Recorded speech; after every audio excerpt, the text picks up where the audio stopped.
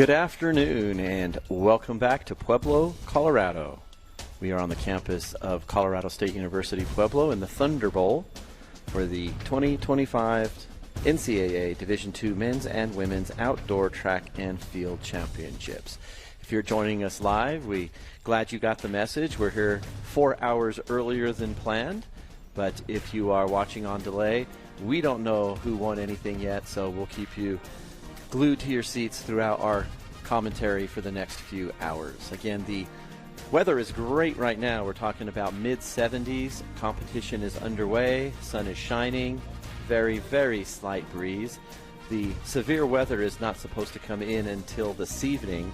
Roughly 8 o'clock, 9 o'clock, it will start to pick. And originally we were scheduled to be wrapping up a little after 9 o'clock this evening. And if that is going to be the bulk of the weather, the NCAA officials met early this morning and made that decision about 7 a.m. local time to go ahead and move the meet up.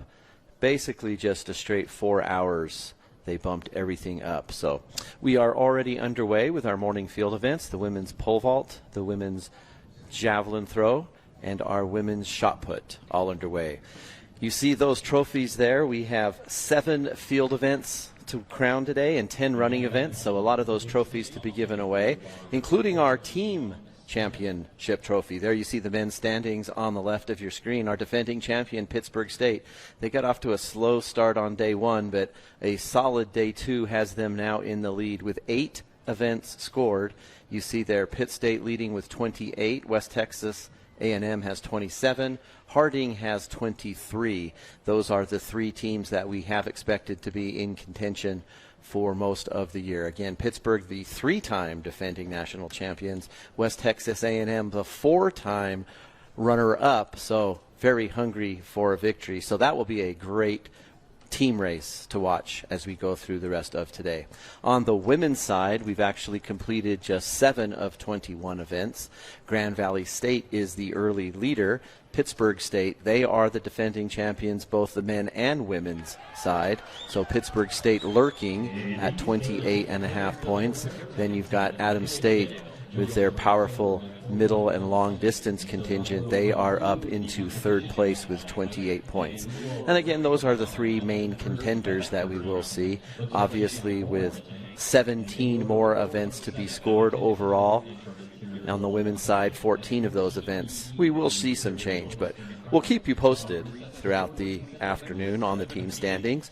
And of course, if you are following along with the official results website through the NCAA and Leona Timing, you can be following along with each throw, each race, and each mark and know exactly what the team scores are as they are scrolled across the top of our screen.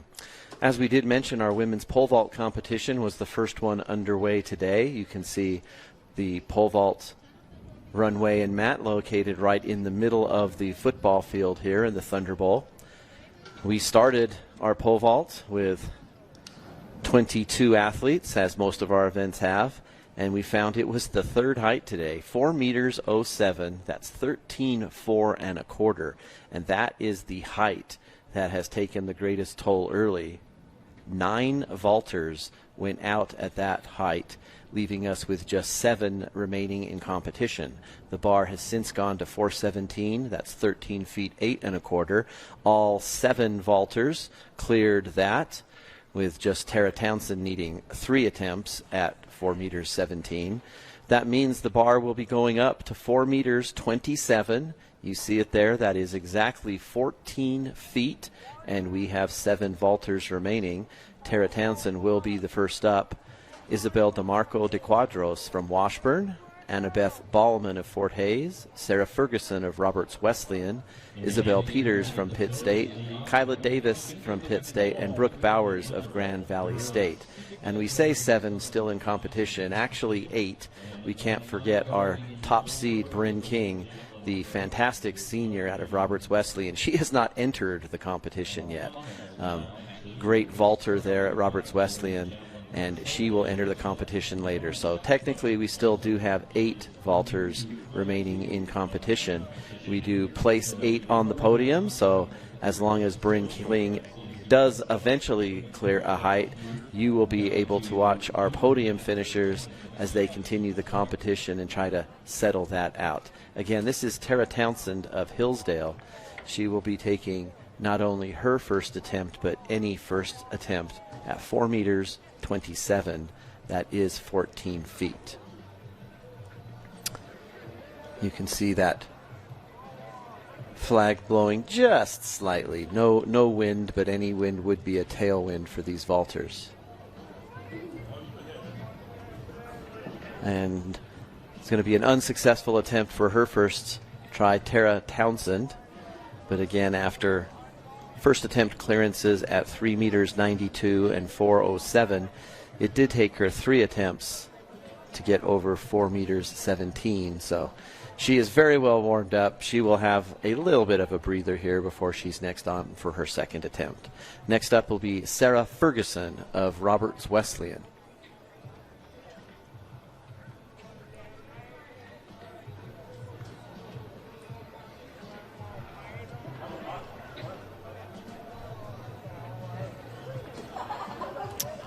The vaulters here are vaulting from south to north on the football field there, so you're looking at a reverse angle from our cameras here located on the east side of the stadium.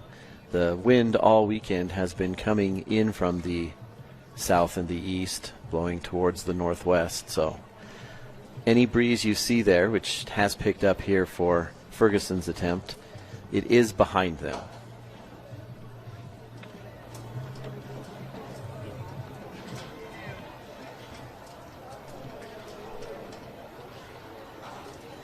And maybe if the wind has picked up, that may be the adjustment they are not making yet. Of course, every vaulter has that transition height in their repertoire where they may even switch poles once they get to a certain height. And if 4 meters 27 is that adjustment, they are not only having to possibly adjust to a new pole, but also adjusting their steps on the runway. This looks to be Isabel Demarco de Quadros from Washburn, the freshman, with her first attempt now at 4:27. This is 14 feet even.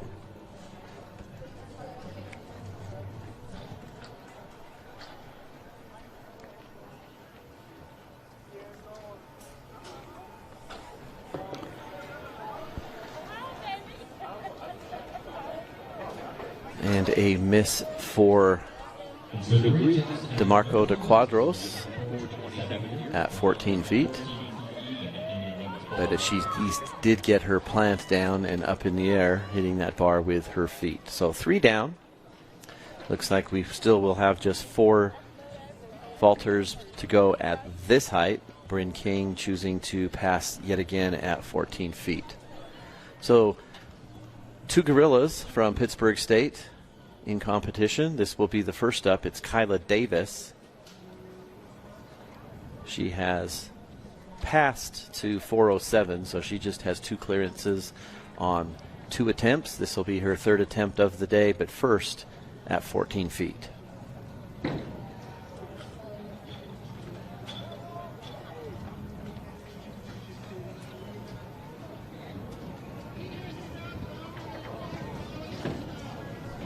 And that will be a miss for Davis. Next up on the runway there, you see our other Pittsburgh State gorilla. This is the junior, Isabel Peters. And you see those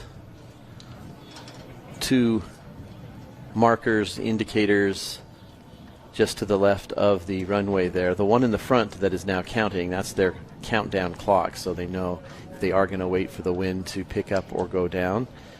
They have a minute once that clock starts to go. So they do have the option of waiting for a gust of wind or a break in the wind at all, but that is going to be a miss for Peters. So 5 vaulters so far with attempts at 4:27, 14 feet, and 5 misses.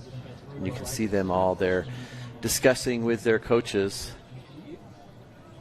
what they need to know. This is Annabeth Ballman from Fort Hays State, her first attempt at 14 feet. And she is not going to like her steps on that. So the vaulters know. They also watch each other. So we can tell that, you know, we've had 6 misses here at this height, but at least 3 or 4 of them have been adjusting their steps. So whether that is wind related or not, that leaves us with Brooke Bowers, the freshman from Grand Valley State. If she can clear this on her first attempt, she will vault into the lead, so to speak.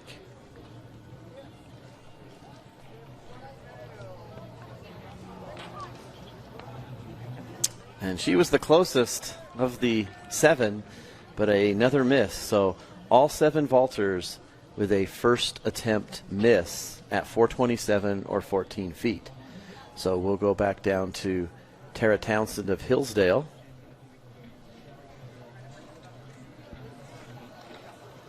That second mark you see back there to the left of the screen that says the 80, that is their placement of their standards, where they want them to be placed as far as the pit. They can adjust those and move the bar closer to the box or further away from the box, and those do get adjusted as the height grows, and the athletes know what they want to do, but instead of having to run over and tell the officials at the mat where they want the standards, they can just tell that official standing there, and he can indicate to everybody who needs to know. This is the second attempt for Tara Townsend.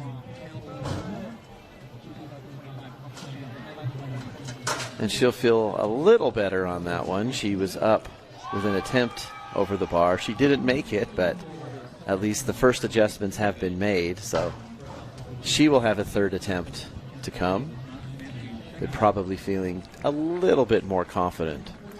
Isabel DeMarco de Quadros from Washburn next up on the runway. Any of these athletes, obviously they want to clear at any time. And correction, that is going to be Sarah Ferguson from Roberts Wesleyan in the red on black. She will be up first. But the sooner you can clear, you can move into the lead in the competition.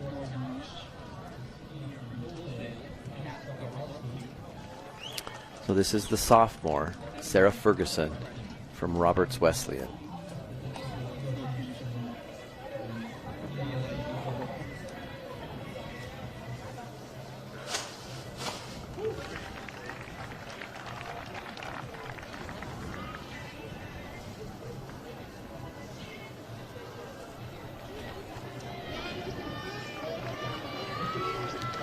Now we should see Isabel DeMarco de Quadros.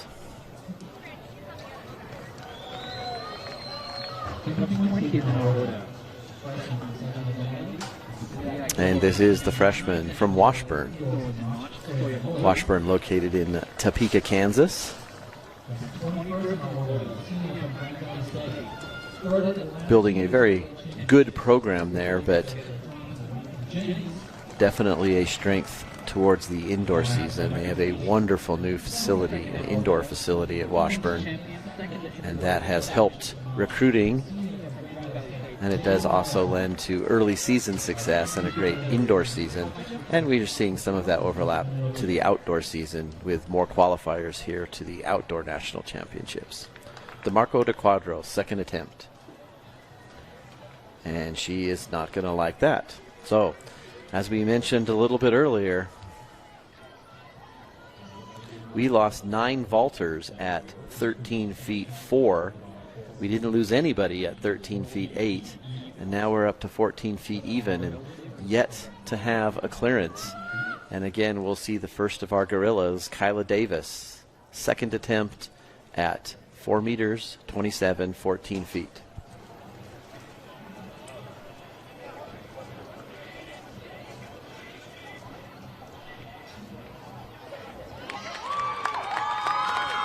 And there is our first clearance at this height. So Kyla Davis will take the lead in this competition as the first over 14 feet. And a big sigh of relief and a smile there for both Davis and the Pittsburgh State team. And Pittsburgh State currently in second place And here she comes. This is our first clearance at 14 feet. And you can see she puts a lot of bend into that pole. So for her to go any higher, she may need to adjust a pole. This is our other Pitt State gorilla. This is Isabel Peters. And she is not going to clear it here, but she again will have one more attempt. Pitt State with 2 here, guaranteed to score points. We are down to our final 8 vaulters in competition, so we know who is going to score in this competition, and Pitt State is going to pick up a couple spots. They are currently second in the overall team standings with 28.5. They trail Grand Valley State. Grand Valley State, of course, though, with Brooke Bowers in this event. So every event is a competition within a competition if we look at the team standings. Next on the runway, this is Annabeth Ballman from Fort Hays State. Second attempt at 14 feet.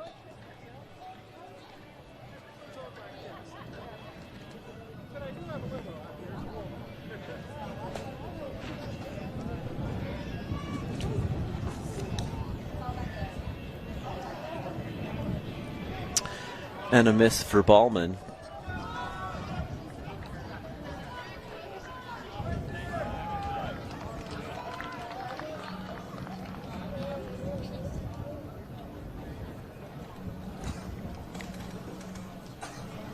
And you see the bar going back up to 427. 14 feet. This will be the second attempt for Brooke Bowers of Grand Valley State. And the freshman, if she can get over this bar, that would certainly help the cause for the team. There you see Brooke Bowers.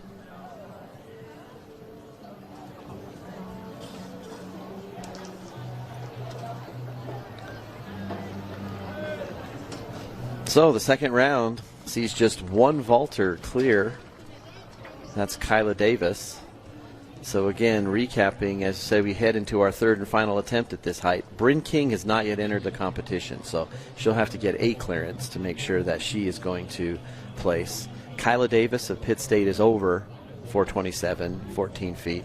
Now we're going to see our final attempts. So these are the ones that will make or break the athletes. Tara Townsend, the junior from Hillsdale, is up first.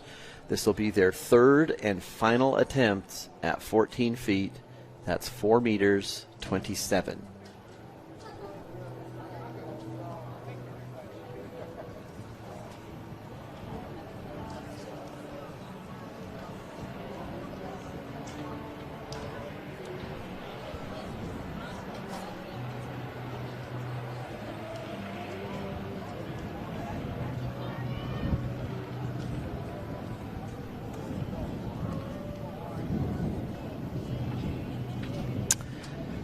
And she's not going to get it into vault into the box even, so you see the frustration there. She will finish the day with a clearance of 13.8, 4.17. She's currently sitting in 7th place. She can do no worse than 8th, so she will be on the podium. Tara Townsend from Hillsdale, she will finish in either 7th or 8th position. Next up, Sarah Ferguson, the sophomore from Roberts Wesleyan.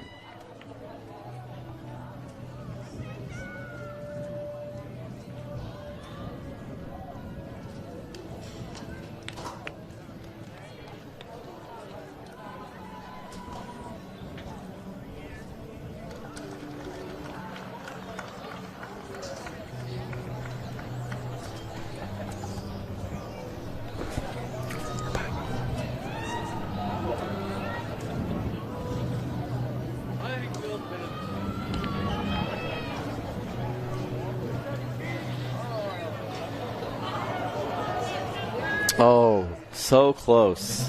Sarah Ferguson will bow out with a very good attempt.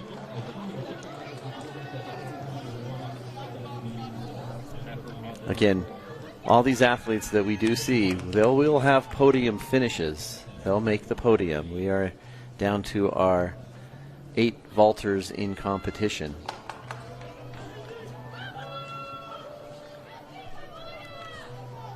Isabel DeMarco de Quadros, the freshman from Washburn. her final attempt at 14 feet.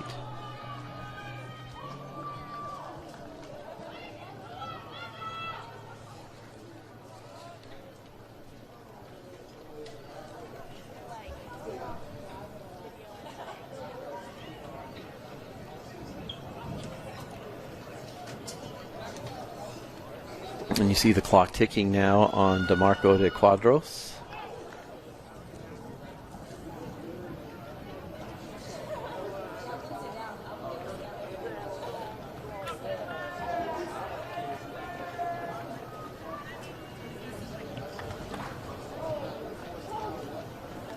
And she can't hang on to that pole, and that is going to take her out of the competition. Frustration. When you miss over the bar, at least you feel like you've made an honest attempt. When you can't get the pole into the vault box, or you can't hold your grip and get the bend in the pole, that is obviously going to be some frustration.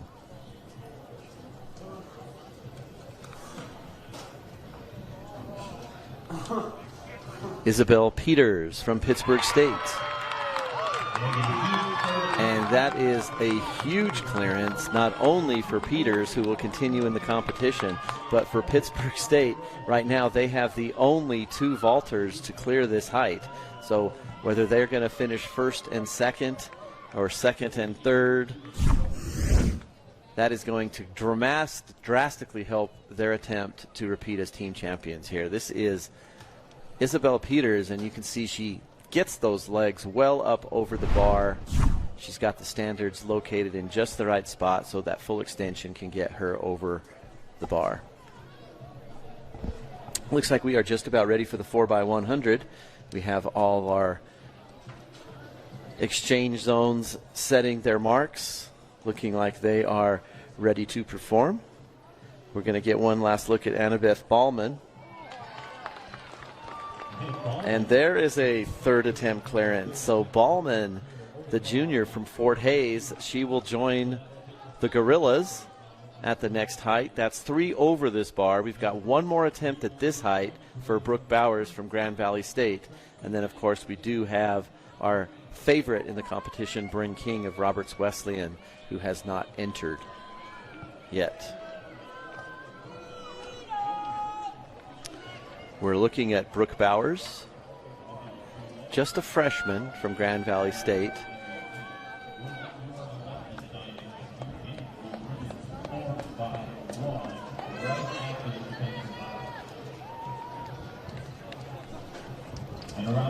And she is not going to clear it, so she is going to finish in either 4th or 5th place. So Grand Valley State will pick up some points. Pittsburgh State with 2 in the top 3 or 4 competition. Now we're going to switch over to the track very quickly, and you can see the gun is already up for our women's 4x100 meters. We've got Lenore Rhine in lane 1, Pitt State in 2, Tusculum in 3, Cal State University San Bernardino in 4, Highlands from New Mexico in 5, Fresno Pacific in 6, Southwest Baptist in 7, West Texas A&M in 8, Central Washington in lane 9. Now, in the middle of the track, lane 5, New Mexico Highlands, in the preliminaries, they ran 43.98, which is a new Division II and meet record. So if you ever want to say the word favorite, it has to be New Mexico Highlands, as they set the record for the meet and the D2 all-time record in just the preliminaries. In lane 1, you've got Lenore Rhine. They are the defending national champions, and they'll have star sprinter Alexis Brown on the back end of that relay. So the expectations would be lane 5, and then keep an eye on Lenore Rhine in lane 1, sneaking around on the inside. It's tough to run in lane 1, and they are there based on the time and placing that they finished in the preliminaries. And of course, the ideal lane assignment in a 9-lane track is going to be lane 5, and that's why we see New Mexico Highlands there in lane 5 in the white, trying to improve on their record time, 43.98. Just a fantastic race here on Thursday. And a clean start. And you can see as you look at the stagger, basically pretty even. Lane 3, Tusculum making up any distance on the stagger. A good but not great exchange for New Mexico Highlands. Lenore Ryan moving up in lane 1 as expected. Keep an eye on Fresno Pacific. They are on the outside here. She's wearing the orange sleeve on her left hand. They are going to be first at the exchange, so this could be an upset in the making. This is, oh my gosh, Fresno Pacific. New Mexico Highlands has faded to third. We're going to get our first upset of the day. Fresno Pacific. They ran 44.82 in the preliminaries. They're going to run 43.85 here in the finals. So that New Mexico Highlands record lasted all of 2 days. New Mexico Highlands sets a meet and D2 record in the preliminaries. Fresno Pacific just said, bring it on. 43.85. That is incredible. That is a D2 record, a meet record. The team of Nadia Chance, Brianna Green, Soraya Copeland, Shania Randolph. Holy moly. Second place goes to Cal State San Bernardino. They also broke New Mexico Highlands record from just 2 days ago. New Mexico Highlands will take third. You see them there in the all-white. They'll run 44.07 today, which would just about have equaled the existing record that we started this meet with. So if this is any indication of what we can expect for the rest of the day, a very, very fast track and ideal conditions. Fresno Pacific, a new D2 and meet record, 43.85. Just a great race there.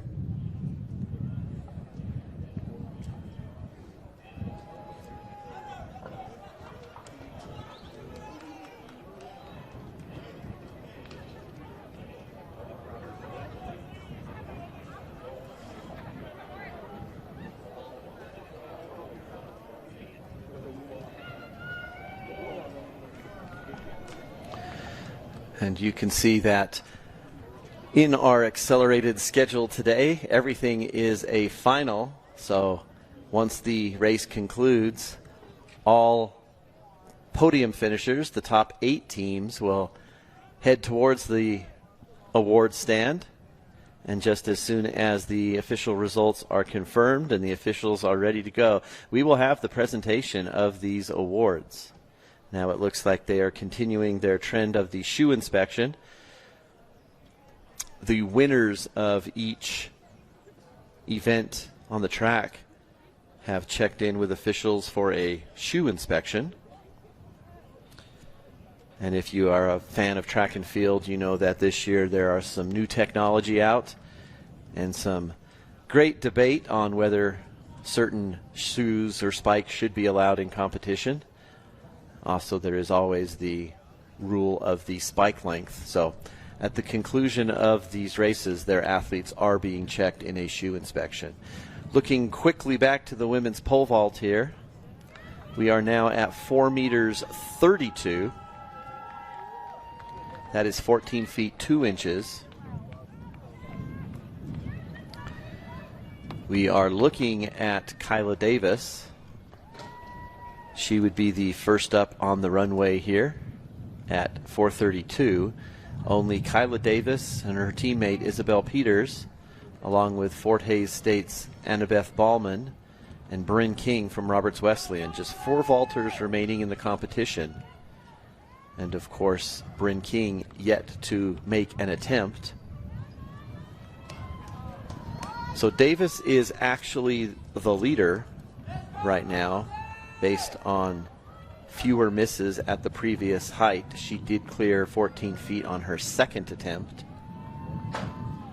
So she gets the honors here for the first attempt at 4:32, 14 feet 2 inches. This is Kyla Davis, the senior from Pitt State.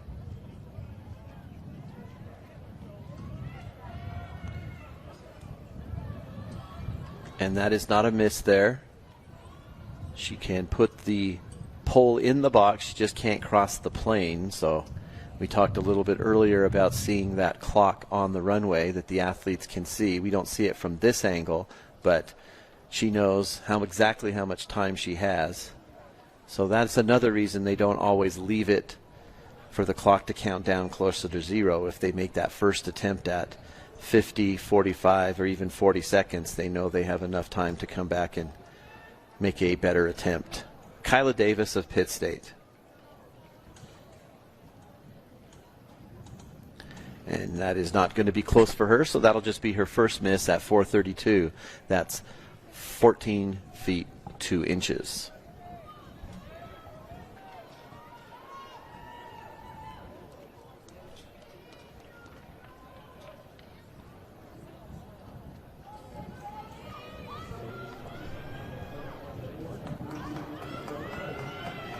So now we look at the men's 4x100 meter relay. And there you can see the lane assignments as we get ready for this men's 4x1. University of Mary is going to be in lane 1, Northwest Missouri State in 2, Fort Hays State in 3, Grand Valley State in 4.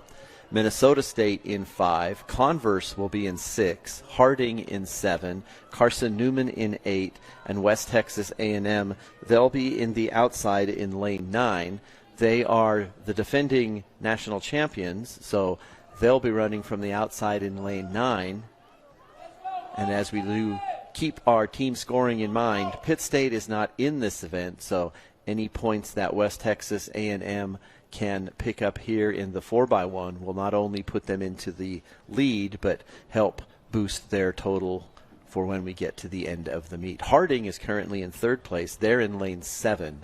So both Harding and West Texas A&M looking to pick up points here. 9 teams do advance to the finals, but only 8 reach the podium. So just because you make the finals does not guarantee that you will score any points.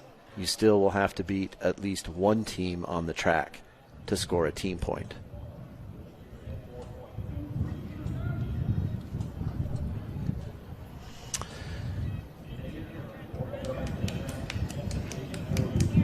And we are just waiting for the all clear at each exchange zones. You can see the starter there in the middle of your screen wearing the red shirt on the middle of that south apron area.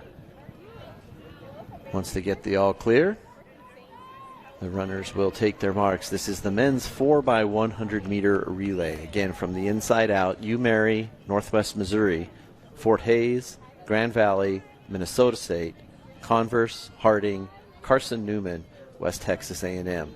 That fastest qualifying time on Thursday came from Minnesota State. They ran 39:44.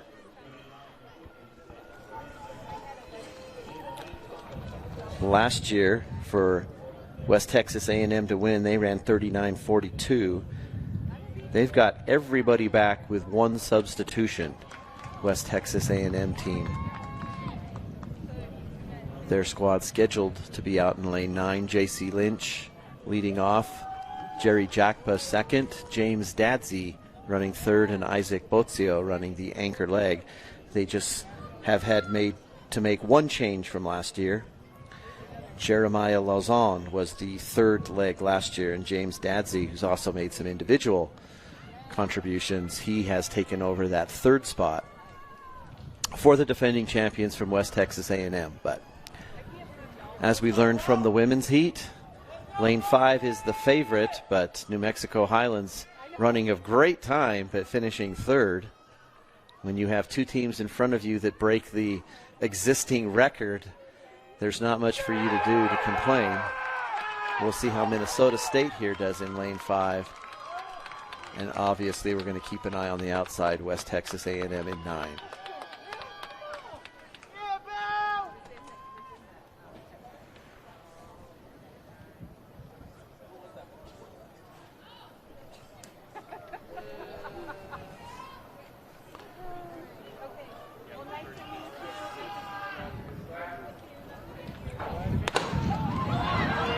University of Mary, Northwest Missouri, Fort Hays State, Grand Valley State, Minnesota State, Converse, Harding, and Carson Newman of West Texas A&M out very quickly on the outside, but Minnesota State doing well on the inside. Outside of Minnesota State, Converse also looking good down the back stretch, but it is Minnesota State with the first exchange on the curve. West Texas A&M still on the outside. You've got Carson Newman in the all-red, but as they make their break, oh no, Minnesota State had the lead, but he had to slow down. He lost all of his momentum, and look at that. When you are the defending champion, you can respond. Oh my gosh, Minnesota State, they are going to rue this one for a while. They were in the lead after 3 legs. They were first off the final curve. They were in the exchange zone. The lead leg had to slow down. Now, he did get the baton inside the zone, but by having to slow down, he lost all of his momentum. West Texas A&M slid through on the outside. Just an incredible victory for the defending national champions, and just heartbreak for Minnesota State. It did look like Minnesota State held on. Here's that exchange. You can see in the middle of the track, Minnesota State is well ahead, but then that outgoing leg just has to slow down almost to a stop. He turns his head. He gets the baton but loses all of his momentum. West Texas A&M is going to win. Hats off to the anchor leg for Minnesota State. He didn't give up, and they did capture silver, but that is just going to be heartbreak. They'll run 39.71, West Texas A&M. And there's unfortunately some bad news for West Texas A&M as we look down here on the home stretch. That is their 3rd leg runner who is laying down on the ground. So they're getting him up, but he does not look comfortable at all. So the sacrifice there, if he was injured, he did everything he could to get the baton around the track. He did his job. We didn't see him go down, but now we do see him get up. So they'll get him over. Looks like they're going to take him to the shoe inspection first. Then they'll get him to a trainer. If that was the 3rd leg, that would be James Dadsey. And you can see that he is in pain there. It may be a cramp, which would be great news, but he is being attended to by a trainer there. Believe that to be James Dadsey, the 3rd leg for West Texas A&M. Well, if it's a cramp, it's painful, but he knows he did his job. Fantastic. So you want to talk about getting this meet off to a great start. Our first 2 events, incredible. If we can go to the award stand now, you can see them just on the other side of this white tent. This is the awards for the 4x100 for the women. And again, you look at the white team from New Mexico Highlands, they're in 3rd. They're not happy.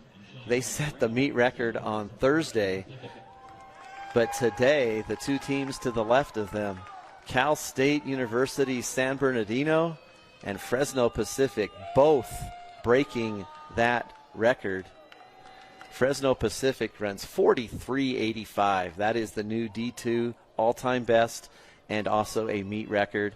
CSUSB will be 2nd. They ran 43.94. New Mexico Highlands 3rd at 44.07. Just so you know, Southwest Baptist did not finish. Central Washington was DQ'd, so just 7 teams will score in this event.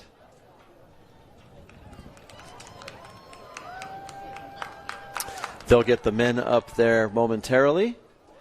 That allows us to take a breath and get ready for our next event. It's going to be the 1500. We, of course, will run the women before we run the men, but they are not.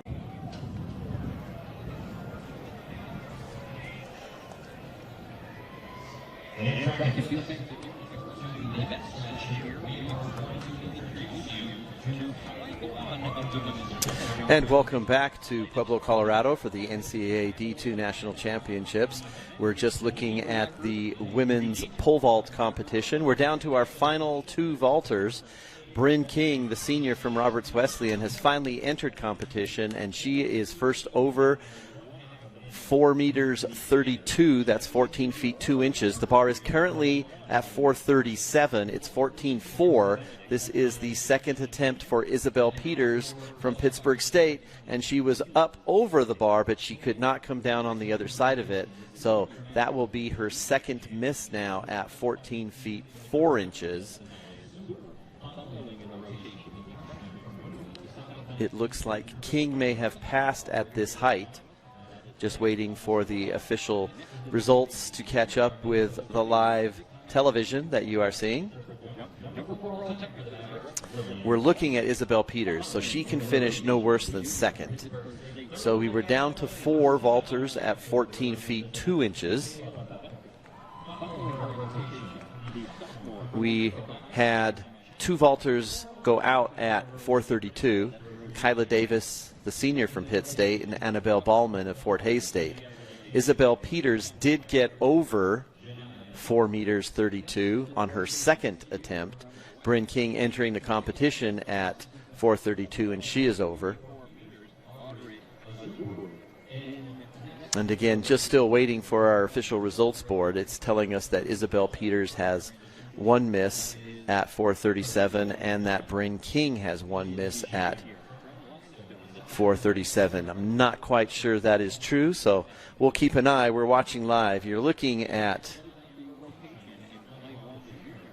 one of our 2 vaulters. So we'll keep an eye on that. Again, our 1,500 meter runners are not yet out on the track, so that will be our next race.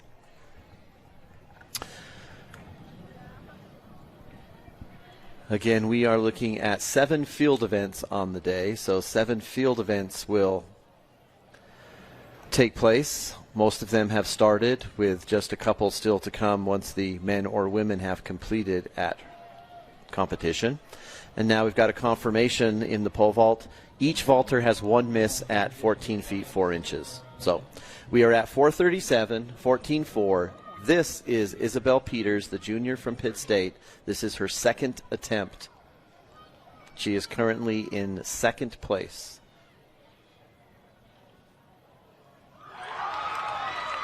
And she is over. And you can see the celebration, not just from her own teammates, but from the other vaulters.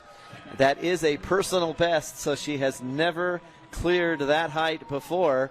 But not only will Isabel Peters move into the lead at 14 feet 4 inches, 437, a huge jump for the Gorillas, who can now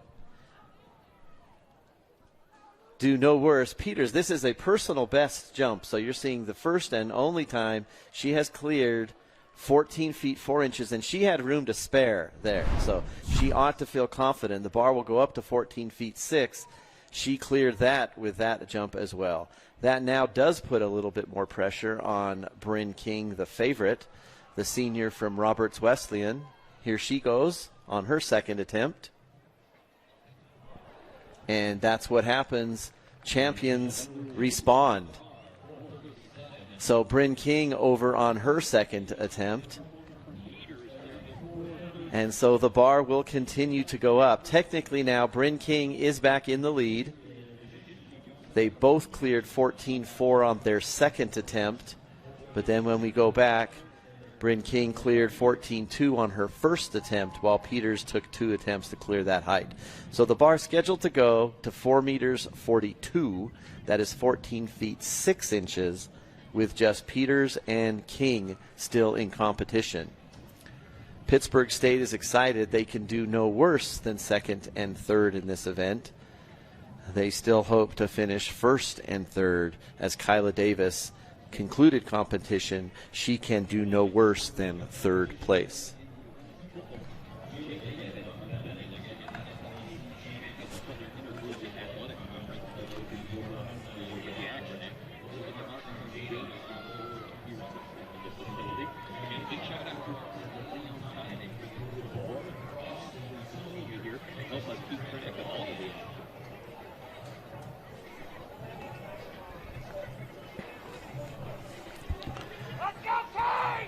One of the great things about track and field is the athletes tend to actually appreciate each other and are even friends competition is one thing, and you want to maintain your intensity and not get too casual in your competition, but you know you are not competing directly head-to-head. You cannot play defense in track and field. So you go out, you do your best, and you know that all the other competitors are trying to do their best, and you can be happy for them in their celebrations. Pole vault is no exception to that. If you have watched pole vaulting at the national level, you can see the excitement that the vaulters have when one of their own clears a personal best height or even takes home a championship. Looks like we are just about ready for the women's 1500. They are making their way to the starting line. We've also got some awards presentations if we want to catch some quick awards. These are the women's shot putters, and you can see real quickly that Briar Gillum of Missouri Southern was 8, Molly Winner from Ashland was 7, Mackenzie Borer from Grand Valley State was 6th, Phoebe Wessels from Pueblo, CSU Pueblo on her home course was 5th, Mackenzie Garr from Missouri Western was 4th, Daylin Van Daren of Missouri Southern, the freshman, gets bronze. And this is going to be my complete error here. We're looking at the javelin throwers. And so that's what happens when you don't get to watch an event. We're actually looking at the women's javelin throwers. So correction, but all congrats go out to Kelly Lazinski from Bloomsburg. She is the winner with a personal best 52.07. She will win the javelin. Frederica Dozio will take silver. Keely Johnson of Missouri Southern will get third. So if you're following along closely, you know the leaders now in our women's shot put. That competition is still going. They are through 5 rounds. They have 1 round to go. Catherine Higgins from CSU Pueblo is the leader out there at the shot put. Hannah Richardson of Azusa Pacific is second. Daylin Van Daren of Missouri Southern is third. They have 1 throw remaining in that women's shot put. That venue is located outside of our football stadium here, so we have no eyes on it, but we will see the results coming through just as soon as they are official. To the pole vault really quickly, you see Bryn King. This is her first attempt at 442. Isabel Peters had a miss on her first attempt, so Bryn King, the senior from Roberts Wesleyan, you are looking at her first attempt, 14 feet 6 inches, 4 meters 42.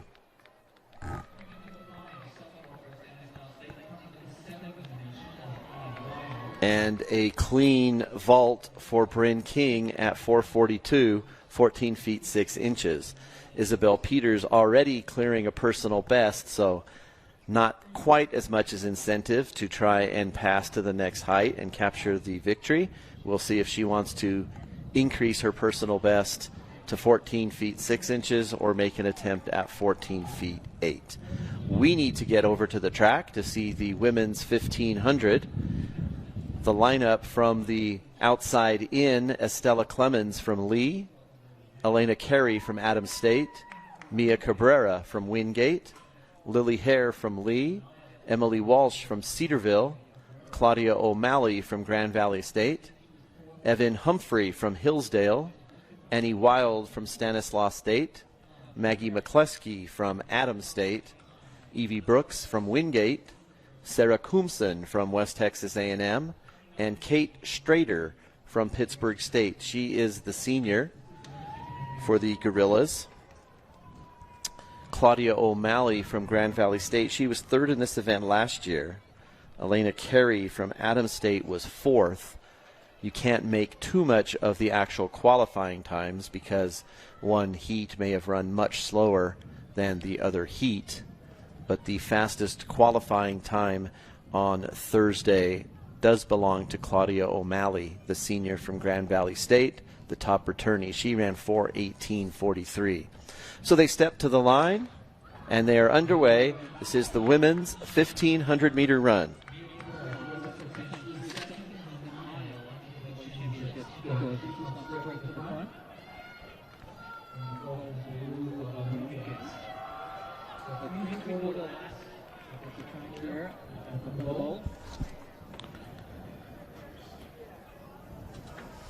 The numbers your way. The next record is 464th by Amy Trost in Minnesota Blue.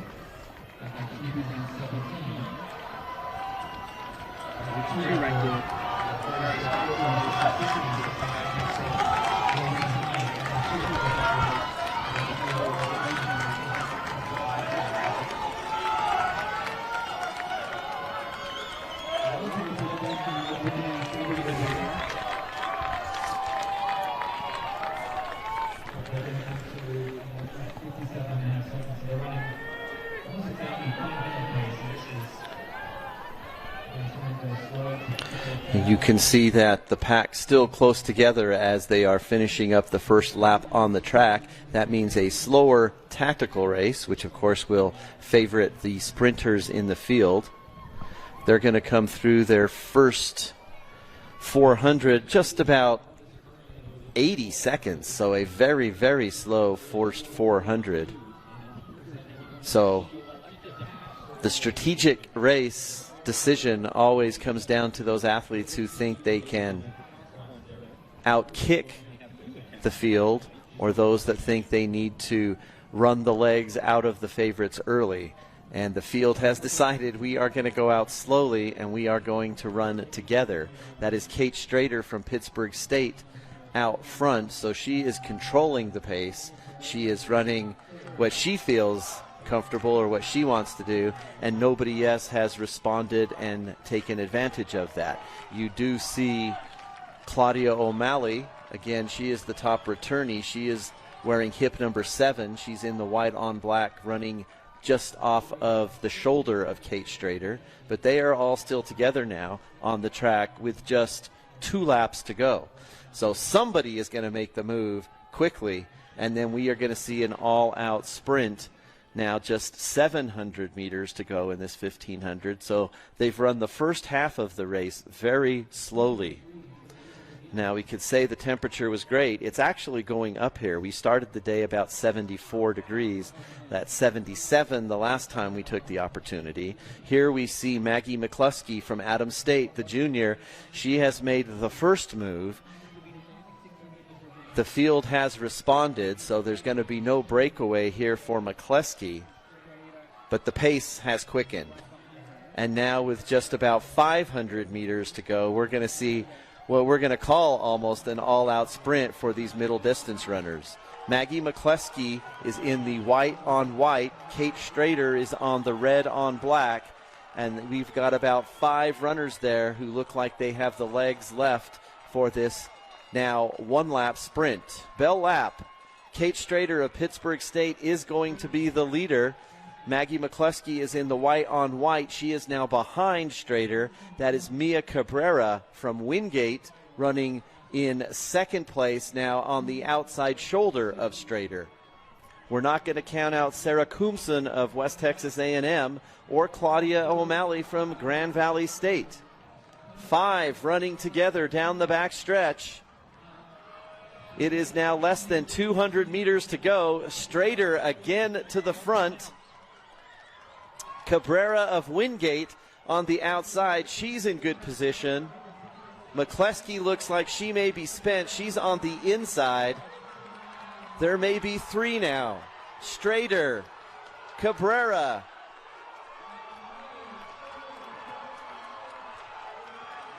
Claudia O'Malley from Grand Valley State is going to open it up on this final surge down the track. She is going to claim gold. What a great race. Claudia O'Malley from Grand Valley.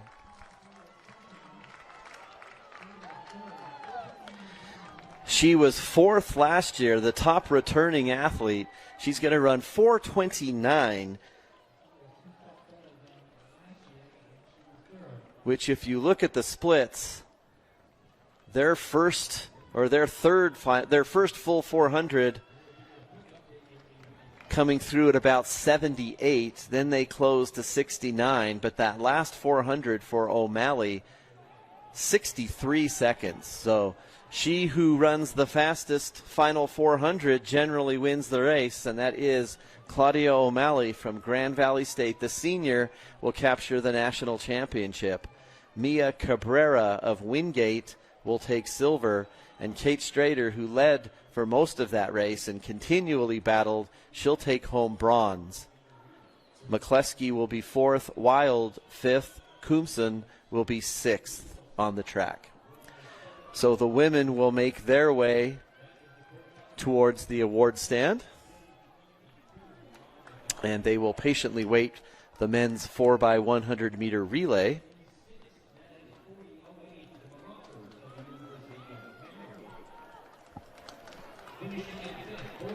Here we see the podium finish for the men's 4x1.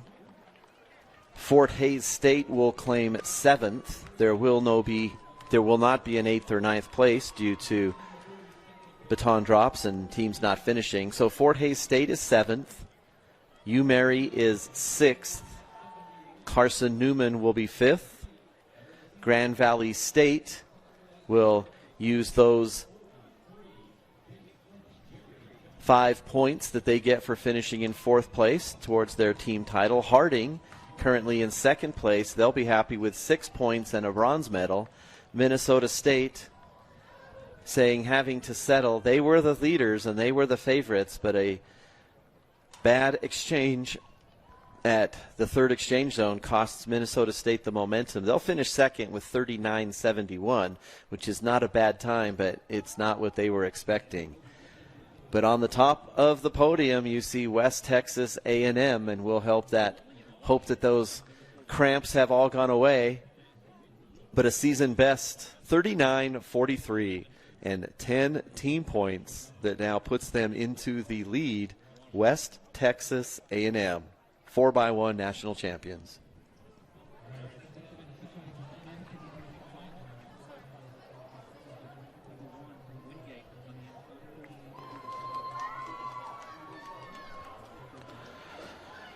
It is time to look over to the men's 1500.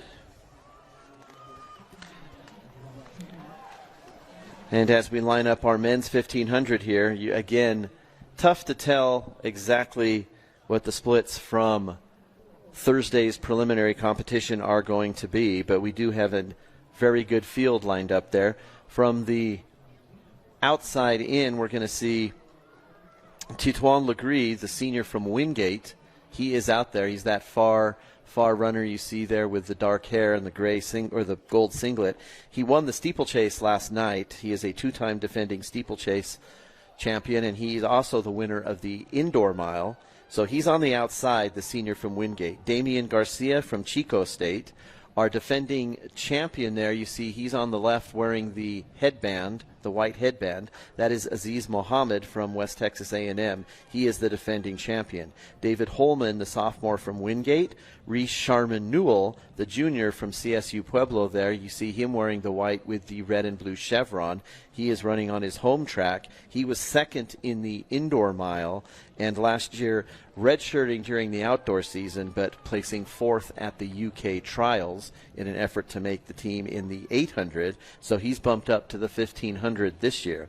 Luca Pop from Wingate, Dylan Sprecher from Pittsburgh State, Jagger Zlotov from UCCS, John Sweep from CSU Pueblo, Hamza Chahid from Wingate, Ross Kuhn from Hillsdale, and on that inside spot you see yet another Wingate runner, that is Jacob Retschlag.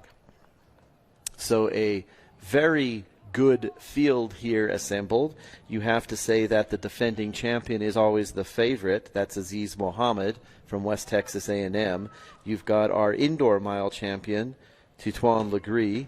He's fresh from a victory in the steeplechase yesterday. Don't count out Sharman Newell. And also keep an eye on the other Wingate runners, Shahid and Retschlag. We are underway, so we're going to see the strategy of these runners. And as it looks there, Aziz Mohammed from West Texas A&M from the outside, he is moving up. He's in the middle of the track wearing the headband. From Pitt State, that is Dylan Sprecher, who is going to the lead. And choosing to run from the back is Reese Sharman Newell and Hamza Shahid from Wingate. So different strategies here. We saw the women go out very slowly. It wasn't until the last 800 or even 700 that we saw any move on the track from the women. So we'll see what the strategy of the men here is, as Dylan Sprecher, the sophomore from Pitt State, is going to be taking them through the south curve for the first time.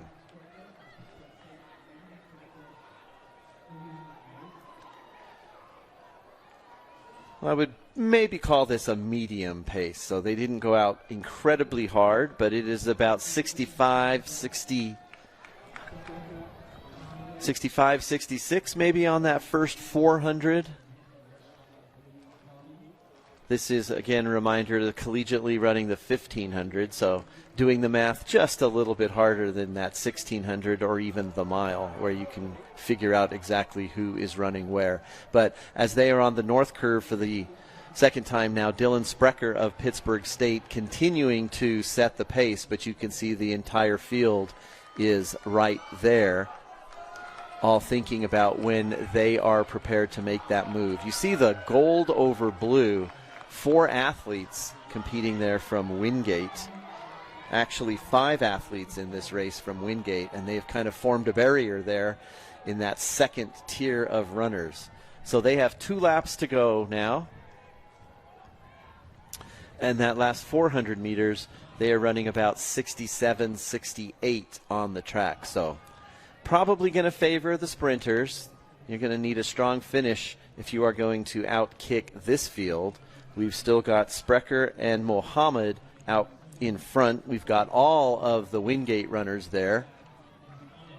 If we're going to say that Legree is the favorite, he is currently running there in that second row. You can see some pushing and stumbling. He's now in second on the rail there, hopefully not going to be boxed. You see the Chico State runner Damian Garcia running on the outside at the back there, trying to get comfortable. And as we come down this straightaway, they are approaching the bell lap, and the sprint will turn on just as soon as we hear that bell ring. And we are 1 lap to go. Who's got the sprint? First to go on the track looks like Ross Kuhn from Hilldale. There's a spill there, and off the back falls John Sweep, so he is going to be out of this race. Hillsdale's Ross Kuhn is in front. You've got the Wingate runners there. This is Reese Sharman Newell of CSU Pueblo on the outside. He is in the best spot on the track in that he is not going to get boxed. We are down the backstretch, less than 200 to go, the full-on sprint. Sharman Newell has one advantage in that he is an 800-meter runner. You've got Legree, the steeplechase champion, but there are no barriers down this backstretch. This is the hometown kid here from England. He's been at CSU Pueblo for 3 years. This is going to be his first national championship. Look out, Reese Sharman Newell left nobody on the track. You can barely see anybody on the track as he finishes 3:48.47. The official time is 44. How about that? Reese Sharman Newell, 3:48.44. Legree will capture a silver 3:50.09. And Dylan Sprecher, that early pace setter, he will pick up some points for the Gorillas, 3:50.61. You see there just some fantastic runs. They were all bunched together. The 1500 has not become a distance race. It has become a middle distance sprint. You can see Sharman Newell over there celebrating with some of his teammates. Margot Thomas placed yesterday in the steeplechase, collecting her first hardware, and his teammates congratulating Reese Sharman Newell. And there's his coach, Matt Morris. The local team here recruiting heavily in Europe. As we mentioned at the beginning, Sharman Newell placed fourth at the Olympic trials last year in the 800. There's a congratulation from the defending champion, Aziz Mohammed. He finished 6th, so he'll fade from 1st to 6th this year. But you just have to be happy for Reese Sharman Newell. Winning is great, but winning on your home track is just a fantastic event. And he'll head back to the UK as he hopes to make the national team for the World Championships to be held in Tokyo later this summer.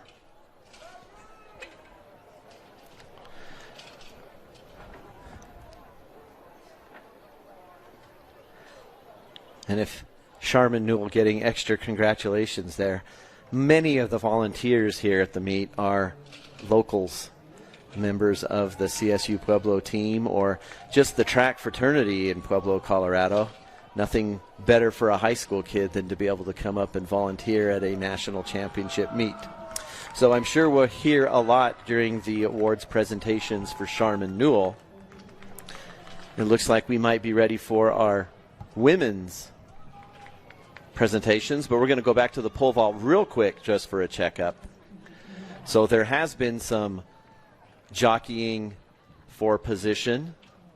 If you can't win at the height you are at, sometimes you do pass to the next height. So Isabel Peters is now out of the competition. She missed once at 14.6. She missed twice then at 14 feet 8 inches. So here's our winner. This is Bryn King. She is jumping at 4.52. That is 14 feet 10 inches. She's got one miss already, so this is her second attempt.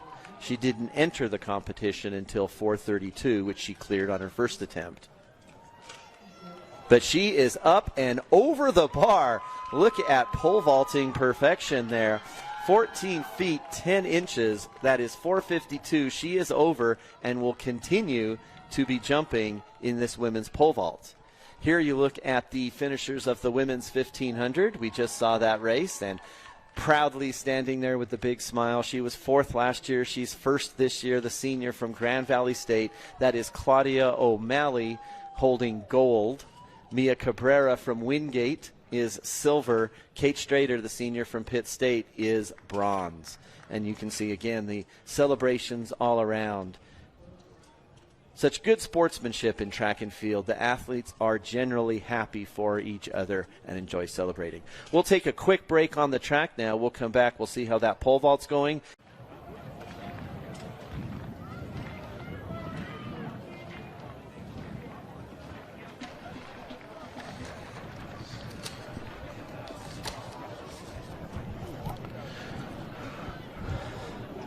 And welcome back to Pueblo, Colorado. We're on the campus of CSU Pueblo for the 2025 Division II Men's and Women's National Championships. Just had some great excitement for the home crowd here as CSU Pueblo's Reese Charmin Newell takes gold in the men's 1500. You'll see those awards presentations coming up shortly. We're setting the hurdles. The next events on the track will be the finals in the 100 and the 110 meter hurdles. Again, today is a full day with every event being a final. We have 7 field events. About half of those are now complete, and those athletes have received their medals. We had 10 events on the track, meaning 20 overall events, if you figure 10 for the women and 10 for the men. And as we go through the day, we'll want to be keeping an eye on our team scores. The women have actually now are more than halfway complete. There are 21 events in track and field, and through the first 11, the women's leader is Grand Valley State with 47. Pittsburgh State is currently 9.5 points back at 37.5. Adams State is currently third with 33. Missouri Southern is picking up some big points in the throwing events. They have 27 points, and rounding out the top 5 on the women's side is CSU Pueblo with 17. They picked up some field event points today, and we are about to see the presentation of some of those points. On the men's side right now, well, we'll give you the men's results a little bit later. We're going to see the women setting up for the hurdles. They still are going to get their runouts over the hurdles, so maybe an opportunity to go to the award stand. Not sure if they are quite ready there, but that is where CSU Pueblo did pick up some points to move into 5th place overall. You see the athletes there setting their blocks. The hurdles have just been set, so when you see them signaling, they're telling the officials which hurdles they would like them to drop, so they have the opportunity to get a run through and go over a hurdle or two. We've been watching that pole vault competition. We know that Bryn King has already won the event. It looks like she has cleared 14 feet 10 inches. That's 4.52. She's passed all the way up to now 15 feet 9 inches. So she has passed almost an entire foot's worth of competition. It looks like the bar is going to be at 480. That's 15 feet 9 inches. And we'll run a quick check on the women's pole vault record. She holds the record, so we know that she's jumped this year. Her meet record is 460, so she's not worrying about breaking her meet record. It looks like she is going to try to get her own Division II record. You see her there on the infield. That is Bryn King from Roberts Wesleyan. She's a senior now. People sometimes wonder why she's at Roberts Wesleyan instead of a bigger Division I school. Well, it's all about the coaching, and she has a great coach, and it looks like she is going to raise the bar to 480. That's 15 feet 9 inches, and if she does get that, it would be an all-time Division II record. We know that she will be competing at the USA National Championships to be held in Oregon next month. But by passing each height, she has enabled herself to get her full recovery. So we will bring you her attempts at 480 or 15 feet 9 inches. Whether we see those live or in replay, we'll be sure to be watching those. We've got the women's 100-meter hurdles. It looks like they are just about ready at the starting line now, so we'll get you set here. In lane 1, it's Caroline Mays from William Jewell. In lane 2, Ashanti Harvey from Minnesota State. In lane 3, Adaya Brewster from Minnesota State. In lane 4, that is Anaya Seward from Ashland. In lane 5 is our fastest qualifier. Again, from Minnesota State, it's Grace Johnson. She ran 13:01 in qualifying. In lane 6, Charnessa Reed from Winston-Salem. In lane 7, Patrice Clark from New Mexico Highlands. In lane 8, Nishara Smith from Cal Poly Pomona. And then closest to us here in lane 9, that is the Pittsburgh State freshman, Kayvon Newbine. So obviously Minnesota State looking to not only win this event, but also pick up some valuable points with 3 athletes competing. Patrice Clark from New Mexico Highlands. She's on that 4x1 team that was a little frustrated that they did not manage to capture gold. So she'll have a chance here. But the favorite would have to be Grace Johnson of Minnesota State. She's running in lane 5.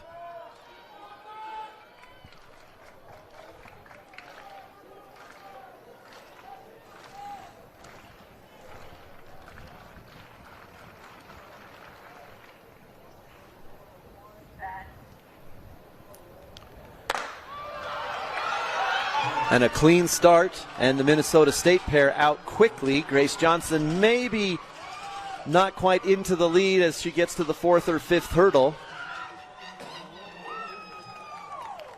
And that looks like a photo finish from this angle. It is just tough to tell. Grace Johnson was out there from Minnesota State, and it looks like she is going to win. 13:04 for Grace Johnson. Patrice Clark from New Mexico Highlands, we said she had a chip on her shoulder after the 4x1 team did not win. She's going to take second at 13:05, and it looks like Adaya Brewster is going to capture bronze also for Minnesota State. So a very impressive point-scoring event. We're going to take a look at that finish in this women's 100-meter hurdles. Grace Johnson is inside of us. She's wearing the black. On the outside, that was Patrice Clark. And then from that angle, you can see that it is just a 1/100th of a second. But our winner is Grace Johnson. You're looking at Patrice Clark there. She's smiling, so she's happy with that 13:05. The wind reading was 2.1, so that won't be a legal wind reading race. But Clark did look a little happier than Grace Johnson here. Grace Johnson is the winner. She's talking to her coach. We're going to go to the podium real quickly. This is the women's shot put, and if you do hear those loud cheers through the Nat sound, that is because the hometown team had 2 place finishers. Looking quickly here, Briar Gillum of Murray Southern is 8th. Molly Winner of Ashland is 7th. Mackenzie Borer of Grand Valley is 6th. Phoebe Wessels of CSU Pueblo was 5th. Mackenzie Garr of Missouri Western was 4th. Dalen Van Deren of Missouri Western was 3rd. So Missouri Southern, they are going to pick up some valuable points. Hannah Richardson of Azusa Pacific will take the silver medal. And here's going to be another big cheer for the hometown thrower. This is Catherine Higgins, the senior from CSU Pueblo. She is a perennial place finisher, but when the meat comes home and you're throwing in your backyard, nothing better than being the shot put national champion, NCAA Division II, Catherine Higgins from Pueblo. 16 meters 38. That is a personal best, 53 feet 9 inches for Catherine Higgins.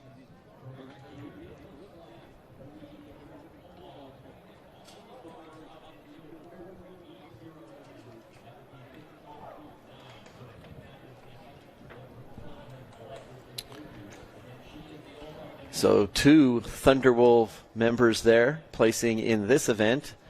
The stands populated by the locals, as we'll see another presentation to a CSU Pueblo athlete coming up. We're adjusting the hurdles for the men's race. The next race is the 110-meter hurdles for the men. So not only do they have to be moved on the track, they do have to go up. Keeping an eye on that women's pole vault.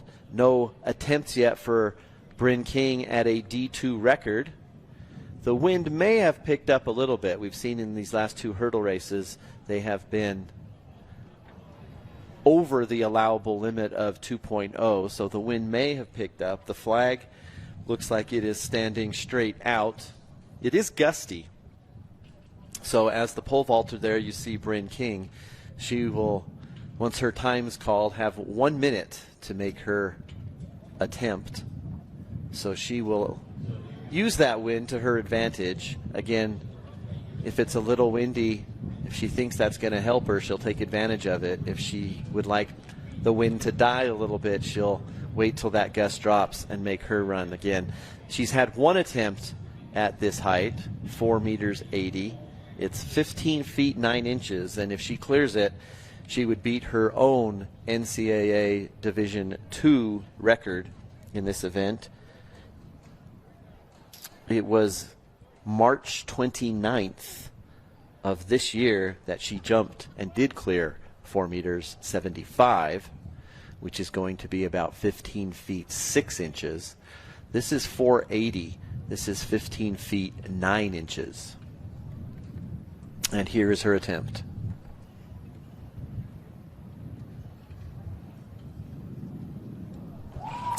And it looked like she may have slowed down on the runway just a little bit. She's up, but not over the bar on her second attempt here. So she'll make that adjustment. It's nice to know you've already won the meet, so your goals adjust a little bit. But she will have 1 more attempt here, getting consultation from her coaches. 2 misses there, but she has already won the event. Pittsburgh State will take 2nd and 3rd in that pole vault. So as we just mentioned, our women's standings, Grand Valley is in the lead ahead of Pitt State, but just as soon as those pole vault results become official, we know Grand Valley will take 5th, but Pitt State will take 2nd and 3rd. We didn't really mention the men's standings, but after 10 of the 21 events, so they still have 11 to go, 10 in the books, West Texas A&M, they've vaulted back into the lead, and that was courtesy of that victory in the 4x100 meter relay. So West Texas A&M leads with 40 points. Wingate, with all of their prowess in the middle distance running, they are currently 2nd with 35. It'll be tough for them to stay there as they don't have the strength in the field events and the sprinting events. Pittsburgh State are defending, 4-time defending national champions. They have 34. Harding is currently 4th with 29. Grand Valley State with 18. And the Colorado School of Mines has 17 as they are rounding out the top teams there in that men's division. We'll keep you posted But again, we still have 9 events remaining to be scored for the women and 11 for the men. So we are just about at the midway point of our championships, but every event from here on out is a final. You can see the men there patiently waiting. This is the men's 110-meter hurdles.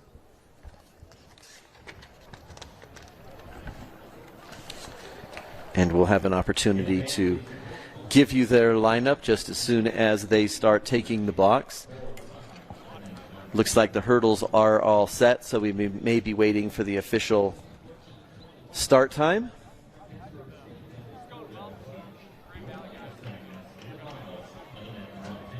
And it looks like our public address announcer is beginning the lane assignments for this 110-meter hurdle, so that'll be next on the track. As we look at them there from the inside out, in lane 1, it's Nnamdi Onwezi from Cal Poly Pomona. In lanes 2, 3, and 4, you see Pittsburgh State Gorillas, so Coach eagerly waiting the outcome of this race. In lane 2, you've got Dalen Williams, the senior. In lane 3, Joel Nyatsua, the senior. And in lane 4, Tyrone Jackson. He's just a freshman. He is the favorite as he had the fastest qualifying time. He is in lane 4. In lane 5, from Central Missouri, the senior, Parker Warmick. In lane 6, from Dominican, Adrian Aguirre. In lane 7, from New Haven, is Jordan DeLay. And in lane 8, closest to you there from Missouri Southern, wearing the black on black, that is Jadarius Pig. So Pitt State looking to pick up points in this event. You do have to finish to collect the points, but 8 in the race means 8 on the podium, all scoring.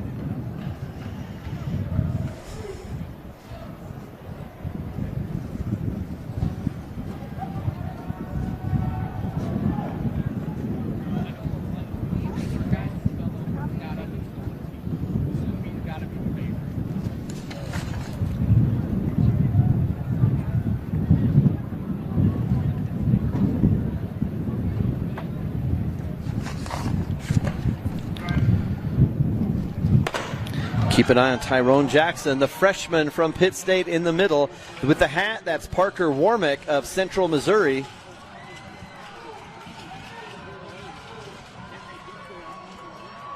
And we're not going to get the freshman winning, but that looks like a Pittsburgh State 1-2-3 sweep. How about that? It is the senior, Joel Nyatsua. He'll run 13:35. Dalen Williams will run 13:45. Tyrone Jackson will run 13:68, and that is a gorilla sweep in the men's 110-meter hurdles. If they repeat their team title, and that would be number 4 in a row, you can look back to the men's 110-meter hurdles and see gold, silver, and bronze for Pittsburgh State. You look at that, a lot of hurdles being banged down, but it was the inside runners from Pitt State who got out quickly and managed to stay clear. Parker Womack wearing the baseball cap there from Central Missouri. He'll finish 4th. But unless you go to Pittsburgh State, you are not going to be on the top of the podium today in this men's 110-meter hurdles. Okay, here's one we've been waiting for. We are seeing the presentation of the men's 1,500 meters. And again, you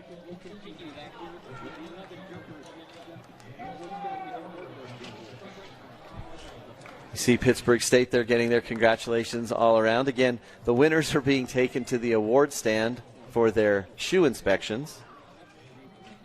Our PA announcer currently introducing the athletes getting ready to compete in the women's triple jump.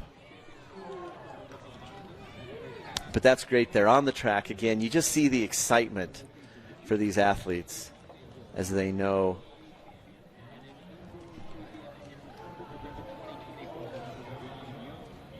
nothing like the feeling of knowing that you have won your event. The weather is good. You can stay out there. You can celebrate. Looks like most of these athletes are probably done for the day, so they're not having to cool down and warm up for the next event. Now Pittsburgh State, always the exception to that rule. But we know they don't have a 4x400 meter relay team in the finals, so you can see the athletes there celebrating and enjoying their position. We did have the athletes from the 1500. They were on the award stand but got a brief reprieve as we introduce our triple jumpers. So they all ran over to get some water and some Powerade. It is hot. Again, we started the morning, it was the low 70s. And we moved up the meet 4 hours because there were some concerns about the weather coming in later this afternoon. Currently, it is 2 o'clock Mountain Time. The temperature says 79 degrees. And while the 79 degrees here, there's no humidity, so you don't feel that heat. But at altitude, we are just that much closer to the sun. So 79 degrees is going to feel a little bit hotter on the actual skin. So the athletes, the distance runners aren't going to like it. They're going to think it's too hot. The sprinters, they're going to love it. They think it's just about right. And many of our field event athletes are going to be in between. We will just update you. If you're watching that pole vault, Bryn King did not clear 4 meters 80. So she is going to be the national champion. She's got 14 feet 10 inches. That was 452 and enough to win yet another women's pole vault championship.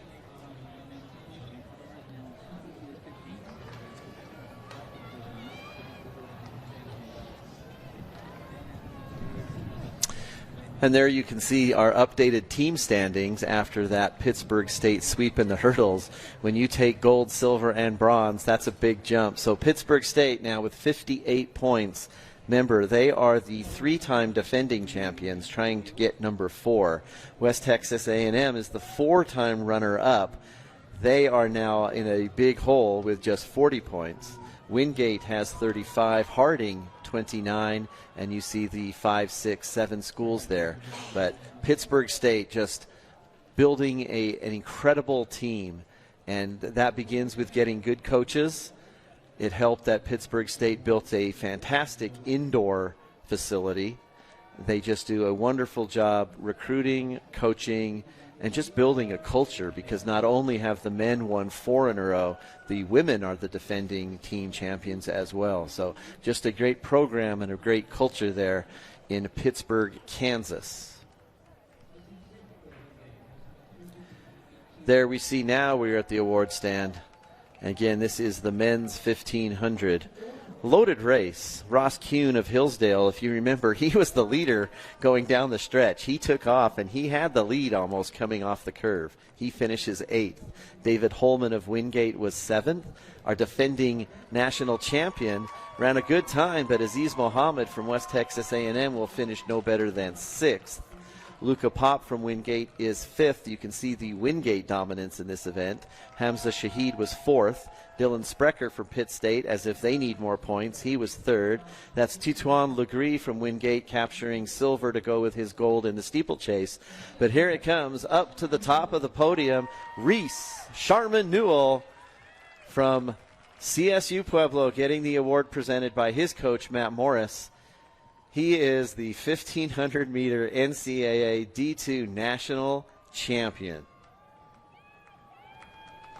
He runs 3:48.44, and a big celebration there for the home team.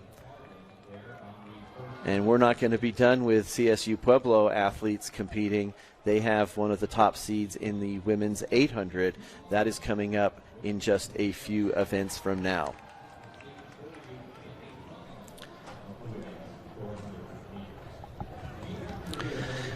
Our next event on the track, you can see the women are already standing at the blocks, anxiously awaiting the 400 meters. We're going to start on the inside qualifying list here, that is going to be Elena Werner of Azusa Pacific. She'll be on the inside in lane 1. Peace Noelia of West Texas A&M will be in 2. Hannah Kiola of Southern Connecticut State will be in 3. Blessing Akintoy from West Texas A&M in 4.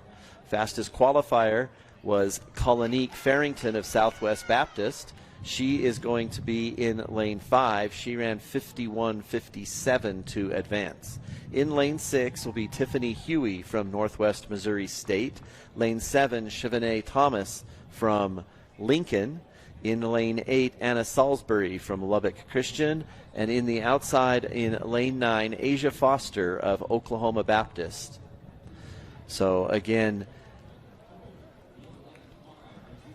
in our events that are around the track, we are taking 9 to the finals. Those straightaway events just advancing 8 to the finals. But only 8 make the podium. So a race like the 400 is always difficult. You can work very hard to make it to the finals, but if you happen to finish 9th in the finals, you get nothing for your reward. Goal is to be in the top 8 and score. Our top 2 teams in fact, our top 4 teams not going to be affected too much by this race on the track. In our women's competition, none of the team leaders have athletes in this women's 400, so Southwest Baptist and Colonique Farrington looking to be the favorites.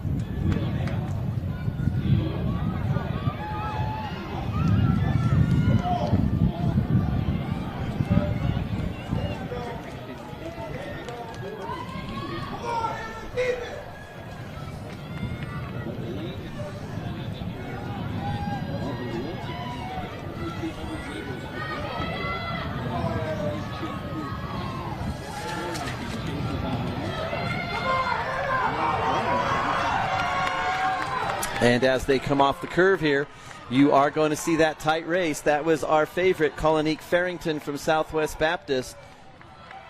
She is in lane 5, and she was the first off the curve and has held off all challengers as they run down the straightaway. You can see they were battling a little bit of a headwind there, but Farrington, the junior from Southwest Baptist, 51.63. Salisbury from Lubbock Christian, she's going to run a personal best and capture silver at 52.22. And there you see Akintoy from West Texas A&M. She'll take bronze at 52.47. So the wind not a factor in the 400, although the athletes may tell you differently.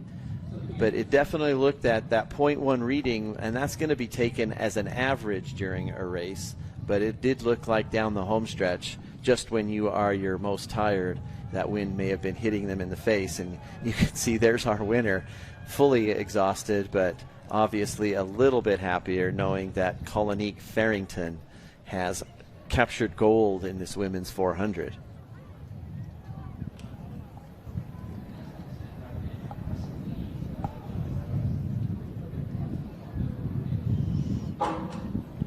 And you can see the pure exhaustion there of some of the athletes at the finish line. Again, as we pull wide, you can see it's just a beautiful day here. Again, if you are watching us live, you know that the schedule was adjusted. Everything was moved up about 4 hours.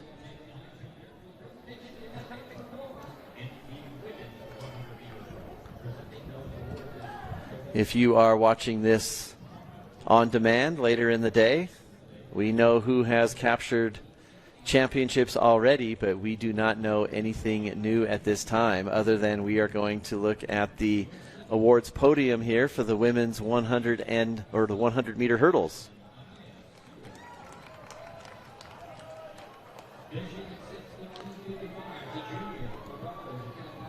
Eighth place there goes to Caroline Mays of William Jewell. Seventh place to Anaya Seward of Ashland. Sixth place to Nishara Smith of Cal Poly Pomona. In fifth place, Ashanti Harvey from Minnesota State, the first of 3 teammates to step onto the podium.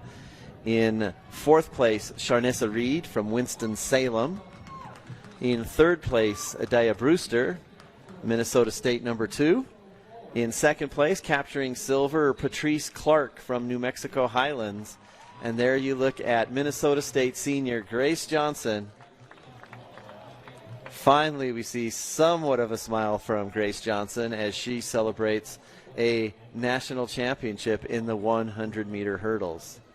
So Minnesota State, you see 3 of them there on the right side of the screen. That is always a good sign, and that moves them up to 5th place overall in the team standings. And as those team event standings populate, and we are watching it live here on our results board, with the last event that was officially scored, currently Pittsburgh State is leading the men and the women's team races.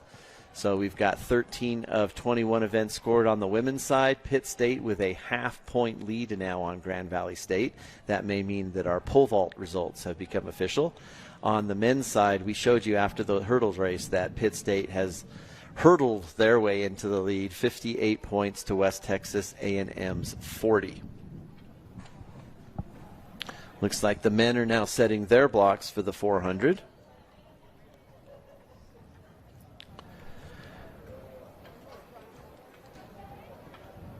And it looks like they are still taking their runouts. The starter's adjusting his place, so we'll give you the lane assignments here in just a minute for this men's 400.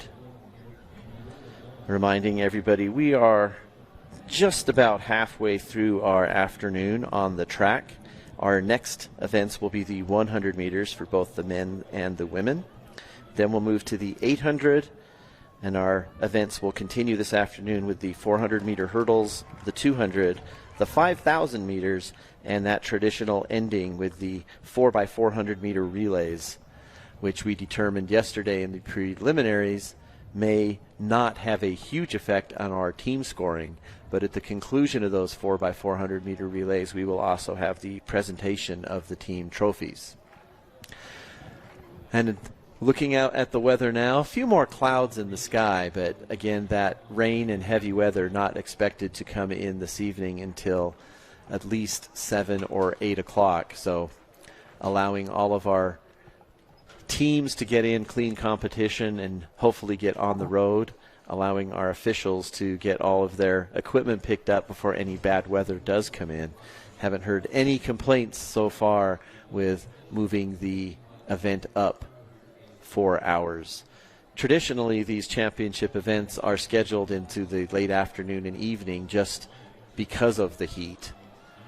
When the championships are down south or in any region where it is hotter, no athlete wants to run in extreme heat.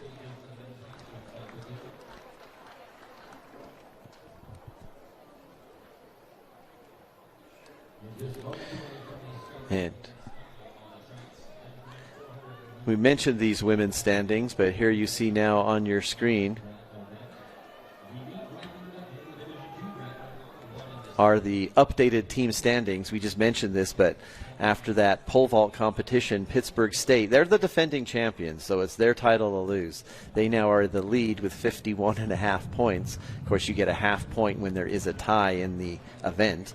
Grand Valley State is currently second with 51 points. Adams State, don't count them out yet. Not too much in the sprinting and the field events, but they score a lot in the middle distance and the running events. Missouri Southern, they're the team that scores in the throwing events, and Minnesota State, we know, has the great hurdling tradition. So if they have some 400-meter hurdlers, they can still make a move. But exciting at the top. We'll try and keep you posted with Pittsburgh State and Grand Valley State through each event as the competition continues.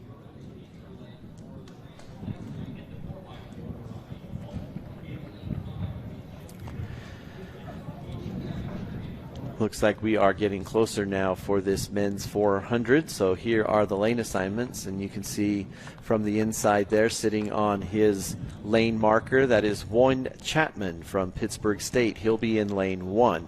Emmanuel Dupe of Emporia State will be in 2. Emmanuel Badejo from Wayne State out of Nebraska, that'll be in lane 3. Rami Balti will be in 4 from Angelo State. Joshua Page from Tiffin, he'll be in lane 5. Lane 5 means that you were the fastest qualifier, and sure enough, Page from Tiffin running 45.40 yesterday, so he is the favorite. Shamar Palmer of Fresno Pacific, keep an eye on him. Fresno Pacific, of course, with the huge upset in the relay earlier. Raleigh Chard from Central Missouri, he'll be in lane 7. Nate Watson, yet another gorilla in the finals, in lane 8. And Miles Rhodes from Grand Valley State will be on the outside in lane 9. Looks like they have all received their final instructions and are standing at the blocks waiting for the commands from the starter.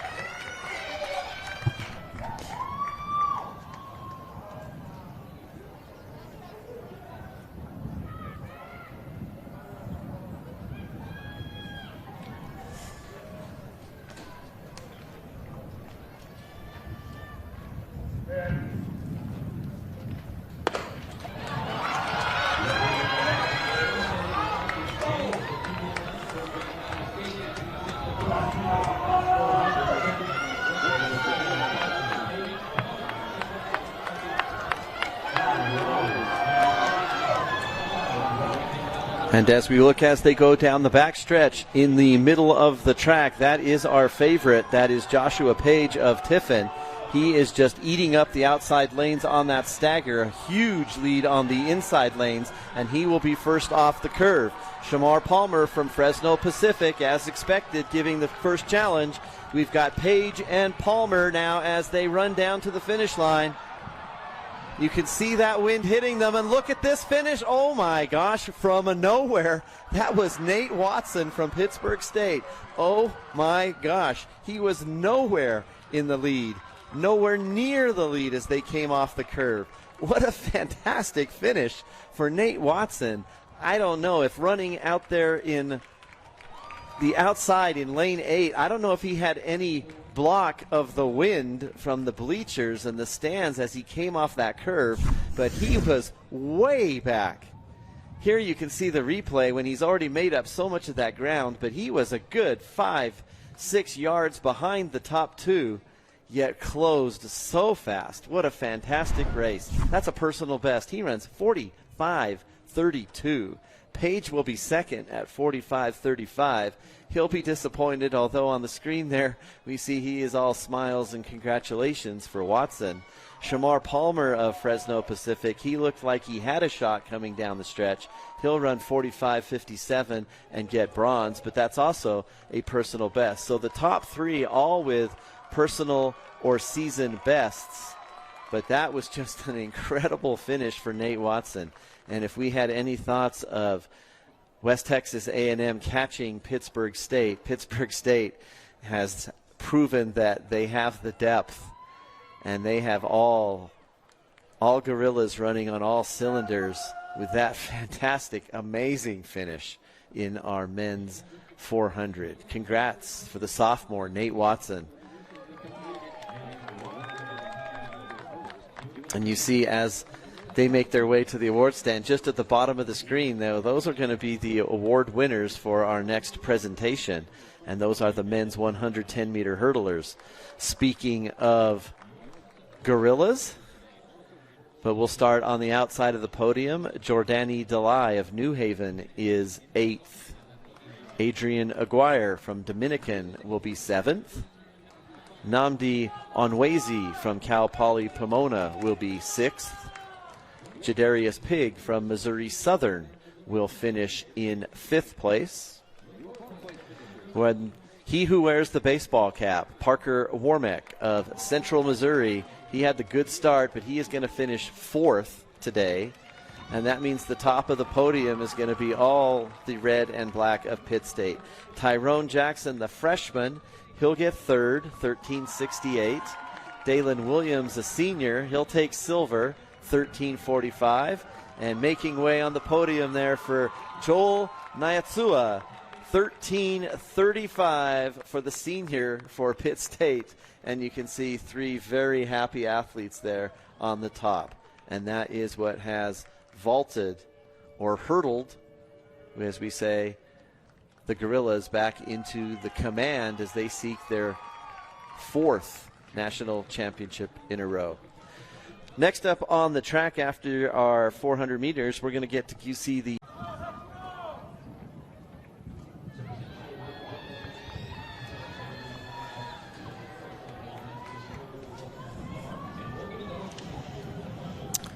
And welcome back to the NCAA Division II National Championships. We're here in Pueblo, Colorado on the campus of CSU Pueblo in the Thunder Bowl.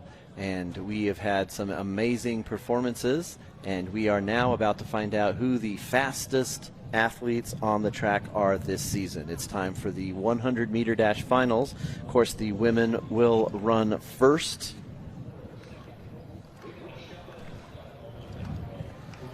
And from the inside out there in lane 1, you'll see Anaya Hextall from Barton. In lane 2, Jazera Hart from Tusculum. In lane 3, that's Haley Hunt from Cal State San Bernardino. In lane 4, Ashley Barrett from New Mexico Highlands. In lane 5, Alexis Brown from Lenoir-Rhyne. Always keeping an eye on Brown, such a fantastic career. Seems to always be in the mix for the top of the podium. Alexis Hollis from Central Washington will be in 6. Leah Smith of Findlay in 7. Deandronique Gaines from Pitt State in lane 8. And on the outside here in lane 9, in the red, Brianna Benlos from Winston-Salem State. Our fastest qualifier from the preliminaries, Alexis Brown of Lenoir-Rhyne. She ran 11:06 in our preliminaries.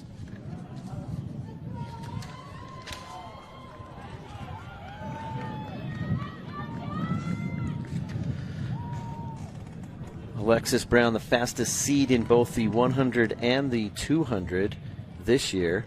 She is our defending champion in this 100 meters. She ran 10:96 last year. Indoors, she was second in the 60 meters, so we know she's got the quick start. 2023 back here on this track 2 years ago, she was second in this race at 11:10. So we know that our favorite, looking to go back-to-back national championships, she did have the fastest time this season at 11:08 and topped that running 11:06 in the prelims.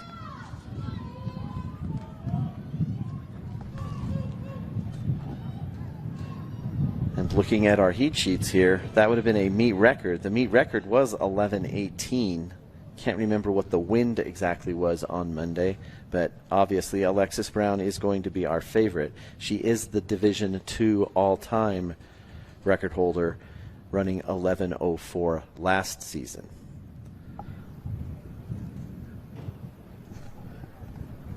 Again, keep an eye, lane 5 there in the middle of the track.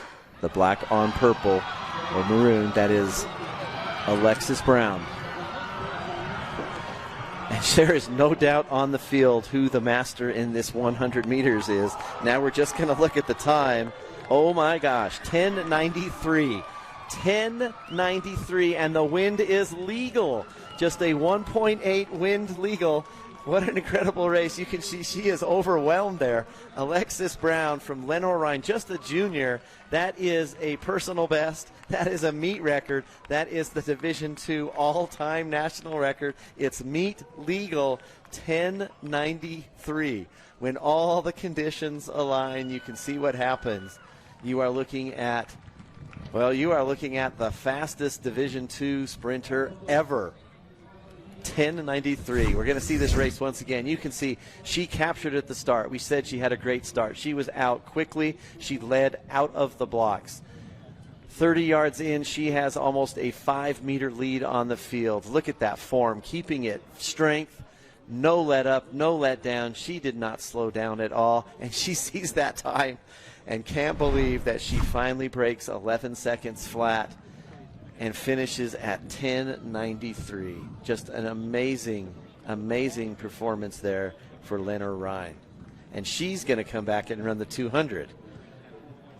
So we'll see if she can double that up. But for now, she is just going to celebrate and enjoy seeing her name on that scoreboard with a 10.93 and a wind legal 100 meters.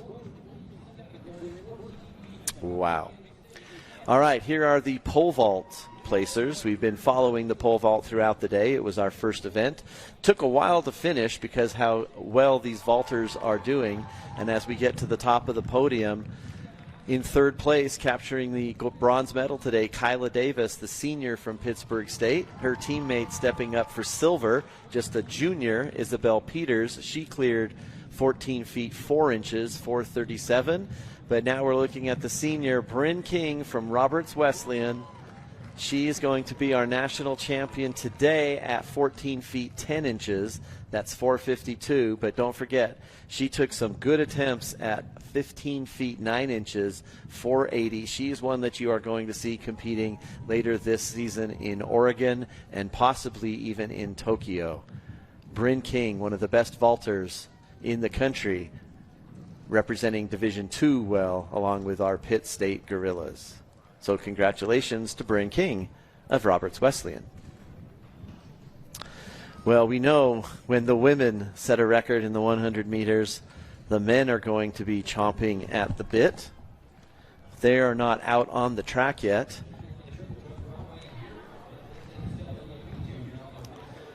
But our women's 100 meters will be next. So we're going to take a quick break, and then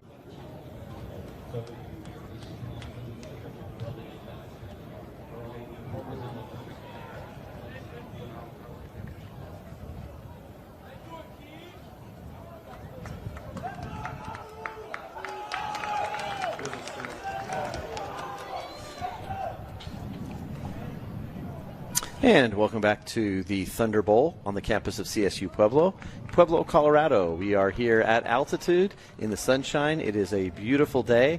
The wind has been legal for our last few races. We are at the Division II Men's and Women's National Championships. We have just not only seen who the fastest woman on the track is this year, but the fastest woman on the track ever, as Alexis Brown, the senior from Lenoir-Rhyne, just wowed the crowd with a finish of 10:93. We are at altitude, but it was wind legal, and just an incredible performance, running under 11 for the first time in her career. We'll see her again a little bit later in the 200, but now it's time for the men's 100, and they all know what just happened in the women's race, so they are all excited and looking for their best times. Here's the lineup from the inside out. Ty Anderson, the junior from Emporia State, will be in 1. Isaac Botzio of West Texas A&M in 2.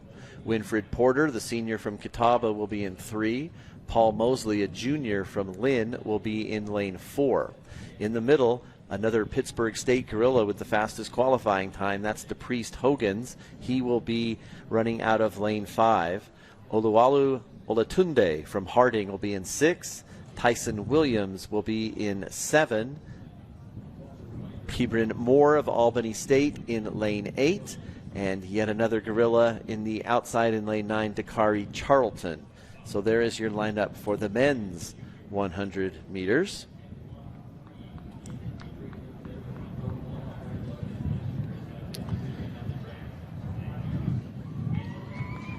And as we take a quick gander at last year's results in this men's 100 meters, remember we were not at altitude last year. We were in Emporia, Kansas. The winner of the men's 100 meters was Isaac Botzio, so he is getting a chance to defend his title. He'll be in lane 2. DePriest Hogans was 4th last year. He is now the favorite. He is in lane 5. So it is always fun to see how these athletes bounce back from year to year.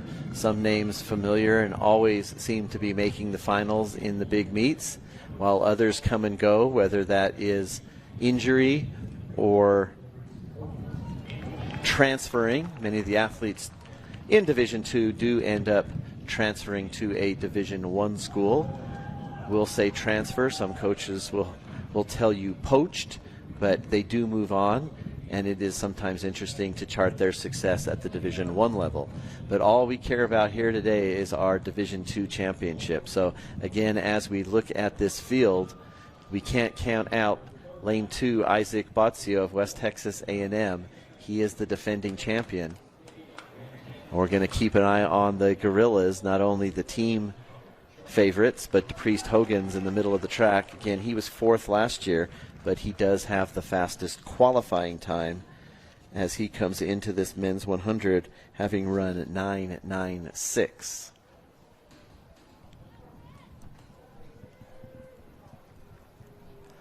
We're running from south to north, so whatever breeze there will be behind them.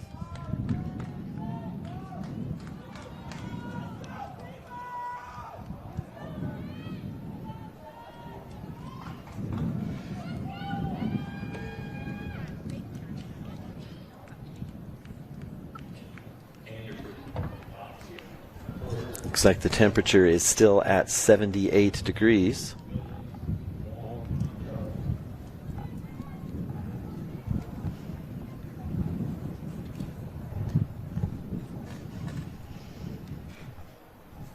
Anderson, Botzio, Porter, Mosley, Hogans, Olatunde, Williams, Moore, and Charlton. I can call this a head-to-head between Pittsburgh State and West Texas A&M, and they are all even. And to me, that looks like on the inside, that may be yet another national champion defending his title, and it is Isaac Botzio. Never count out the West Texas A&M defending champions. Botzio is going to run 9.94. Olatunde is going to run 9.95. Hogans is again going to be under 10 flat. So you look at those first 3 times under 9. Now, we're going to give the wind a little credit. If you look up there to the right, a big gust of wind at the start of that race. It is going to be +4.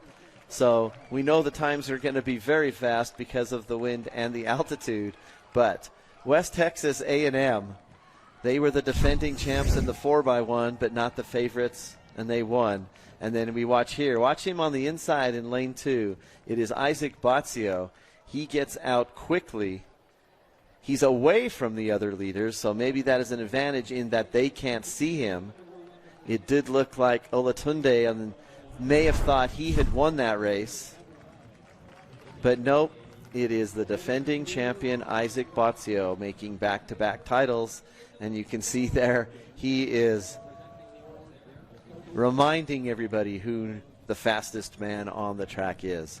And again, we're at altitude, it's windy, but he's going to take that 9.94 to the bank and not forget running that incredible time as he will continue his career. Just a junior here. Now we are looking at the place finishers in our women's 400 meters on the track. Chevenet Thomas from Lincoln will close out her career here with a individual 8th place medal in the 400. Asia Foster of Oklahoma Baptist will be 7th. Hannah Kiola of Southern Connecticut State will be 6th. Peace Nwahila from West Texas A&M will be 5th. Tiffany Huey from Northwest Missouri State will be 4th. Blessing Akintoy of West Texas A&M 3rd. Anna Salisbury of Lubbock Christian 2nd. And there you see getting hugs from her coach. It is the junior from Southwest Baptist. Culanique Farrington is our national champion in the 400. She'll run 51.63 and is all smiles there atop of the podium. You can see what they're doing there. They're giving them pictures with the sign so we all know what event it is. Then the awkward holding that sign blowing in the wind is over. And we'll turn around and give it back to her. But plenty of opportunities for pictures and celebrations as the weather remains good here in Pueblo.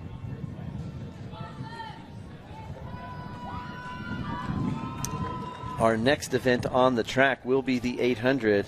And if there is one event that I have been waiting for all season long, it is this next one. The women's 800 is absolutely a loaded event.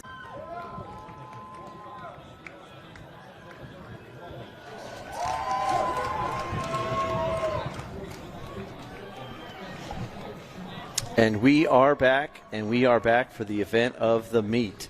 This is the women's 800 meters. To begin this tournament championship here, we had all 8 place. Okay, it looks like we're going to go to the podium here. We're just catching up with that men's 400.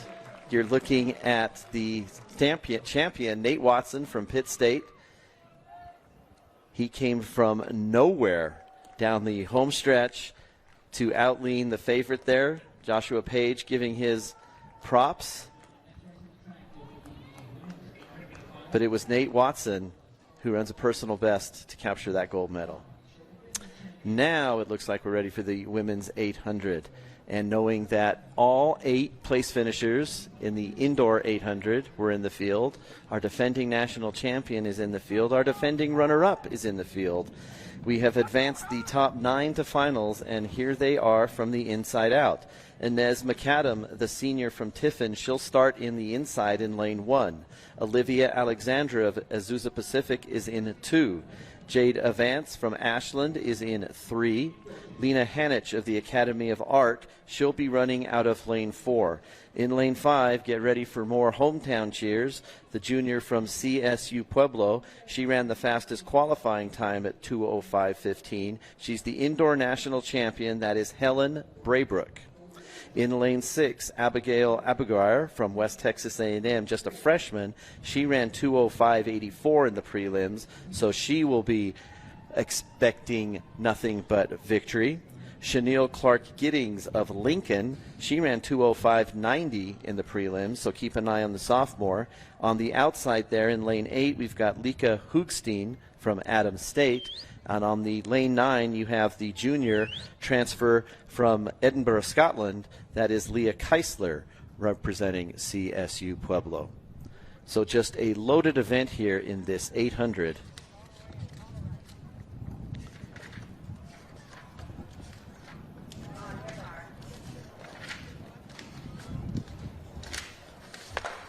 And we are now underway. So yesterday in the qualifying, the field went out very hard. They ran very fast for the first lap and were content to then see what they had left. And as we watch this race here out of lane 3, that is Jada Vance who goes out very fast. She is in the dark black on black wearing hip number 3. Helen Baybrook from CSU Pueblo wearing hip number 5, and that is Abigail Abuguire from West Texas A&M. You'd have to say that the favorites are probably the two out front right now, the freshman from West Texas A&M, the junior from CSU Pueblo.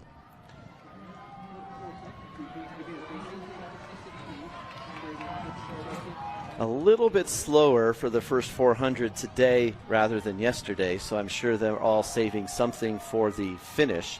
They're going to go through the 400 just about 59, and you can see that it is Abuguire from West Texas A&M, the freshman, who has made the first move. She felt good in that first 400.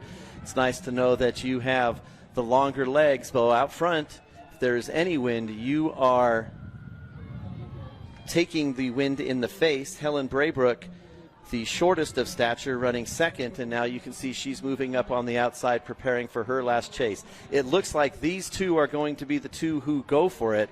You've got the Academy of Arts, Leah Henich running third.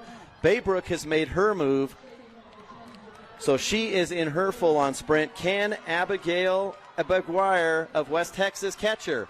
The long legs in second. Helen Braybrook in first. We're going to have a sprint for the last 30 meters. Those long legs are always great to have, and this is going to be the freshman from West Texas A&M, Abigail Abuguire. She is going to win this, and look at that fantastic time.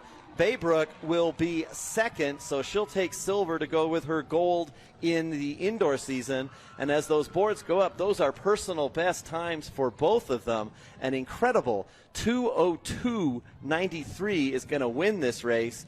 Abigail Abuguire, the freshman from West Texas A&M, she holds back long enough for her full sprint down the stretch. Look at that time, 2:02.93.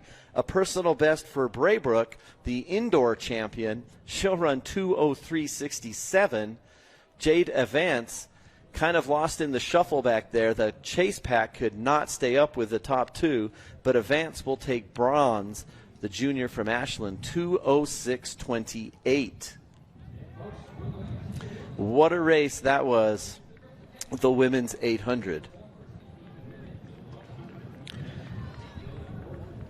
Let's go back to the award stand if we can, as we're going to see the fastest woman in the country at the Division II level. Not just today, not just this season, but ever. This is the podium finish for the women's 100 meters. Ashley Barrett of New Mexico Highlands, she'll be 8th place. In 7th place from Barton, just a junior, she ran a personal best 11:41. That is Anaya Hextall. In 6th place from Pitt State, she ran 11:36 today, Deandronique Gaines. In 5th place at 11:32, Leah Smith from Findlay. In 4th place, a personal best 11.28 from CSU San Bernardino, the senior Haley Hunt.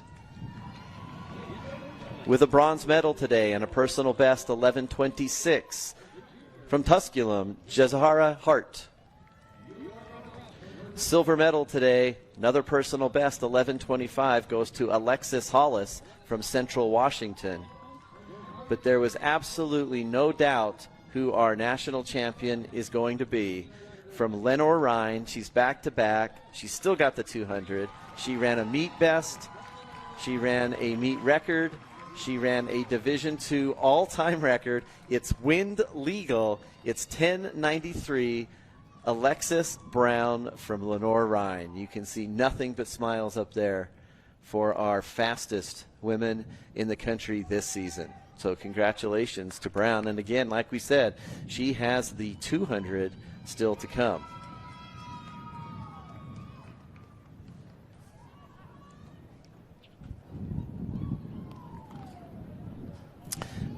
We are at altitude, but that is her first time under 11 seconds. So she will take that 10:93 to the bank and enjoy that as she will prepare for anything that comes later this season. And of course, just a junior on the track.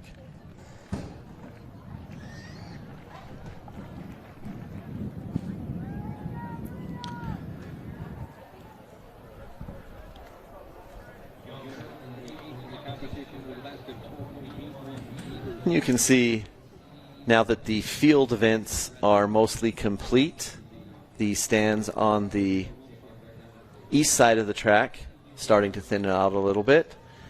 The women's triple jump competition is underway on the far side over there. You can see there are some fans, coaches, parents, athletes watching.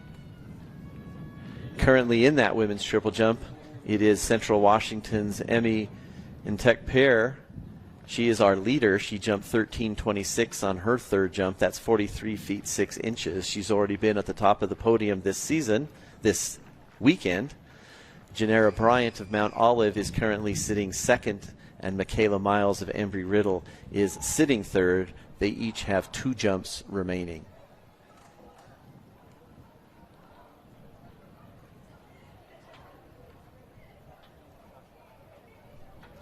The last field events of the day now starting to get underway. Our men's javelin just started. We've only had 2 throws in the men's javelin, so they are starting, have a while to go. The men's shot put will be the last event of the day. They have not yet begun competition. Both those throwing events are located outside of the bowl, so we don't have eyes on them, but hope to be able to show you some of the top performances later.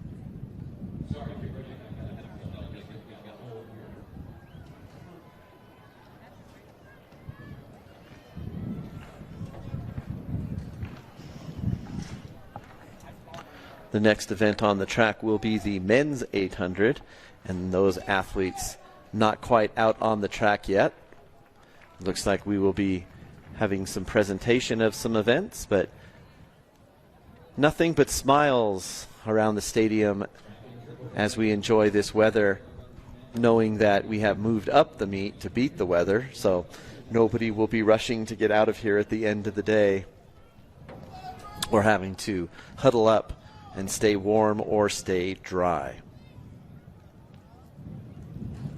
We haven't mentioned too many times today that the altitude here in Pueblo does make an adjustment for some of these athletes, while obviously the Rocky Mountain Athletic Conference takes great pleasure in training at this all season long. There, as you see, the stands on the west side with a lot of athletes here and blocked by the wind.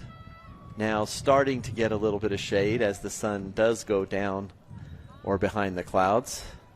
The altitude here in Pueblo, just a little bit higher than it is in Emporia, Kansas, where the national championships were last year. We're 4,690 feet here, so there are altitude adjustments for time, but also it's the recovery, it's the way the athletes can train in these last few days.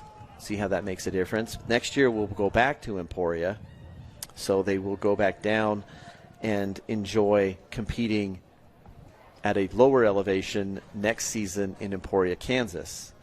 The NCAA has gotten away from hosting championship track field championships in back-to-back years, so the last 3 years and next year will be alternating Pueblo, Emporia, Pueblo today, and of course Emporia next week. You can see the 800-meter runners there getting their final run-throughs and now making their way to the starting line.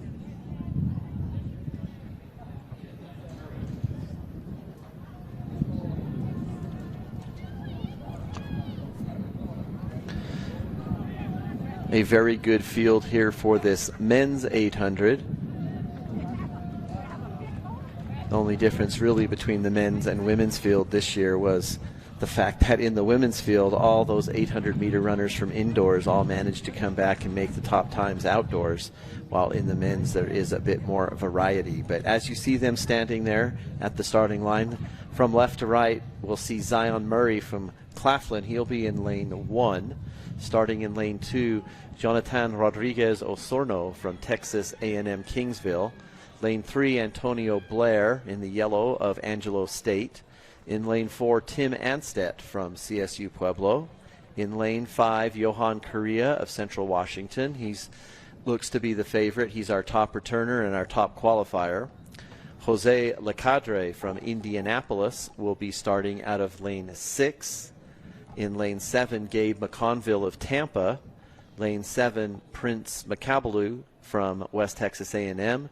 And lining up on the outside in lane 9 from the Colorado School of Mines, located just up the road in Golden, that'll be Tim Thompson, the junior. And it looks like they're getting their final instructions from our starter.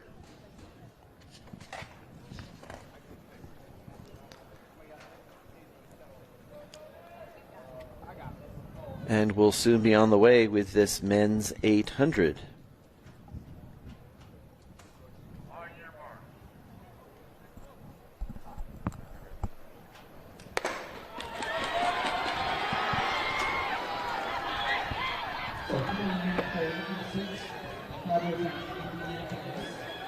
And that looks like a quick start in the yellow. He may be making his way to be the head of the break. That's Antonio Blair from Angelo State.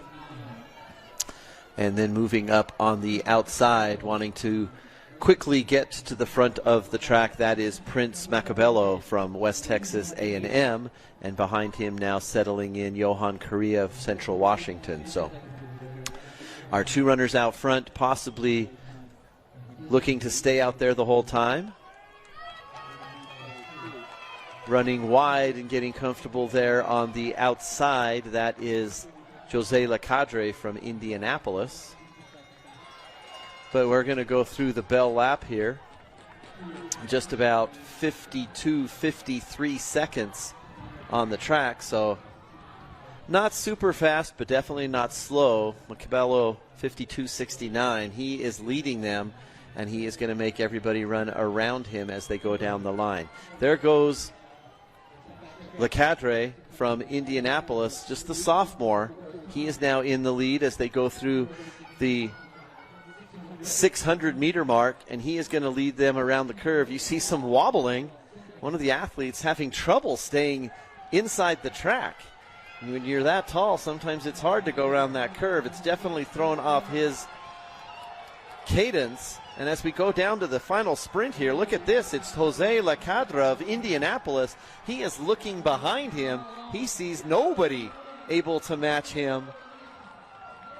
So he is going to win this race by nearly 10 meters. How about that? The sophomore from Indianapolis, Jose Lecadre, running 1:48.16. Gabe McConville of Tampa, he's going to be second at 1:48.88, and that's like a personal best. Antonio Blair, who got that quick start from Angelo State, he's going to get 1:49.06. Correa, who we thought was the favorite, he had great troubles getting around that final curve. It was just like he couldn't hold his balance as he was leaning there. So he will fade to 7th. But as we see the winner there, walking to get some congratulations from his teammates, the sophomore from Indianapolis, Jose Lecadre, 1:48.16. He looks like he knew he was going to do that all along, had a good plan in hand. He'll run basically his splits 52, 53, and then closed with a 55. And that was the second, or the fastest second 400 on the track. So well earned, Jose Lecadre from Indianapolis.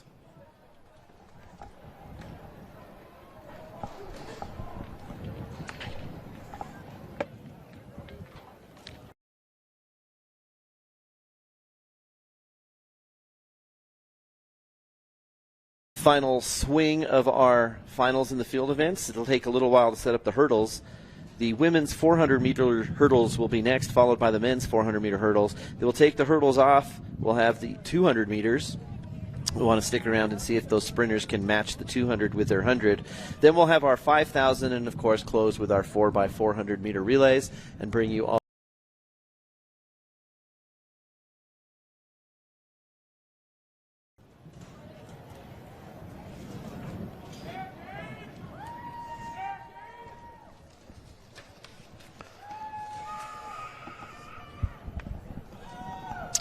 And welcome back to Pueblo, Colorado. We're here on the campus of CSU Pueblo in the Thunder Bowl.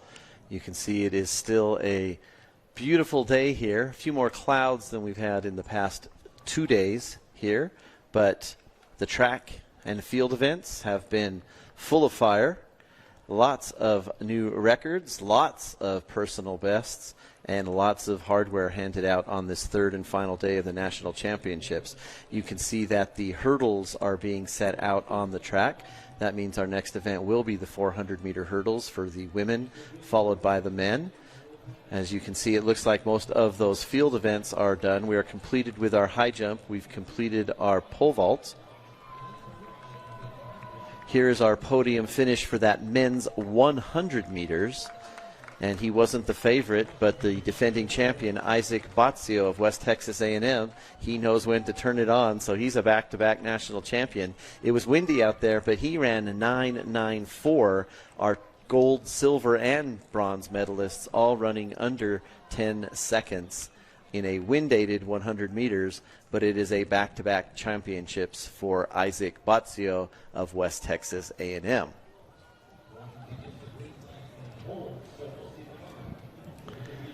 To the right there on the field, you see our high jump apron. That event is complete. To the left, you see the pole vault, and that event is complete. The only other events that are contested in our bowl area are the long and triple jump. Our women's triple jump competition is still going on. Our throwing events, you can't really see it from here, but just beyond that parking lot, you see those 3 tents, the red, white, and blue tents in the distance there. Those are the tents set up across the street. That is where our throwing events are. So our shot put, discus, hammer, and javelin competitions taking place just on the other side of their parking lot. We're still going there. Our men's javelin throw and our men's shot put throw, they're the final field events of the day. So that may affect our team standings on the men's side, as it'll be a while before those events are complete. Our women's field events will finish up just with the women's triple jump. In that women's triple jump, that's towards the finish. We're in the final round. In fact, there are just 2 jumps remaining in our women's triple jump. Currently finishing in third is going to be Michaela Miles of Embry-Riddle. Our leader, Janara Bryant of Mount Olive, she'll have the penultimate jump. She went into the lead with her last jump at 13 meters 27, just a centimeter ahead of her competitor, Emmy Nitkapir of Central Washington. So she's become the leader, but Nitkapir will get the final jump. This is Janara Bryant from Mount Olive, the freshman. She is our current leader, trying to improve on 13.27. That is 43 feet 6 1/2 inch.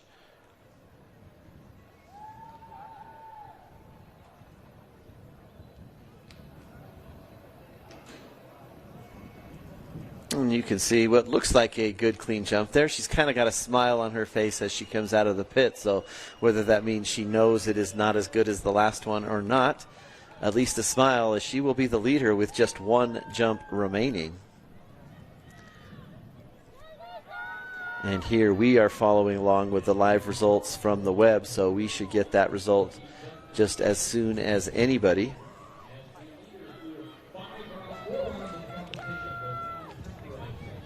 And as we still await that final mark from Bryant, on the screen in the purple, you see Central Washington. She's on the runway there, so in between those 2 athletes we see. No improvement for Bryant. So Bryant's at 13.27.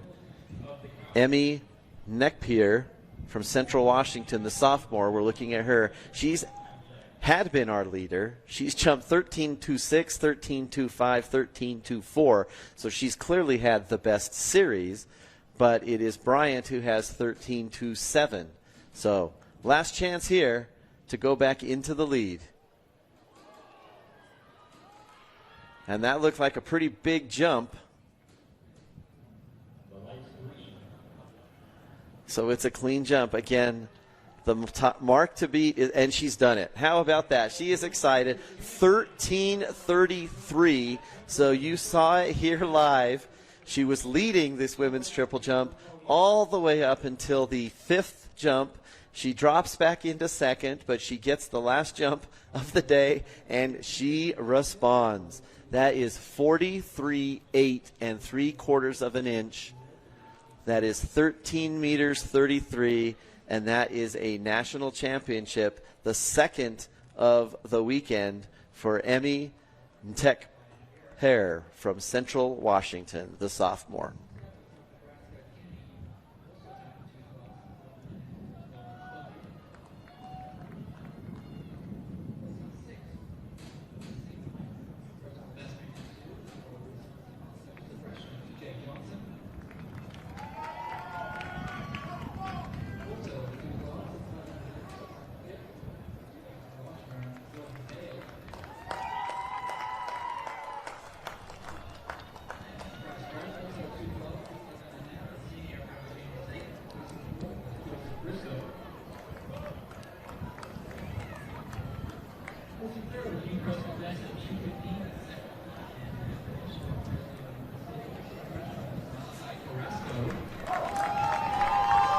And there on the award stand,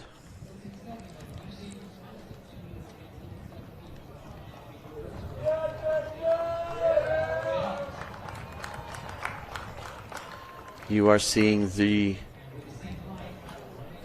results of our men's high jump competition.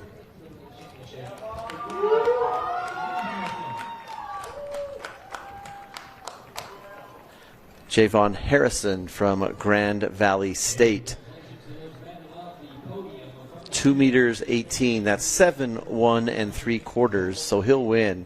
Grand Valley State will take first and second, so that is going to help in the team standings as Jonathan Rankins James gets a personal best 2:18 as well. So they both cleared 2.18, that's 7'1 3/4, but the tiebreaker goes to Javon Harrison. So good for Grand Valley State to take home first and second, and they can be excited in the high jump. Here you see the lineup for the women's 400-meter hurdles. The hurdles all set and ready to go. From the inside out, we're going to see Nathalia Rowe of Albany State. She'll be in 1. Lisa Ritalio of Harding in 2. Mila Real of Stanislaus Slate in 3.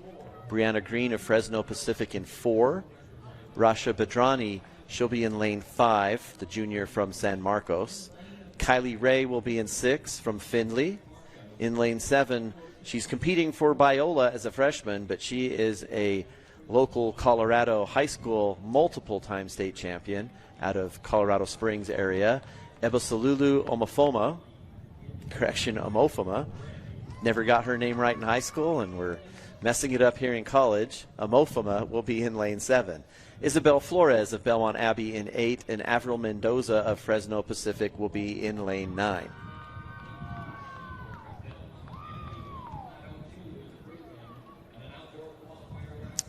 Kind of another fun aspect of track and field, especially at the Division II level.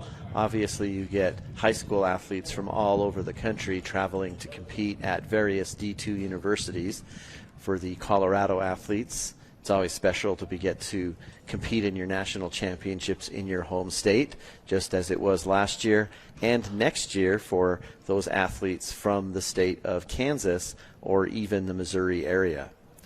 Pittsburgh State dominating our competition for the last few years in both the men's and the women's division. Just a couple hours east of Emporia, so feeling much like a home meet there. And it looks like the gun is finally up now. So here we are, women's 400-meter hurdles from the inside out. Rowe, Ritalio, Real, Green, Badrani, Ray, Omofoma, Flores, and Mendoza.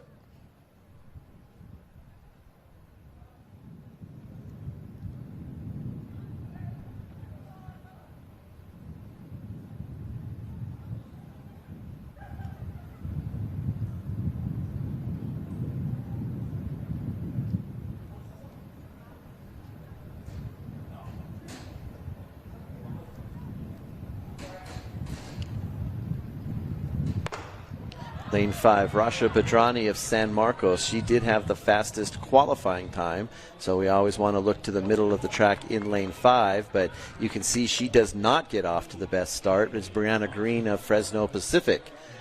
All the Fresno Pacific athletes seem to be stepping up on Championship Saturday. On the outside, you do have Rasha Badrani of San Marcos, Carly Ray from Findlay.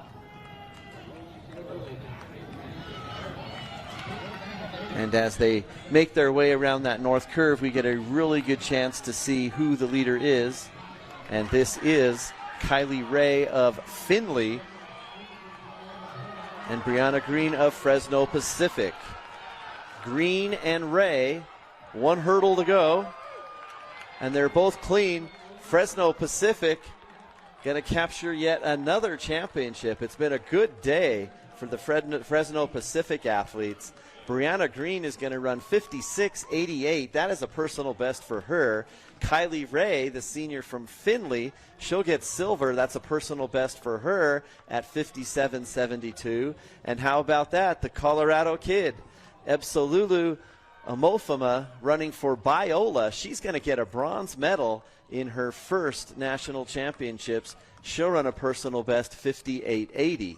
Mendoza, a fourth, also a personal best. So the leaders, they went out there and ran hard in these 400-meter hurdles and have some personal best times to show for it. And they will all be getting some hardware on the podium in just a few minutes.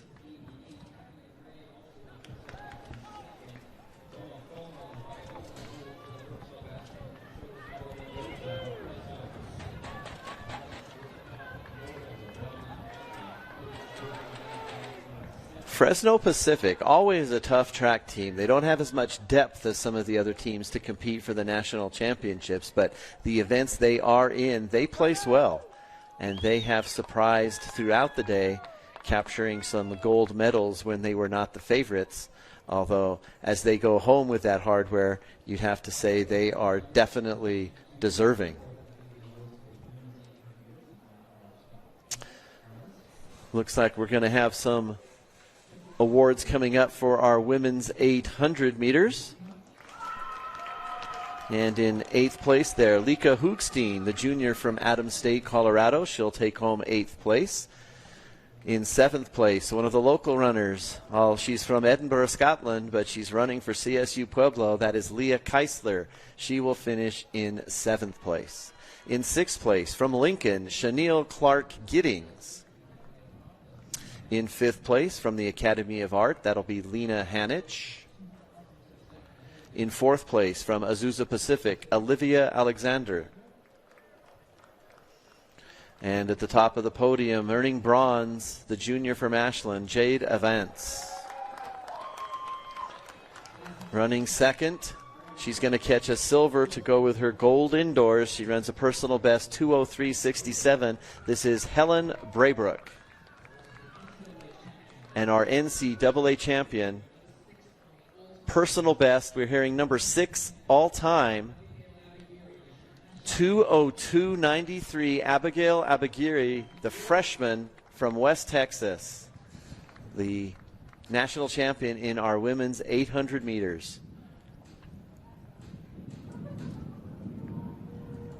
So some big smiles there. They know they are finished. Most of these athletes not likely to be running in our 4x400 meter relay or the 5,000 meters. The 800 has been such a niche event. You see a lot of smiles there, especially from Abagir from West Texas A&M. 2:02.93. Very impressive time for her first outdoor national championship.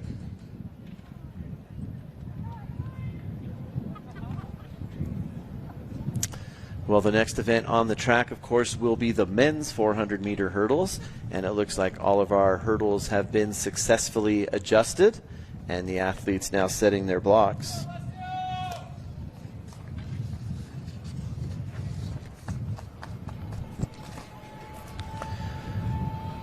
From the inside out, you're going to see Maurice Woodring of Western Washington in lane 1. Trent Lauderdale from Stanislaus Slate in 2. Alessio Somacal of Cal Poly Pomona will be in 3. Robin Black of the Academy of Art in 4.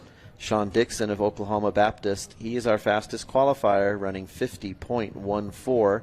The senior, Sean Dixon, will be the favorite. Shareem Hamilton of Lincoln, he'll be in lane 6, 50.57 qualifying. Javon Riley of Claflin in 7. Mohammed Adoini of Johnson C. Smith, just a freshman, he'll be in lane 8. And on the outside, the sophomore from Lincoln, Clinton Laguerre.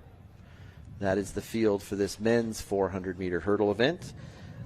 Of course, they're chasing the record of the great Bershawn Batman Jackson. Many people don't remember that he was a Division II athlete running out of St. Augustine's. St. Augustine's was a powerhouse in the early 2000s, winning multiple team titles and individual titles. But Bershawn Jackson able to run 48.50 for the meet record, and earlier that season he ran 48.48, which still stands as the all-time Division II record. Fastest qualifying time from Oklahoma Baptist is 50.14, so not necessarily expecting a record today, but always wanting to point out the legends who have competed here at Division II. That record is now 21 years old, older than many of the athletes competing on the track.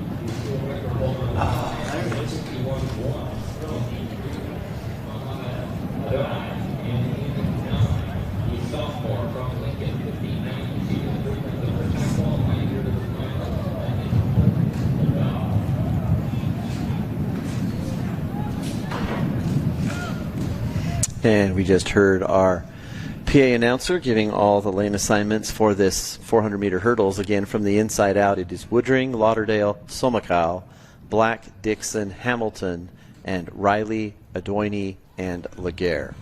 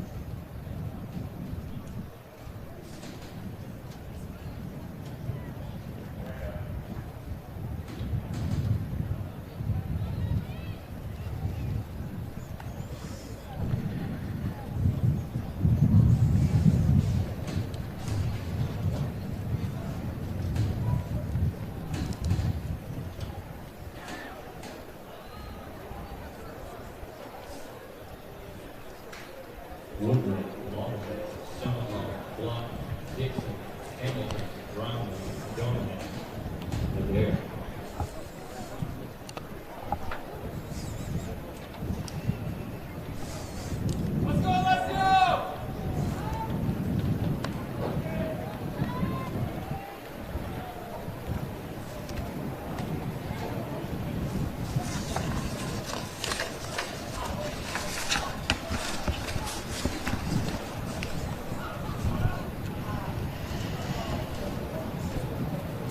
You can see these new mechanics that the officials have adopted in the last couple of years. The starters, the assistant starters in the red there, they walk up and down the line checking that the fingers are behind the line for every athlete. And occasionally this takes a little bit longer than hoped for. We have 2 officials here, 2 assistant starters doing that. So it takes a while. Some of these athletes are at their marks for quite a while. But we are underway in these 400-meter hurdles. And that is quickly Robin Black of the Academy of Art. He is in the white on white. He is at the lead. You can see his lead leg is touching down first. Mohammed Adoini of Johnson C. Smith on the outside, currently in second place, but as the stagger starts to catch him, we look back inside to Robin Black of the Academy of Art. And you can see the field seeing everybody come, so we are going to have a good race down the stretch. We've got Black of the Academy of Art. We've got Dixon now from Oklahoma Baptist taking the lead. We've got Riley of Claflin, but it looks like first across the line, so he came on in the middle of that north curve. Sean Dixon from Oklahoma Baptist, he's going to be a personal best 49.54, and that's going to be a national championship run for Oklahoma Baptist, Sean Dixon, and he takes his bow. Well earned there. 49.54, you can run a personal best. That's always a good thing. Riley of Claflin, Javen Riley, a personal best. And the first, how about that, as we look at these results, the first 7 athletes all with a personal best today. So nothing like saving it all for when it counts the most. Dixon is first. He's gold, 49.54. Riley is silver at 49.87. Shareem Hamilton from Lincoln, he is also going to be sub 50. He'll run a personal best, 49.89, to capture the bronze. Sean Dixon there, the senior from Oklahoma Baptist, a well-deserved cup of water, and he can now enjoy his accolades.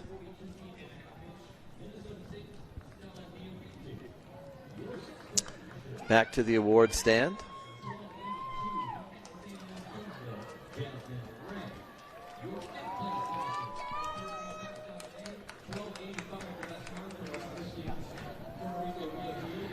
We are looking at the finalists here in our women's triple jump.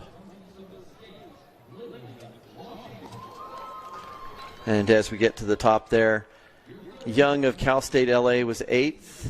Neofutu of Minnesota State 7th. Ray of Texas A&M Kingsville was 6th. Fernandez was 5th. Washington was 4th. Getting to the top, Michaela Miles of Embry-Riddle captures bronze today at 13 meters 10, a personal best. Janara Bryant, just a freshman from Mount Olive, she jumped 13.27 on her 5th jump. That put her into the lead temporarily, but our winner at 13.33, that's 43.8 3/4 inches, from Central Washington, Emmy Natekper. She won the high jump, and she is going to win the triple jump. So not the most common double you ever see, but our best jumper. She'll win the high jump and the triple jump, and is a 2-time NCAA Divisional National Champion in just one weekend.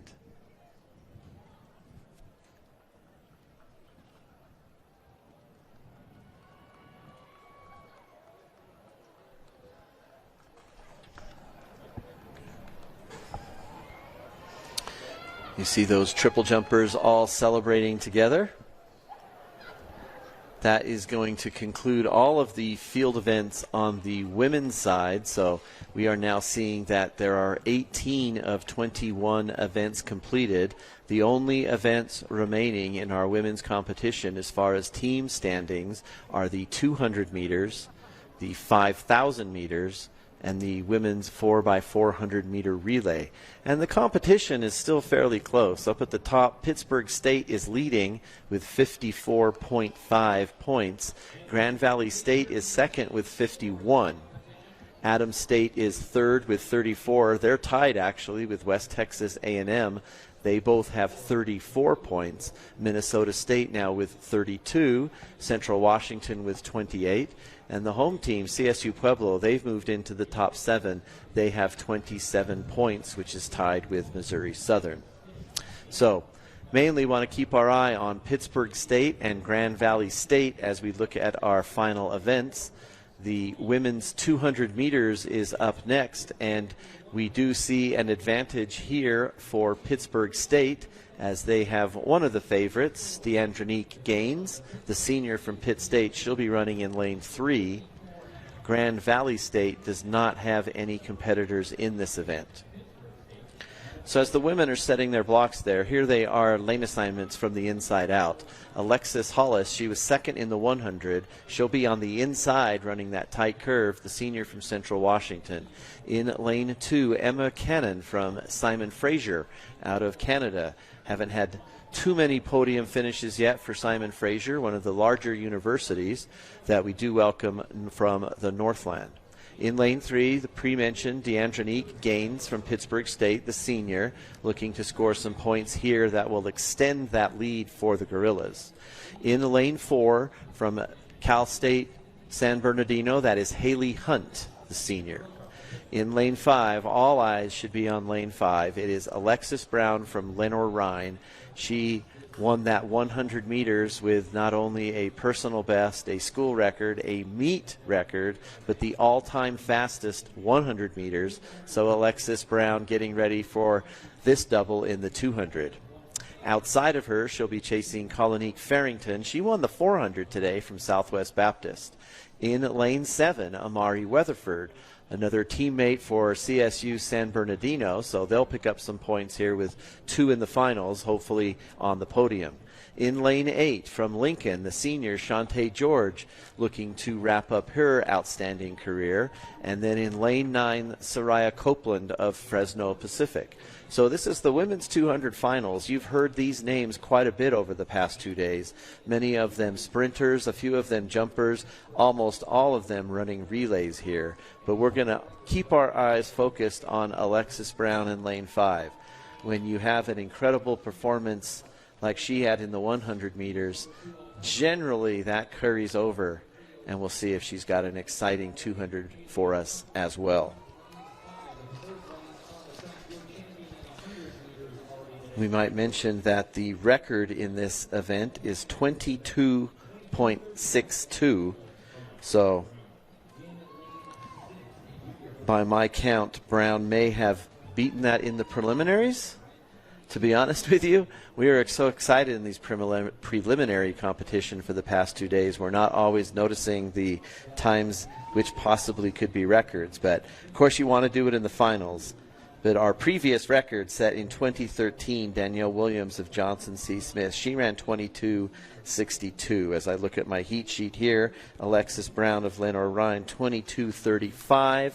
Not sure if that was yesterday or if that is a season best, but it's put her in lane 5 in the middle, so I would assume that was what she ran yesterday, which could very well be a meet record.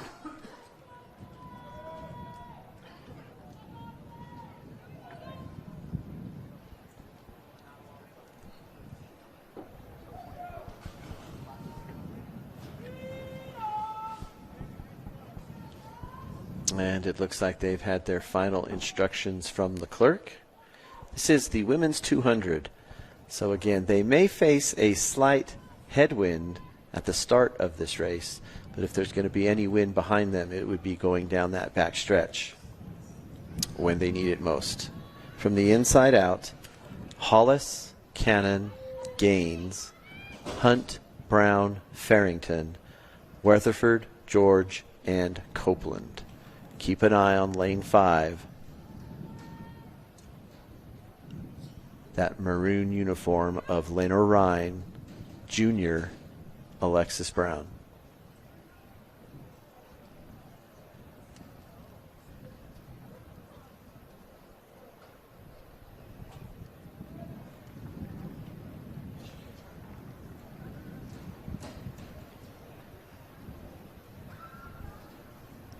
Women's 200 meters.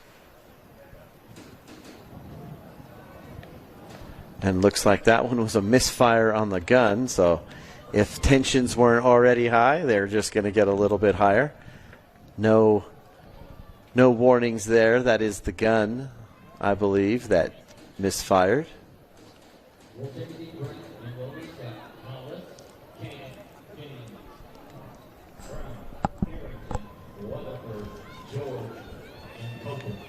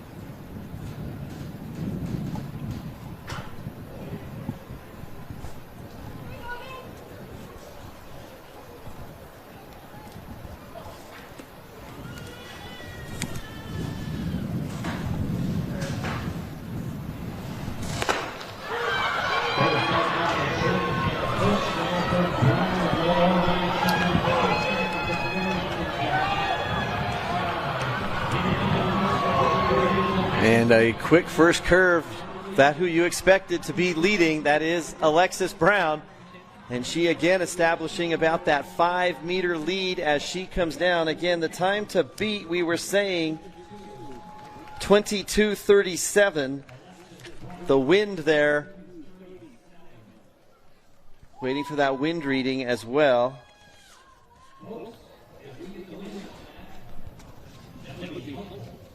Everybody here in the stadium waiting for a fast wind.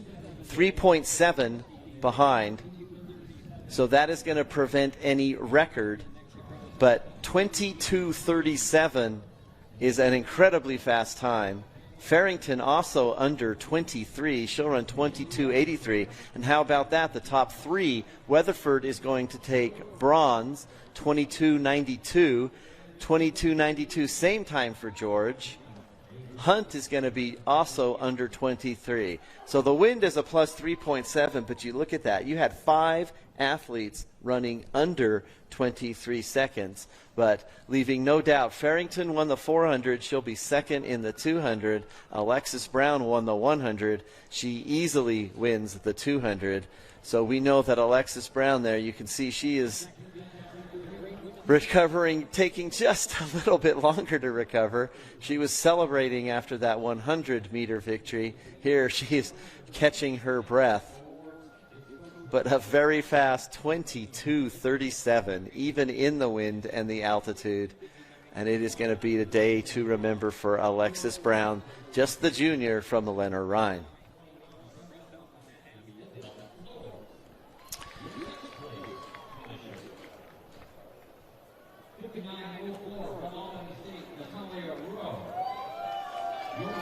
We're looking at the podium finish here for the women's 400-meter hurdles.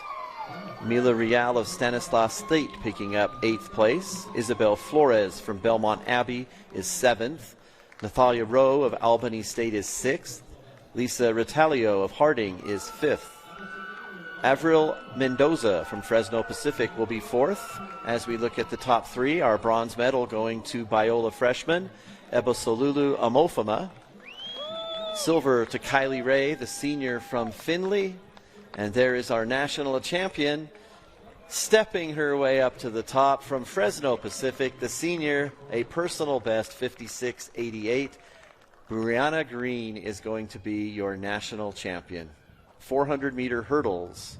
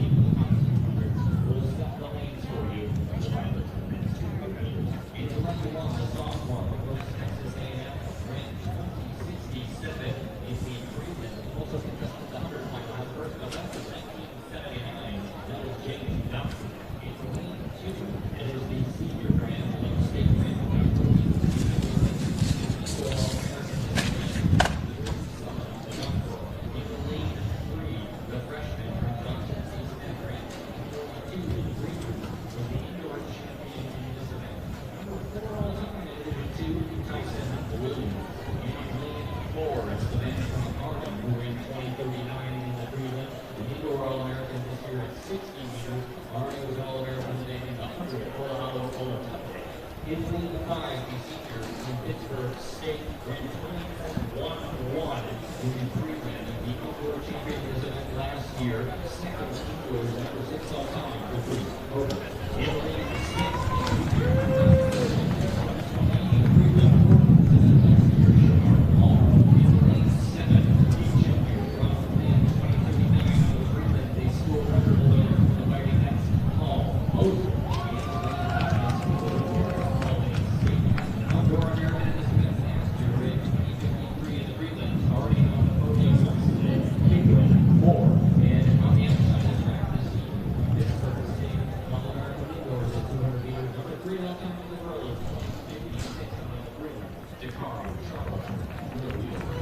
So if you heard that public address announcer in the men's 200, you heard the lineup. We'll repeat it here. Lane 1 is going to be open. That was assigned to James Dadsey from West Texas A&M. If you remember, he came down injured in that 4x100 meter relay that the squad won. He was the third leg, and we did see him getting some treatment at the conclusion of that race. So he is out of lane 1. In lane 2, we'll see Solomon Adonkor from Angelo State. Lane 3, Tyson Williams from Johnson C. Smith, the freshman. Lane 4, Olalu Olatunde from Harding. Lane 5, DePriest Hogans from Pitt State. Lane 6, Shamar Palmer from Fresno Pacific.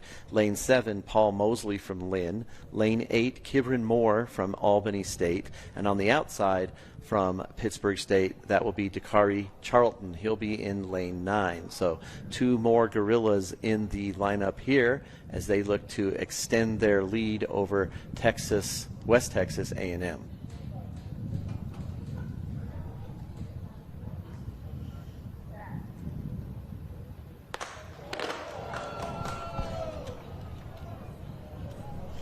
And not sure what happened there with the false start in this race, but right now when you look at lane 4, you see Olalu Olatunde with his head down. That usually means he is not wanting to hear some bad news.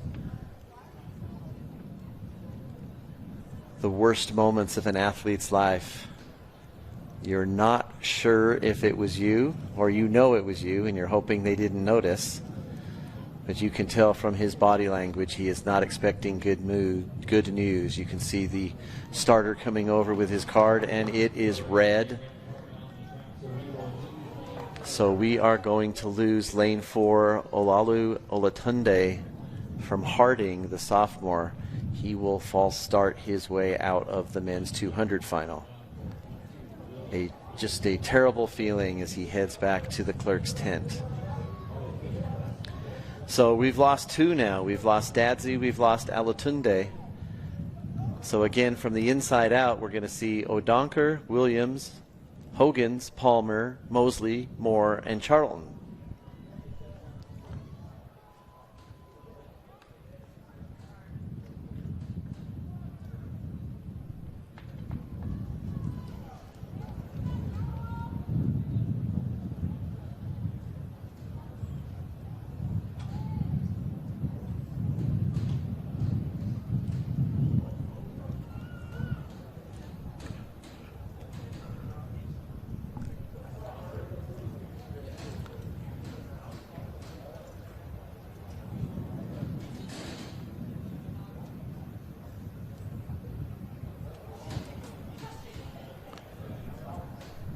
DePriest Hogans out of lane 5, the Pittsburgh State red on black. You'd have to say he is the favorite, especially as he is looking outside at his most stiff competition.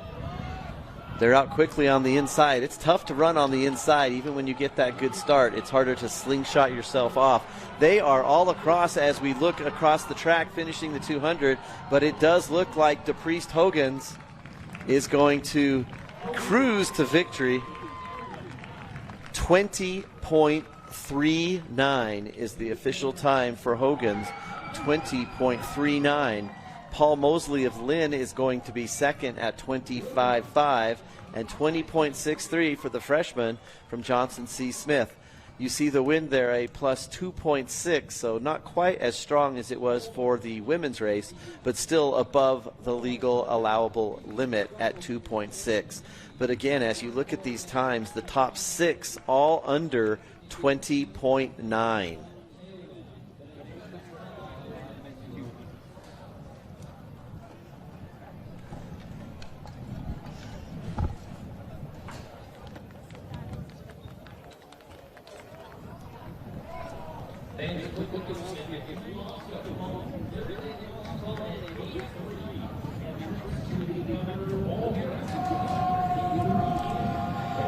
So DePriest Hogan's happy with that finish, and that may be again what seals the deal for the Gorillas in the men's division. They are just too many points ahead of West Texas A&M. We weren't sure at the beginning of the meet after they did not advance to the finals in the 4x100 meter relay, but just too much depth out there for Pittsburgh State.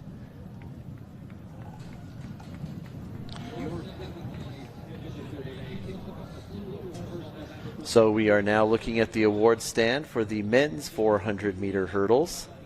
Robin Black of the Academy of Art will finish 8th. Mohammed Adoini of Johnson C. Smith will finish 7th. For Lincoln, 6th place on the podium, Clinton Laguerre. In 5th place from Cal Poly Pomona, Alessio Samacau. In 4th place, Trent Lauderdale from Stanislaus State. In 3rd place, capturing the bronze medal from Lincoln, Shareem Hamilton. Our 2nd place finisher, he ran 49.87 today. That's Javen Riley from Claflin. You know, talk about an impressive field. Everybody you see out there except for our 8th place finisher ran a personal best. But the top of the podium, it's Sean Dixon, the senior from Oklahoma Baptist, getting the medal from his coach. He'll run 49.54. Sean Dixon is our national champion in the men's 400 meter hurdles. And we're down to our final 2 events on the track. And we're going to have one distance race for you, and then obviously our 4x400 meter relay always.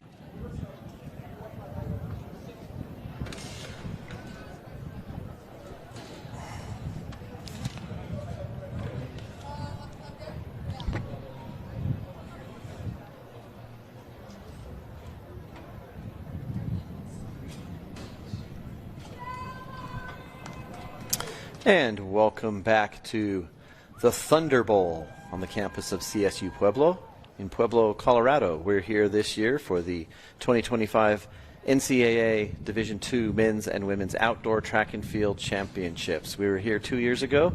We were in Emporia last year. We're back here. We just have 4 races remaining on the track.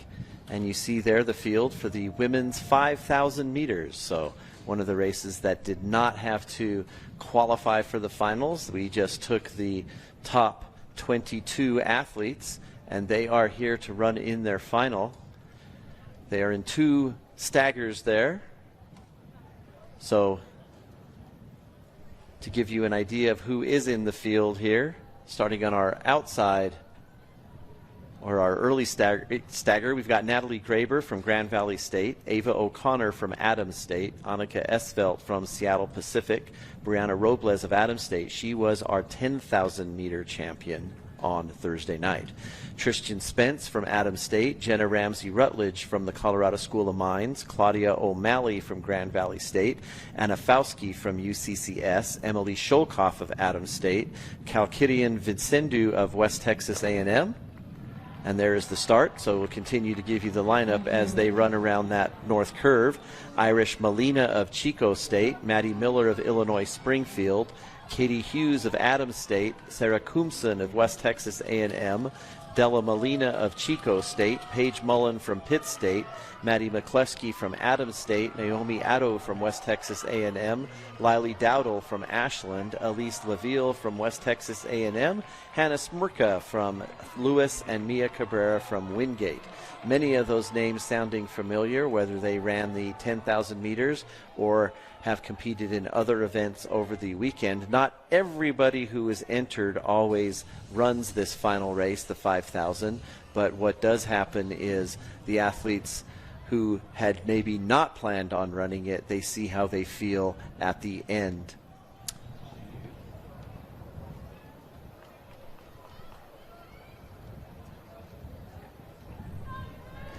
And this contingent, they are not wearing their normal fluorescent green, but you can see the front 5 or 6 runners there, all from Adams State. So making a team statement here, you do have Tristan Spence, Ava O'Connor, Emily Sholkoff, Maggie McCleskey, and Brianna Robles, all from Adams State out there in the front wearing their white uniforms this afternoon on the track. So that will be interesting for us to see how that pans out. You would want to talk about a huge jump in the team standings. Second place there, the one running by herself, that is Ava O'Connor. She won the steeplechase yesterday. And currently running in third place there, you've got Emily Sholkoff, the taller runner. She was second in the steeplechase yesterday. And next to her, you have Brianna Robles, who was our 10,000 meter champion. So obviously, the Adams State women could be out to prove a point. And it would not be unheard of for them to sweep this race. Those of you who follow track and field and cross country, you do know that Adams State is recognized for being one of the few teams to ever sweep a cross country race at nationals, no less. They have finished 1, 2, 3, 4, 5, 6, 7 in a cross-country race. So just a traditional powerhouse on the track and in cross-country from Adams State. This is sophomore Tristan Spence. We've not said her name too much this weekend, but she is the one setting the pace in the 5,000. You see Ava O'Connor looking back just to see where everybody else is in the field, and now that is Brianna Robles, our 10,000 meter champion, who has moved up into third. Emily Sholkoff is currently running fourth, and it looks like her job may be just to be screening the rest of the athletes and not let them make a move. 3:10 on the clock as O'Connor crosses the line there with 10 laps to go.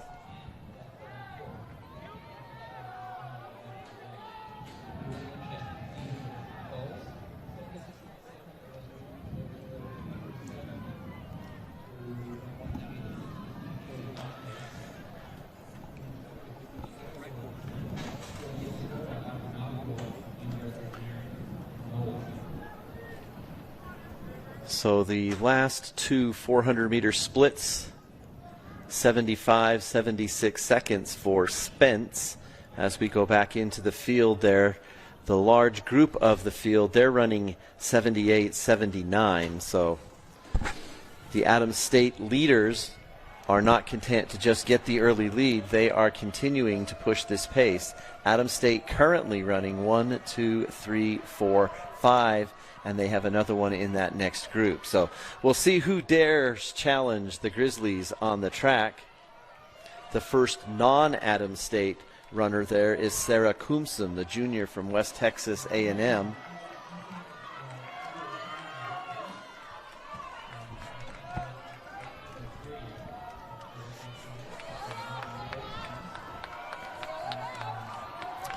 This is the 5,000 meters, and again, this race originally scheduled to run at 8 o'clock this evening. So those of us still here in Pueblo tonight will take a look at the weather at 8 o'clock this evening and probably be rooting for some rain, which would have justified this move to earlier in the day.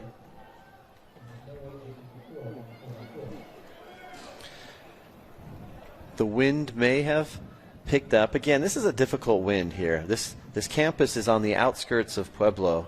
It's located in the prairie, but it is a bowl, so you do get gusting winds, not always in the same direction and not always the same strength. But we do hear a lot of cheering. Adams State, Colorado, just 2 hours away to the south, so generally you would expect a lot more fans here from Adams State than from some of the other teams. but they have done a good job of spreading themselves out around the track. So the Grizzlies, as they run this 5,000-meter race, getting support all the way around the track, not just here on the home stretch.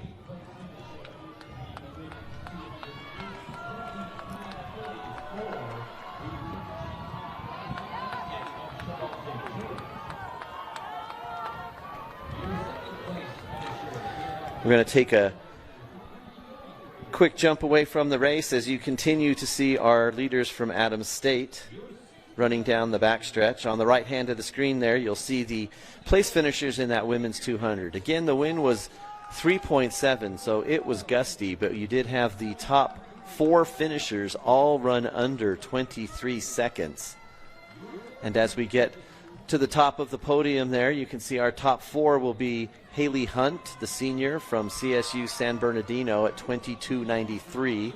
Capturing bronze today, Amari Weatherford, also from San Bernardino. In second place, you've got Colonique Farrington from Southwest Baptist, 22.83. She won the 400. She'll settle for second in the 200. And making her way to the top of the podium, no doubt about who the fastest D2 runner is this year. She will match her 100-meter national championship with a victory in the 200 meters. She runs 22.37. That is Alexis Brown, the outstanding junior from Lenoir-Rhyne. So congratulations to our women's 200-meter podium finishers. Back to the track on the left-hand side there, you do see this women's 5,000 meters. Our leaders are on the back stretch, so as they come around the north curve, they will have just over 6 laps to go still in this 5,000 meters. Tristan Spence has been the leader from the gun. She is continuing to run 400-meter splits of 75, 76. Her last one was 78. Ava O'Connor running behind her, 76, 78, and 80.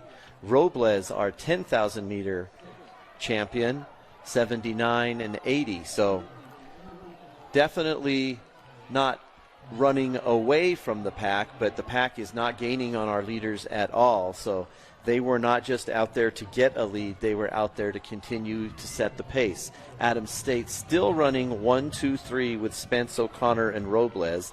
You've got Sholkoff leading the pack, and just now making the first move in front of her is Jenna Ramsey Rutledge from the Colorado School of Mines. And you know that she has had a high podium place finish. She is the one runner who may not be intimidated by Adams State, as they are Rocky Mountain Athletic Conference foes and run against each other all the time. So under 6 laps to go now for all the front runners. We've got some athletes definitely have dropped off the back of the pack now, and they may be the ones who have run multiple events and really starting to strain at the end of 3 days at altitude. Again, this is tough for those distance runners who have come from sea-level teams. You may not think that running one race at altitude ends up being a big deal, but what does happen, it does affect your recovery. So if you are trying to run a 5,000 after running a 10,000 2 nights ago, your body is just not ready to recover. 5 laps to go now for Tristan Spence, the leader. You can see her stride not slowing down at all. So there she is, 5 laps to go at 9:36. Ava O'Connor is still running second. Robles is third, but the field has come. So while they are still running 1, 2, 3, Robles, the 10,000-meter champion, she held off Ramsey Rutledge in that 10,000 meters. They have 5 laps to go, but it is Ramsey Rutledge who is running faster paces right now, and the rest of the field not too far behind. Robles runs 82 on her last 400, Ramsey Rutledge 79, so you can see she is catching the front leaders.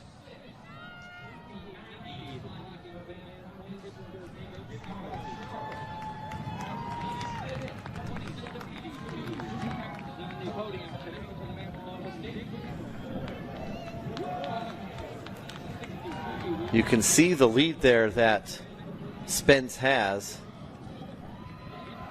just coming into view in the top of the curve, you'll see that's second. That's O'Connor. So the front two still with a comfortable lead. You'll see number 3 coming up in the north part of the curve now, and Ramsey Rutledge has passed Robles. On the podium there, you see the men's 200 on the right-hand side of the screen. DePriest Holmes from Pittsburgh State, he is going to be our winner, 20.39. The wind was 2.6, so it was fast. If anything, you can say Hogan's was a little disappointed with a third-place finish in the 100 meters, but he is happy to capture the crown in the 200 meters. DePriest Hogan's was first. Paul Mosley of Lynn was second.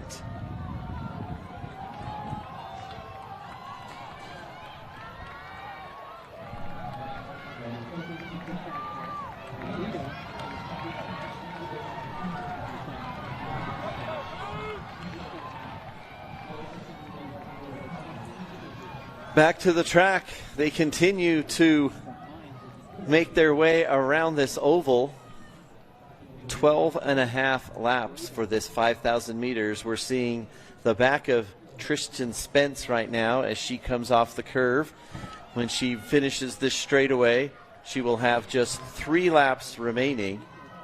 She still has that good stride. Does not look like she is struggling at all.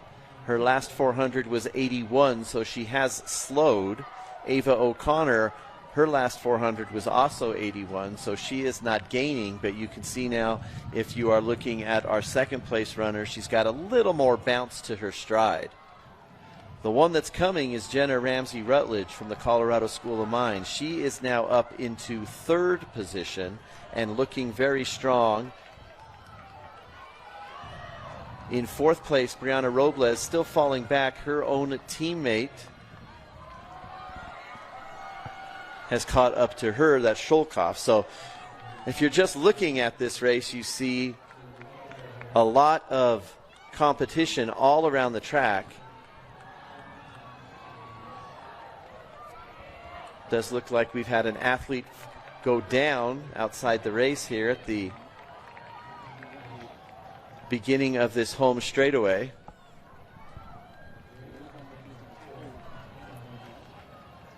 But that is not among the leaders. Here, as we see our leader on the track, Tristan Spence, you can see there is an athlete down there, right there on the track. That is an athlete in this competition, so we hope they're getting some medical attention sent to her. She went down on the last lap of the track, and it still looks like there is nobody rushed up. Here come our trainers. So taking care of our athletes, focusing on the track now again. Tristan Spence from Adams State, she now has under 2 laps to go. Ava O'Connor has about 2 laps to go. Ramsey Rutledge is coming. She is in 3rd. Robles and Natalie Graber of Grand Valley State are running side by side in 4th position. And that's big, because if Graber from Grand Valley State can score some points here, Pittsburgh State is not going to score in this event. So this could actually be a big factor in our team scoring. So we need to keep an eye on Natalie Graber of Grand Valley State. She is currently running side by side in that 4th and 5th position on the track.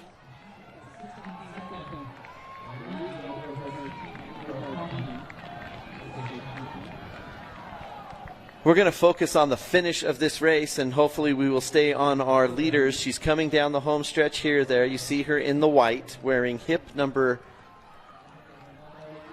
18. It is Tristan Spence. And as she crosses that finish line, she is going to have 1 lap to go. And she hasn't assembled about an 80-90 meter lead, so barring catastrophe, she's going to win. She has 1 lap to go at 15 minutes on the clock. Ava O'Connor is still running second.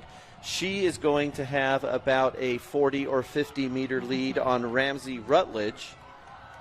But behind Rutledge, you do have Natalie Graber of Grand Valley and Brianna Robles of Adams State. They are within striking distance. So the first 5 now are on their last lap.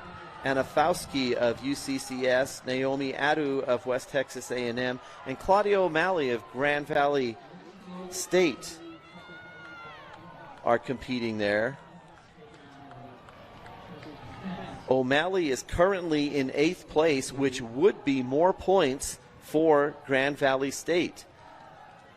And as we are looking at our team totals, there are 2 events remaining to be scored, and Pittsburgh State with just a 3.5 point lead over Grand Valley. So we are going to see something here. But let's talk individually. Adams State, they're not out of it yet. They're in 3rd place, and they are going to pick up major points in this 5,000. Tristan Spence here, she is going to win this 5,000 meters. Just about 16:16 on the clock. So Adams State is going to get gold. Ava O'Connor is going to get silver. And look at this. This may be something to look at for the team title. From Grand Valley, this is Natalie Graber. She has made a run. She is going to try and get 3rd. Here comes Robles, the 10,000 meter champion. But Grand Valley is going to get 3rd place. That is big points for Grand Valley. Spence is going to run 16:16, O'Connor 16:28. Natalie Graber, we're going to remember this one. We're going to bookmark her 3rd place finish, 16:39. Robles will take 4th, so Adams State will be 1, 2, and 4. Ramsey Rutledge, who made that valiant effort, she will fade to 5th at 16:40. Claudia O'Malley with a strong finish is going to finish 6th. So Grand Valley, if Grand Valley State wins this overall team competition, it is going to be because of this 5,000 meters. Emily Sholkoff of Adams State, she was right there from the beginning. She's going to finish 7th. And our final podium finish from the University of Colorado, Colorado Springs, that's going to be Anna Fauski. She is going to run 16:50.43. So all 8 podium finishers, all 16:50 or better. And there you see them on the screen. But that 3rd and 6th place finish by Grand Valley State, that is going to be a huge factor. We're looking at the entries in the women's 4x400 meter, and neither team is competing in that event. So once these final results get posted, I think Grand Valley State is going to win our women's team title. But nothing is official until the computer says so. So we are going to enjoy this celebration. We're going to let the Grand Valley State and Pitt State coaches do the math in their heads. They generally know, but you can see the Adams State runners. That was quite an impressive 5,000 meter for the women. Adams State was 17 points behind Grand Valley, and they are going to pick up major points with a 1st, 2nd, and 4th and 7th place finish. So I'm not even going to bother with the math. I'm going to wait till the computer does it. We'll keep an eye on this women's team race. But as we look at the 4x4, Pitt State does not have a team, Grand Valley State does not have a team, and Adams State does not have a team. West Texas A&M does have a team that is seated high, but again, they are currently in 4th place in the team standings, and even a 10-point victory will not be enough for them to move into the top 3. You can see there, we're looking at Grand Valley State giving up her shoes for the shoe inspection. But it looks, I'm sensing it. I think Grand Valley State is going to sneak in and win this. And there the scores are in, and sure enough, wow. Unofficially now, of course, but with one event remaining, Grand Valley State has 60 points. Adams State has 59.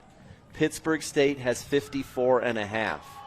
So you want to take about an amazing 5K that will be replayed over and over again. If Grand Valley State hangs on and wins this by just 1 point, you are going to go back and look at this women's 5,000 where Adams State went 1, 2, 4, and 7. Grand Valley State went 3 and 6. And there were some sprint finishes there on both sides. Graber held off Robles to get 3rd. O'Malley held off Sholkoff to get 6th. Less than a second separating those, and that may very well be the difference in this women's chase. And we have no reason to think that these times or these places and these team scores won't hold up.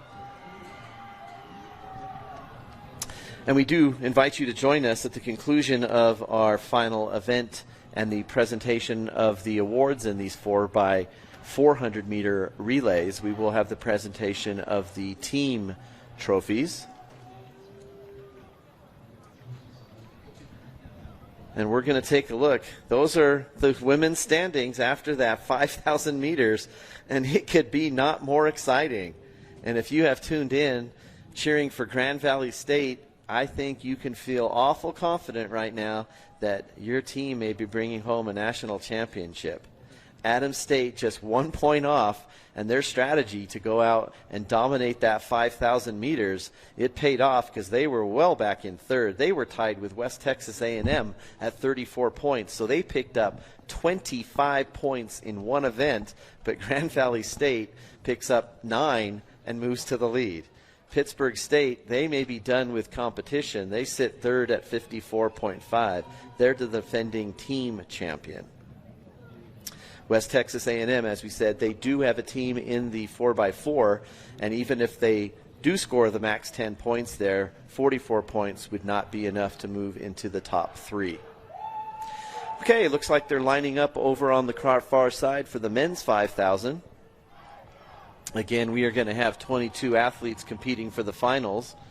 Not sure if everybody is going to race who was entered, but we'll run down the list real quick. Adimo Intereste from Lee, Dawson Gunn of Mines, Joaquin Campos of Wingate, Antonine St. Pierre of Wingate, Juan Rosales of Adams State, Owet Baraki of Adams State, Loic Scumperin of Colorado School of Mines, Avery Janes from Augusta, Lars Laros from Wingate, Kevin McDermott from Western Washington, Matthew Oglesby from Pitt State, Hamza Shahid from Wingate, Kobe Fraza from Grand Valley State, Evan Horgan from Lewis, Adrian Lagretta from West Texas A&M, Dayton Brown from Adams State, Ryan Hartman from Augustana, Ryan Riddle from Missouri Southern, William Amponsa from West Texas A&M, Kyrios Begashaw from Adams State, Luca Pope from Wingate, and Titouan Legris from Wingate.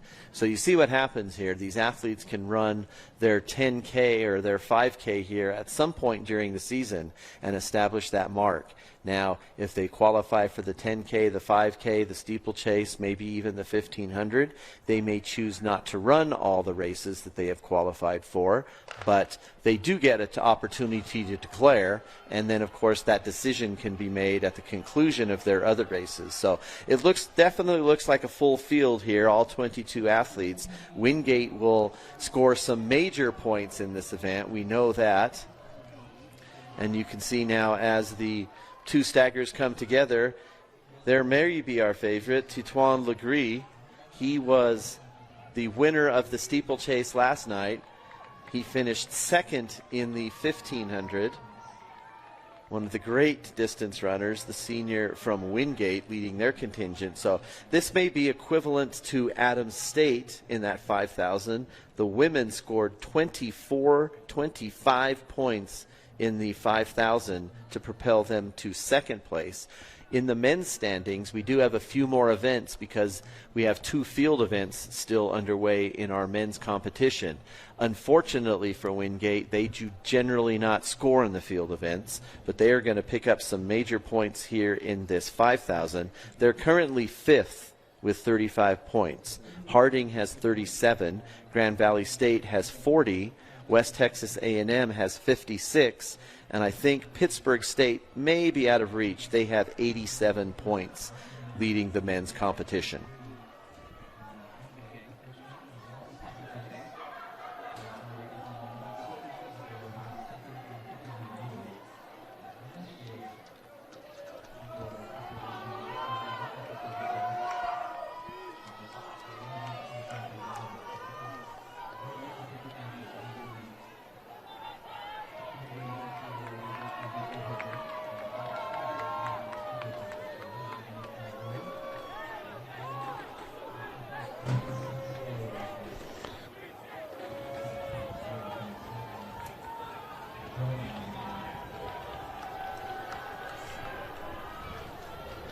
And you can see difference here. Adams State women, they just went out. They had 5 running at the front from the beginning. Their lead 2 escaped and never got caught back. You see there this slow pace. Titouan Legree, he's running the pace. He just basically steps aside. He says, I am not going to lead this race. He steps to the side, beckons them to come in. We are going out at what many athletes would call a jog. If you look at the actual pace here, it's not a jog at all for these athletes competing in this 5,000.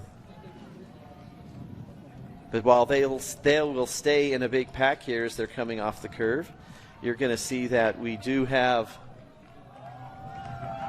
a group at the award stand. It's been a while since they finished, but at the award stand here, this is the men's 800, completed just a little bit earlier this afternoon. 8th place going to Rodriguez Orsono from Texas A&M Kingsville. Thompson from the Colorado School of Mines is 7th.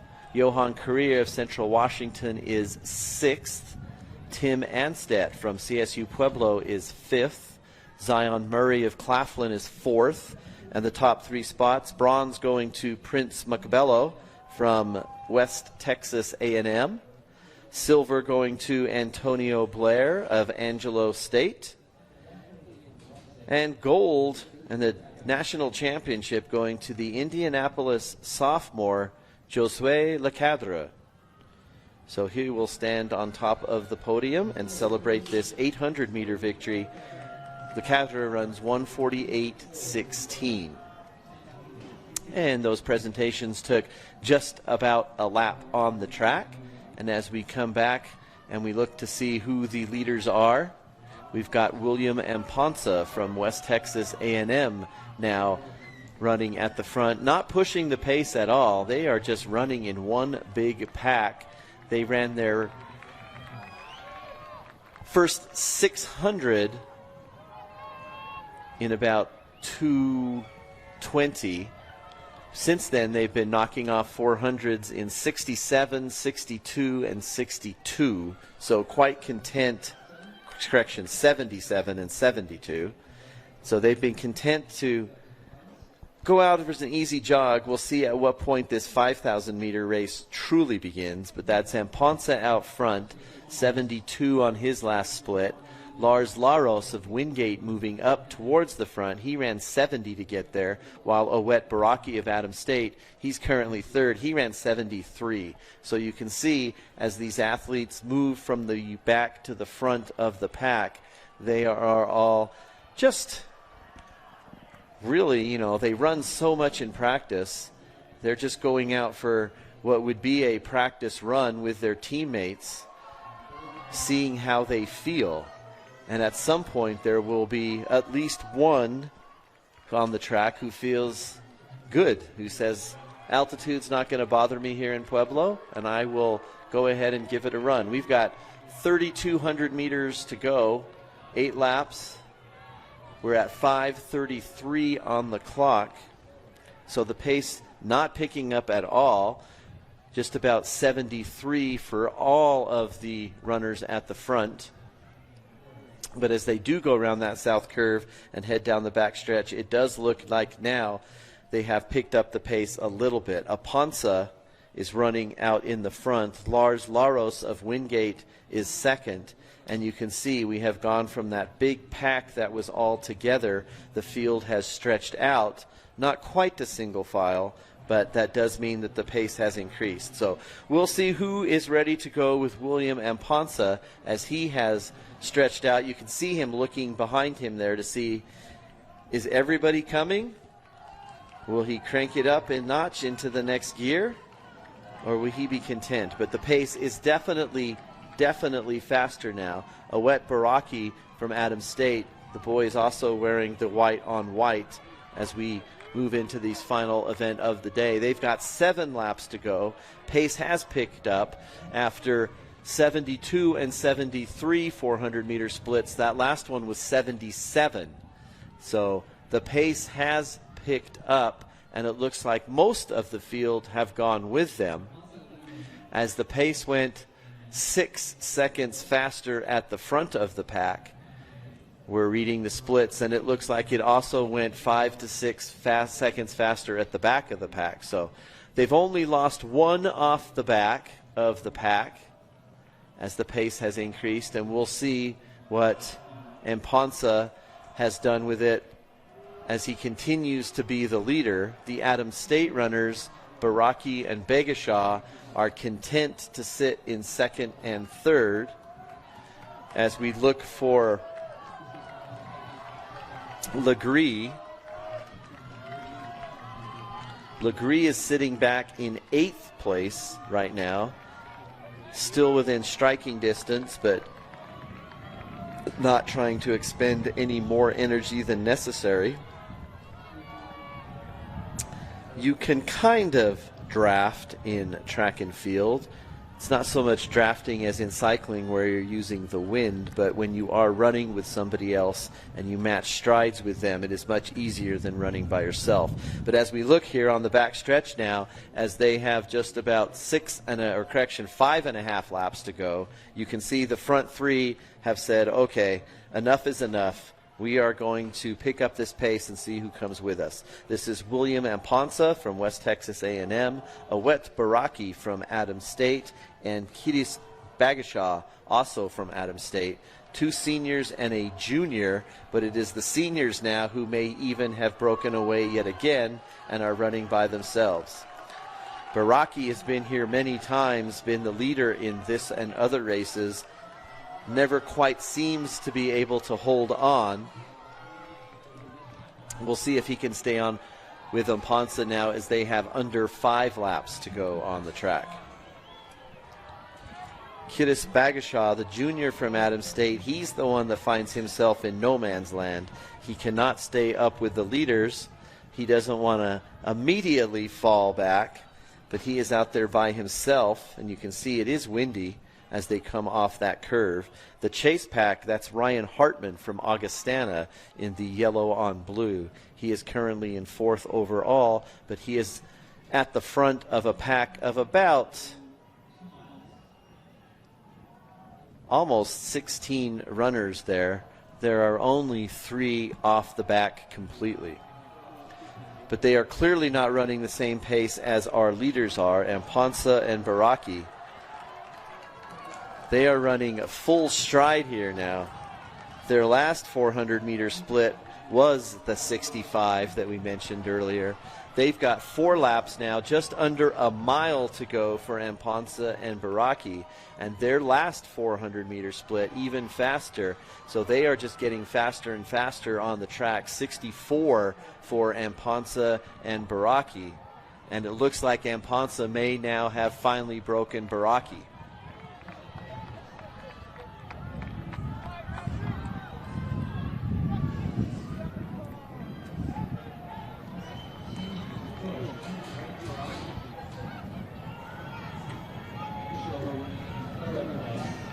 Last year, the national championships, Amponsa was second in this race, but he did win the 10,000 meters. And he feels very good at this point. Head back, arms pumping, looking behind him. He knows that he has broken Baraki. The question is can he maintain this, or will Baraki find his second win? They've now got 3 laps to go, and you can see the difference there, just about 30-yard lead. Bagashaw holding his own in the 3rd place from Adams State. Hartman still chasing. You can see Bagashaw just crossing the line at 11:11. Hartman from Augustana in the yellow, he is leading that pack. They are not gaining at all. Amponsa with another 65. Baraki has slowed to 68. Bagashaw 69. The chase pack, Hartman 68. Dayton Brown of Adams State runs a 67, so he has moved up in that chase pack. And you can see they are about to catch Bagashaw for 3rd. But as we look around the course there,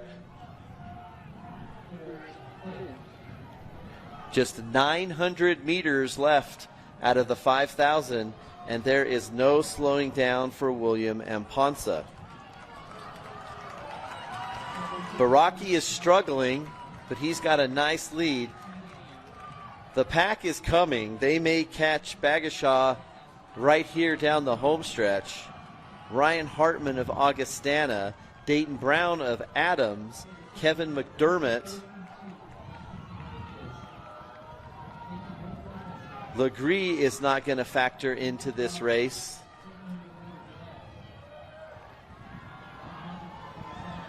He is sitting back in about 12th position with 2 laps to go.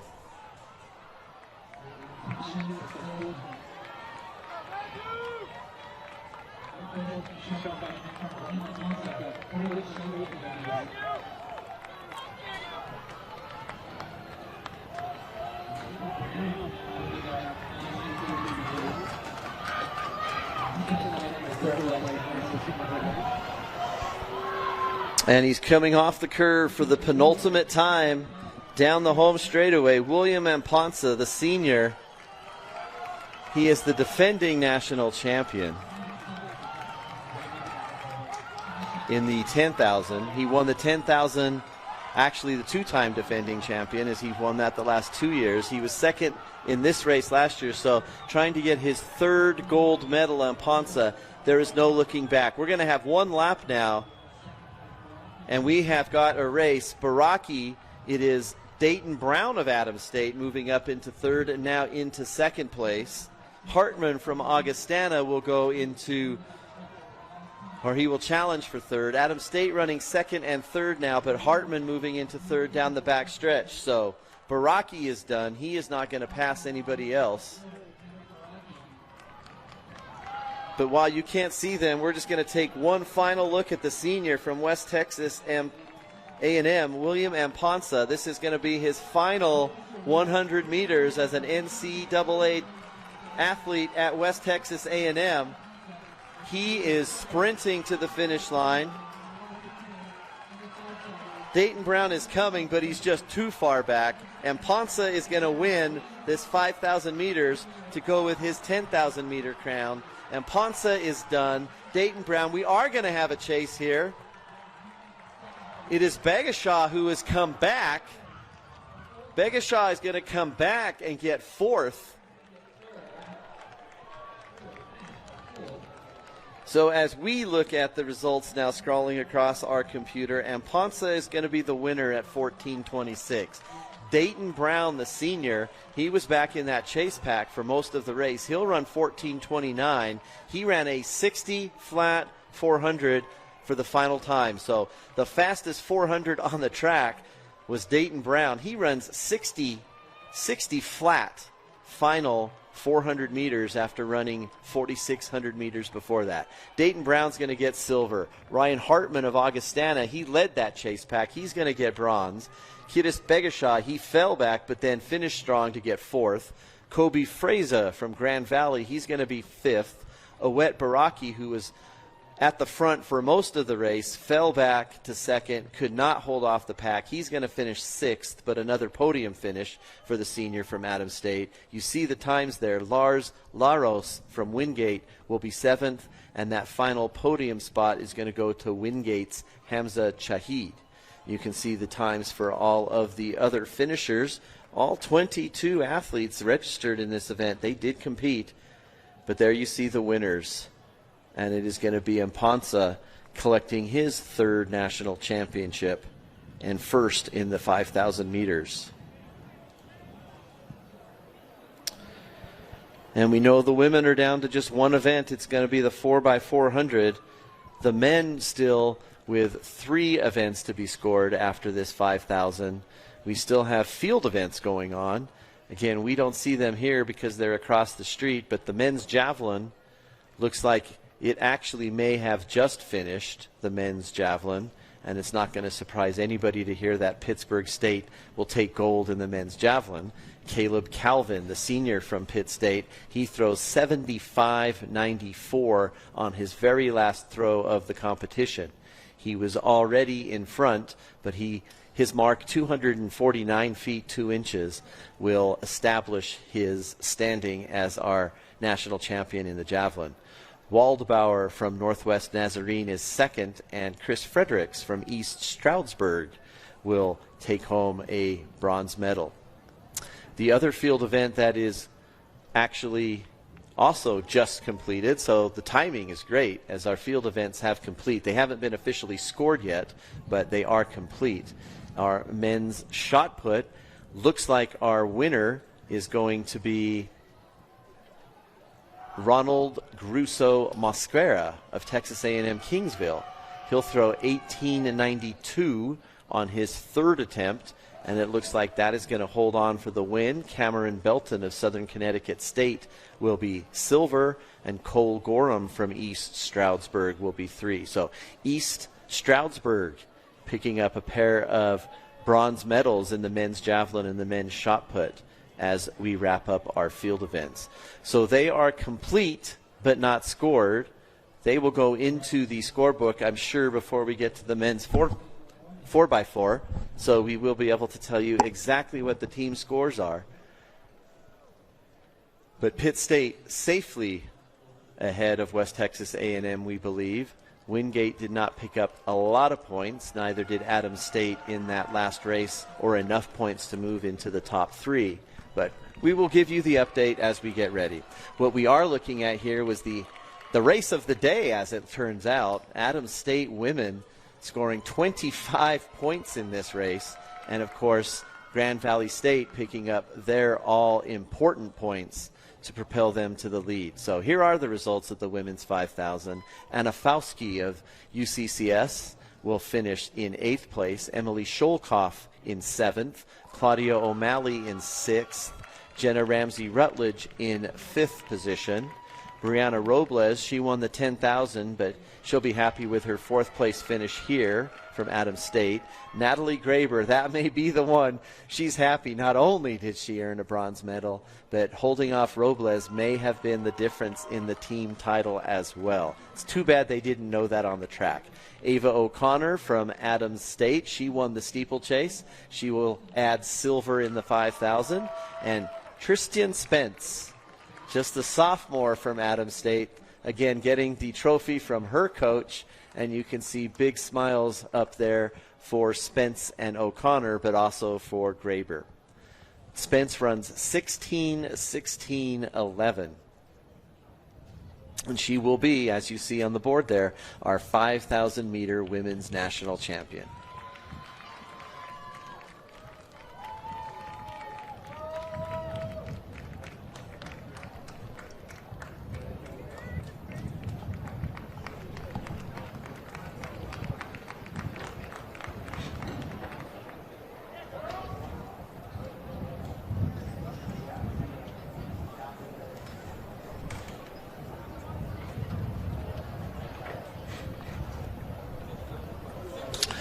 And as we look at the south end of the track there, this is always that happy/sad time at the end of a big track meet.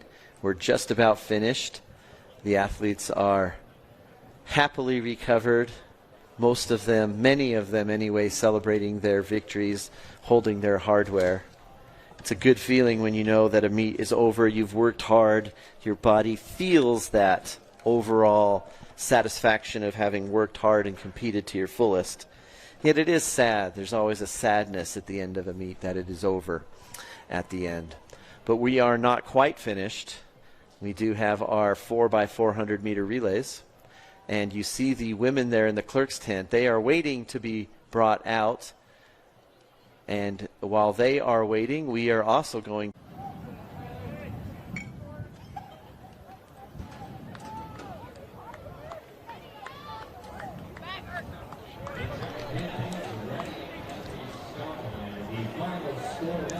And we are back for the final time to Pueblo, Colorado. We're at the Thunder Bowl on the campus of CSU Pueblo. This has just been an incredible 3 days of track and field. We can't say that the weather hasn't been a factor at all. We've had some wind-aided times, but the temperature has been just about perfect, maybe a little bit on the hot side for our field event and our distance runner athletes, but they have not complained. Many fantastic times. We've had some national records, some all-time D2 records. We've even had some incredible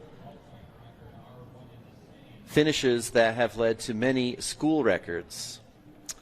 We're going to head to the final races of the day, and of course everyone knows that the 4x4 always closes out the individual events. A little bit of drama is always good. We're not going to get any team drama after that women's 5,000 on the women's side, because our top 3 teams in our team scoring do not have any entries in this 4x400 meter relay.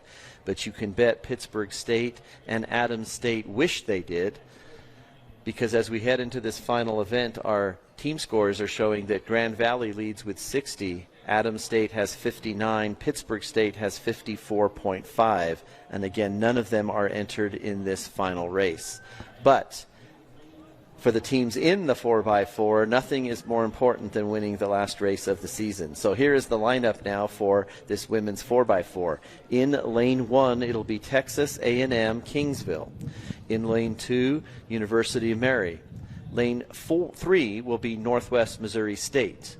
In lane 4, West Texas A&M. They're currently in 4th place overall in the team scoring, but they are 21.5 points behind 3rd, so even a victory here is not going to help them in the team scoring. In lane 5, you'd have to say our favorite based on the preliminary times. That's Lincoln. They are out of Jefferson City, Missouri. In lane 6, Fresno Pacific. In lane 7, Southwest Baptist. They are featuring Colonique Farrington. She was the 400-meter individual champion. She was second in the 200. She is scheduled to be our second runner for Southwest Baptist, so obviously that will make them a factor. Cal State San Bernardino is in lane 8. They've had a very good championships. And Findlay is out in lane 9. Their anchor runner is scheduled to be Kylie Ray. Not that it was a surprise to Kylie, but she placed silver in the 400 meters. So lots of the athletes now getting to experience possibly their final race, the seniors, maybe their final competition ever. Some of them will go on to compete in age group championships or even in international competition. Many of these athletes will continue their careers either as professionals, amateurs, or masters, but always a bittersweet time for some of the athletes and their parents, for after 8 or more years of competition and traveling around the country competing in track meets, this could be the last one on the track.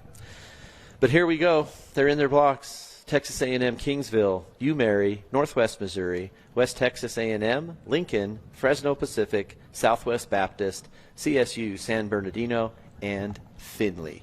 It is anybody's race, but Lincoln with the fastest qualifying time.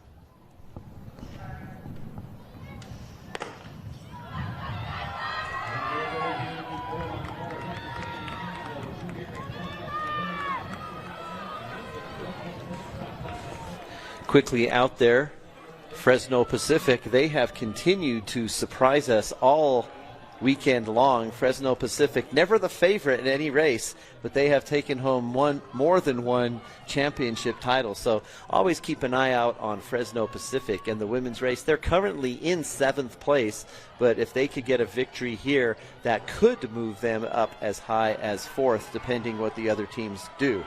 Fresno Pacific running here in lane 6. You can see they have made up the biggest mark of the stagger, but keeping an eye on lane 3, Northwest Missouri State as well. This is a 3-curve stagger, so even as they hand off here at the finish line, we don't know exactly who has the lead. It looked like the first handoff did go to Fresno Pacific. They're on the outside as you see them working towards the pole, but also it does depend on what these second runners exactly try to do on the track. for Southwest Baptist. Moving to the lead, that is Colonique Farrington. Again, she was first in the 400, second in the 200, so she is closing out her national championships with a big run. This may be the last time we see Colonique Farrington running this 100 meters down the stretch, and she is going to give it everything she has, the veteran, so you can expect them to have a big lead. Fresno Pacific currently running second, and this is Findlay with a big push, and that looks like that might be Kylie Ray, who was the second place finisher overall in the 400. At the midway point, a terrible exchange for our leader, but Southwest Baptist is going to be the lead. Just an awful exchange cost them probably 5 yards of their lead, but you can see that lead is getting bigger down the stretch. But holy moly, look who's coming. Wow, look at this run down the backstretch. It's always interesting to see if they can hold that as they come around for the second 400. Lincoln, though, they were the favorites, and that was just an incredible backstretch run by Chevrolet Thomas, and they have the lead. But look at this. This is going to be one heck of a quarter leg. This is exactly what we want to see at the end of a big track meet. The 4x4, we have 4 teams right there at the lead, and any one of these 4 could easily win the national title. Look at that go. Lincoln, Fresno Pacific, Southwest Baptist, and Findlay. And we've got another 2 teams breaking into that. Northwest Missouri State is coming, and CSU Santa Barbara. So you stack your teams differently. It's not always that you put your fastest person on the anchor leg, but this is going to be one heck of 200-meter finish. Look at this. 6 teams, any one of these 6. Who has the strongest anchor leg that's going to finish it? Holy moly, this is a lot of fun. They are coming across 3 across as they come down the stretch. This is Northwest Missouri State in the green, Lincoln on the inside. Lincoln and Northwest Missouri State. Oh my gosh, it is going to be Lincoln. What a finish that was. That was so much fun. Lincoln is going to run 3:32.62. Northwest Missouri, they came from way back on that anchor leg. 51:08 400-meter split for Northwest Missouri. And you can see the times there, all of those just within a couple of seconds. Southwest Baptist will fade to 6th, but an incredible run here. Lincoln is going to win it. Northwest Missouri silver. Fresno Pacific will take the bronze. That was so much fun to watch. And the best part of that is you know that every single one of those athletes gave it their best all the way to the end. There was no, the meet's over, I'm just going to run this 400 because I have to. They all ran with everything they have, and as you look at the finish line there, you can see some of the athletes are up getting a drink, walking around. They are generally the first, second, or third legs. There you see Lincoln just helping each other stand up. But that was an impressive performance for the Stars out of Lincoln. Lincoln's based in Jefferson City, Missouri, and that team of Chanel Clark-Giddings, Brittany Brown, Chevrolet Thomas, and Shantae George, they have been together for a long time.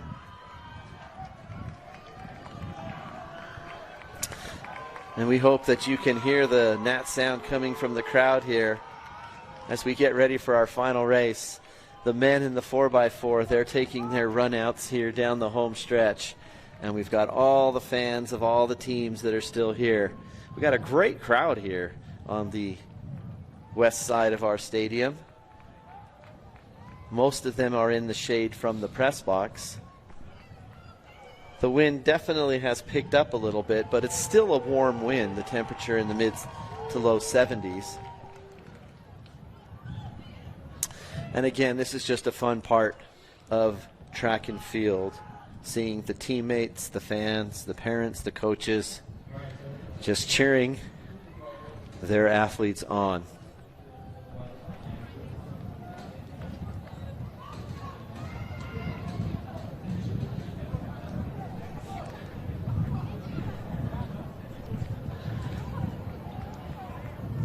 I think we're going to be able to have time to show one more podium finish here before we get ready in our last race. This is the men's 5,000 meters.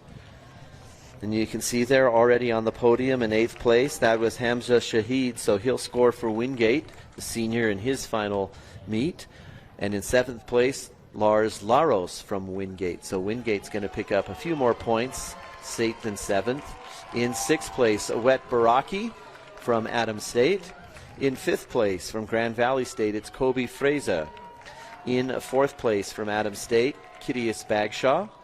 In 3rd place, capturing the bronze medal today with a great finish, that was Ryan Hartman of Augustana. Our silver medalist, he came from way back.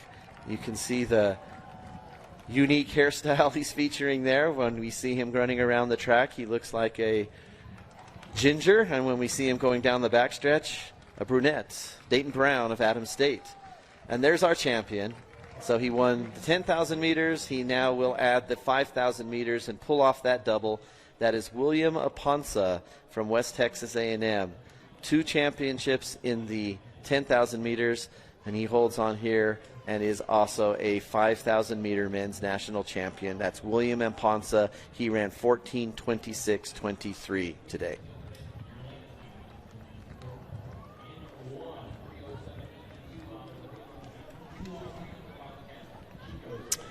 And as we get ready now for our men's race, we are still missing one of our field events in our team scoring.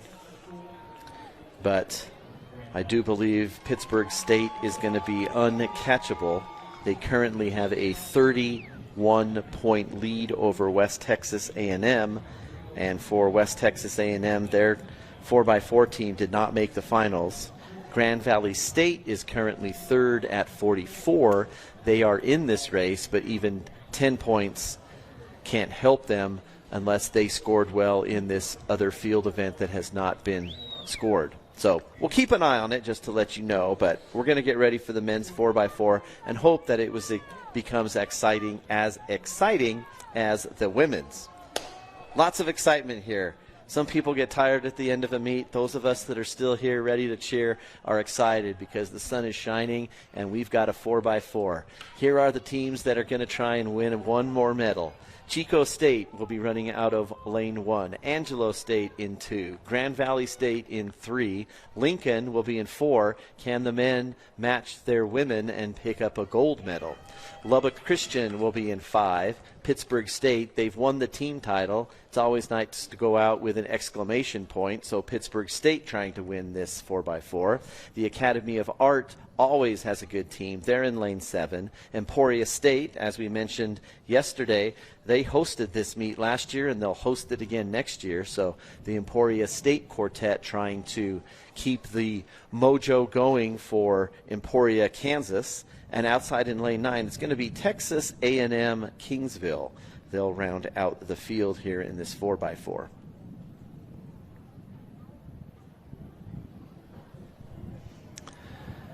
Always stories to watch, but if you are a fan of one of these teams, you know more stories than we do, and you know how much work and effort go into the track season. And that's what makes this 4x4 so special. We don't end with an individual event. We end with a team event. And as we look around, it's great to see we've got so many team camps set together in the front row or around the bowl, around the stadium, cheering on their athletes. If you're a track fan, we know you've been to a local meet where you will get the athletes on the field during the 4x4 and either lining the straightaways or running back and forth across the field to cheer for their athletes as many times as possible. We're underway. This is the final event of the 2025 Men's National Championships, the 4x4. Academy of Art on the outside. They've made up their portion of the stagger. We've also got Lincoln in lane 4. They've made up the stagger on the inside. So again, we do remind you, it's a 3-curve stagger, and the mile relay, or the 4x4, is often won in the last 10 meters before the exchange. You've got some athletes finishing strong, some slowing down.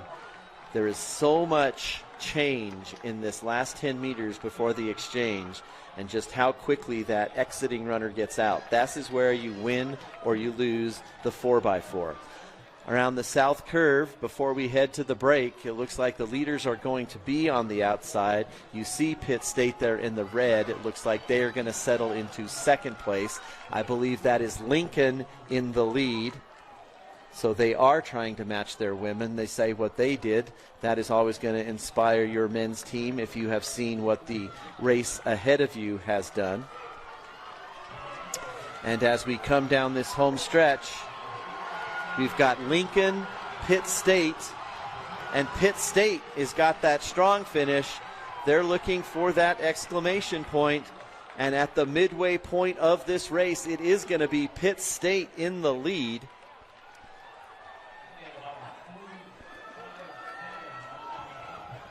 46 seconds for the second leg from Pitt State. Academy of Art is running second, Lincoln third. Here comes Lincoln, though. They are now back into second place. Just an exciting race here. You see every athlete giving it all they have, these big strides on the north curve. They come off the curve for the final time. They see their teammates waiting for them. It's Pitt State and Lincoln at the close of this third leg, and we are going to head into the last lap of the championships. Pittsburgh State's our team champion, and they're going to hand off in the lead, and wouldn't you know it, you might recognize that leader for Pitt State, Nate Watson. He came from way back earlier to win the 400. Lincoln has gone into the lead, but we know Pitt State is just waiting. This is going to be one heck of a finish. Lincoln trying to match the women. We see their women there screaming. Pitt State's won the team title. They came back to win the 400. He looks strong down the stretch. We know he's done it before. And look at this. If you want to say exclamation point for Pittsburgh State, they are going to win their fourth national title as a team. And they are going to do it with a huge exclamation point. Juan Chapman, Caden Williams, DePriest Hogans, Nate Watson, a season best 3:03.95. And that is going to be multiple gold medals for some of those athletes from Pittsburgh State. Well deserved. Lincoln is going to hang on just barely, so the men will take silver to the women's gold. And it's Texas A&M Kingsville who had a very, very, very fast finish. 46:39 last 400-meter split for Texas A&M Kingsville. Academy Art will be fourth. Grand Valley State will be fifth. That will help them in the team points, but probably not enough to move up in any positions. You look at that, those last anchor leg splits across the line, 46, 45, 45, 46, and 46. Just incredible performances, but there you see three of the Pitt State Gorillas. There they are, the four Pitt State Gorillas, Chapman, Williams, Hogans, and Watson. Not a better way to end the national championships than winning the 4x4.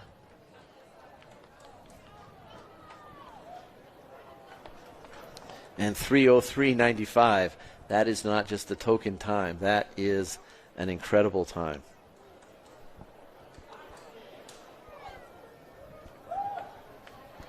And believe it or not, that is going to wrap up our competition, both on the track and in the field. We still have a lot more to bring you. We'll show you the awards presentations for final field event and this 4x4. You can see those Pittsburgh State Gorillas walking just a little bit stiffly. If you've ever run the 400 all out, you know exactly what that is about. But the celebrations are continuing for Pitt State. It'll be a nice ride back to Pittsburgh, Kansas, just about 9 hours to the east of here. It'll be a little bit easier for them next year. The national championships again in Emporia, Kansas. Just about a 2-hour drive from Emporia to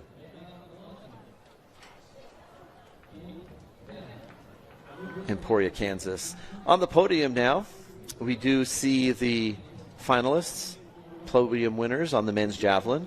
In 8th place, that is Evan Olson from Oklahoma Baptist. 7th place going to Luke Stevanowski from East Stroudsburg. 6th place will go to Dejan Milusinich from Fresno Pacific. 5th place to Ryan Flournoy from Embry-Riddle. 4th place to Garrett Strange of Missouri Southern. Bronze to Chris Fredericks from East Stroudsburg. Silver to Lawrence Waldbauer from Northwest Nazarene.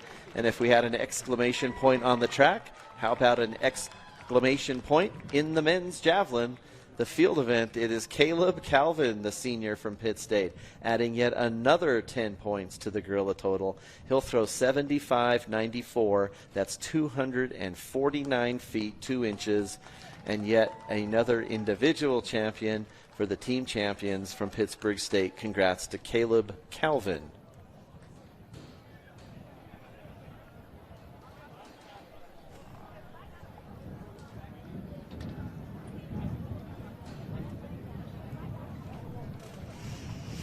And again, we've mentioned this a little earlier and throughout the 3 days of the national championships, a very nice tradition that the NCAA Division II has maintained. Whenever possible, the coach of the winning team or the winning individual athlete does get to present the awards. So it is always a little bit of a happier moment when your own coach gets to present you with a national trophy.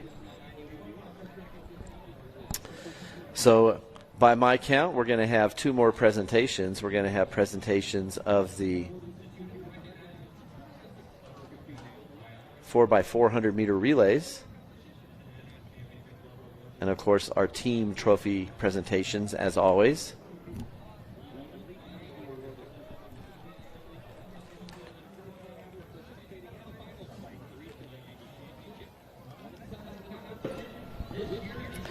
You can see there in the awards tent, there are still a lot of trophies to be handed out. Of course, when you have the 4x400 meter relays, that is going to be 8 times 2 times 4. So a lot of those trophies will go to the relays. But the bigger ones you see there, the bigger ones will go out to the team champions. Tough to tell from that picture if we're going to go bronze, silver, and gold for our teams. But we'll be back and we'll have the award presentations in these final events. And of course our team.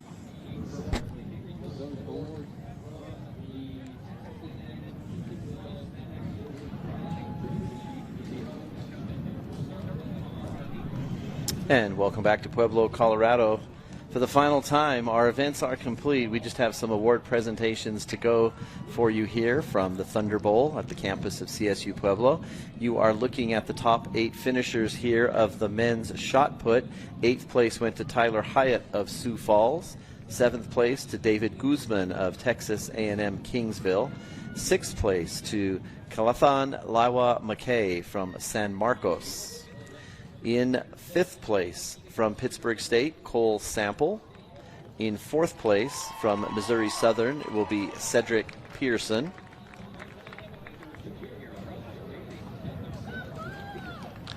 And at the top of the podium, earning the top 3 medals, it'll be bronze for Cole Gorham of East Stroudsburg. It will be silver for Cameron Belton from Southern Connecticut State. And our gold medal in the men's shot put, a season best 18 meters 92, that is 62 feet 1 inch, from Texas A&M Kingsville, Ronald Grusso Mosquera. He is our national champion in the men's shot put. Those awards just look so small in some of these shot putters' hands.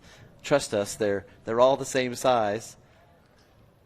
But a very impressive victory there for Mosquera from Texas A&M Kingsville, a season best in the last event of the season.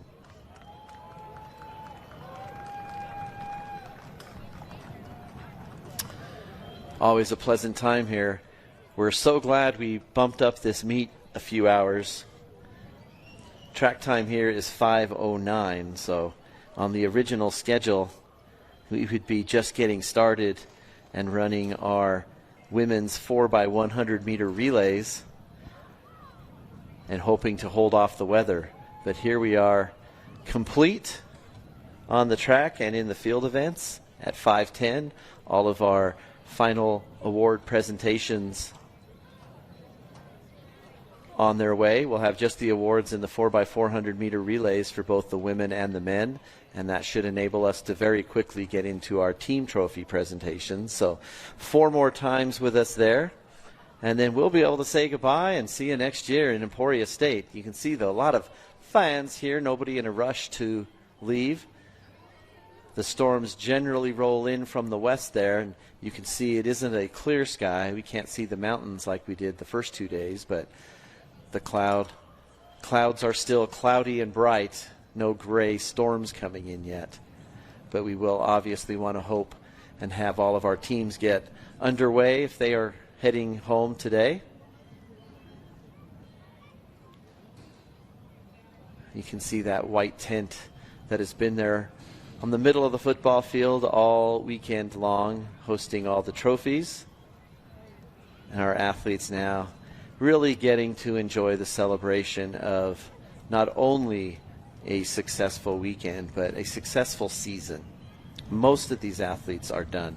A few will move on to national competition for their countries. The U.S. Championships will be held in Eugene, Oregon, of course. We know we have a number of athletes competing here today who have qualified for not only the USA Track and Field Championships, but their own countries. Maybe 1 or 2 of these athletes here will make the world team for the United States or, again, their own countries. A lot of international athletes competing at the D2 level, all hoping to qualify in the World Championships, which are in Tokyo at the end of August and early September. But for the most part, the season is done. Some of these athletes can eat whatever they want to tonight and enjoy the trip home, celebrate their accomplishments with their families and their teammates. CSU Pueblo, a successful 2 out of 3 years for the national championships. They had some places for the local team 2 years ago, which was always nice to see, but this year, 2 national champions on the CSU Pueblo side, with some runner-ups along the way. You can see they're still just trying to figure out all the relay teams, make sure everybody is here. So we're going to take another quick break. We'll be back for the award presentations in the 4x4, followed by our team champions.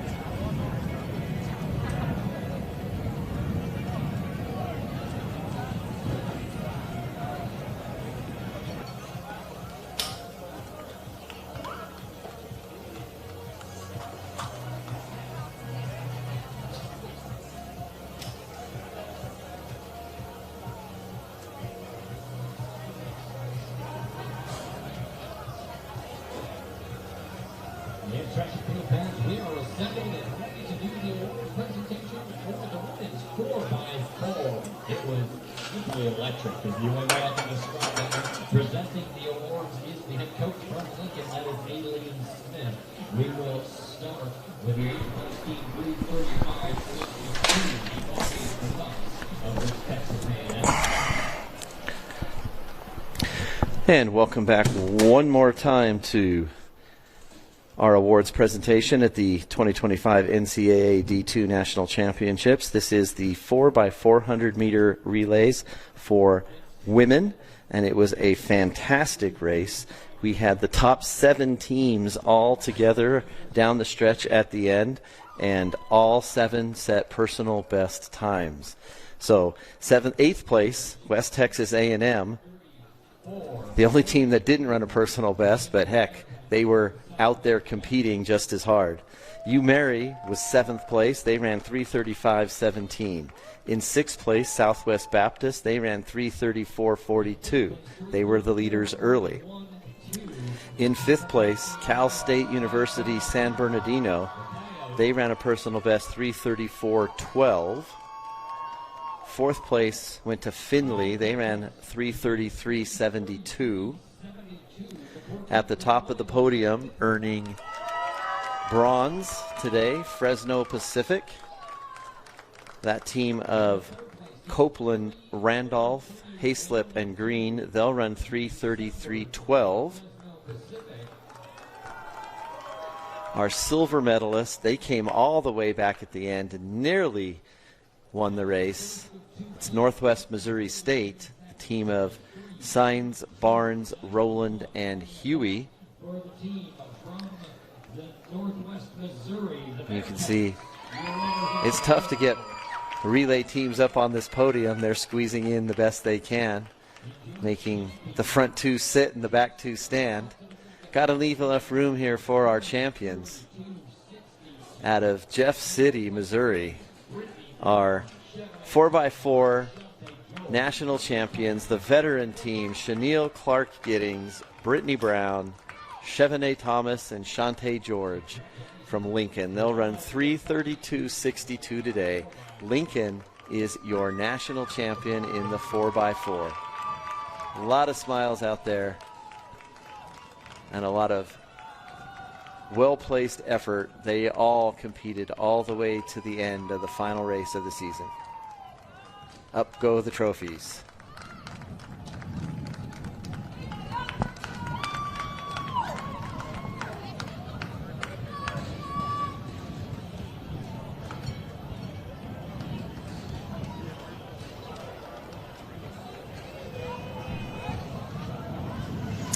Again, just another opportunity to remind everyone that we'll be in Emporia, Kansas next year. We were there last year, so many of these athletes will be familiar with the facilities, the layout. And while the tracks are all 400 meters, every track has a little nuance to its own. So, you know, Pittsburgh State will be looking to repeat its men's title, and the women to get back on top. They have to feel like competing just a couple hours away. Even though it is the conference rival track they'll be competing on, it will be in their home state.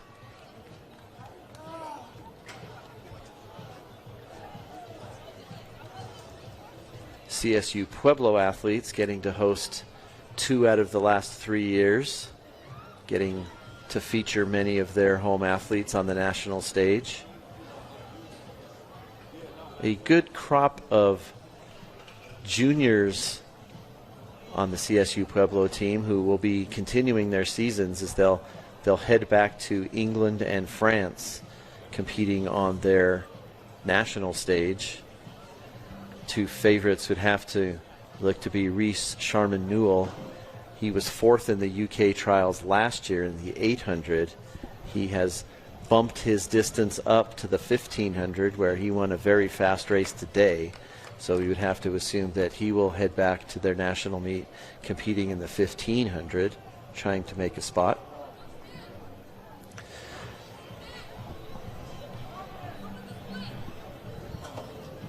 But we are going to take one more quick break. We'll be back quickly for the finals presentations of the men's 4x4.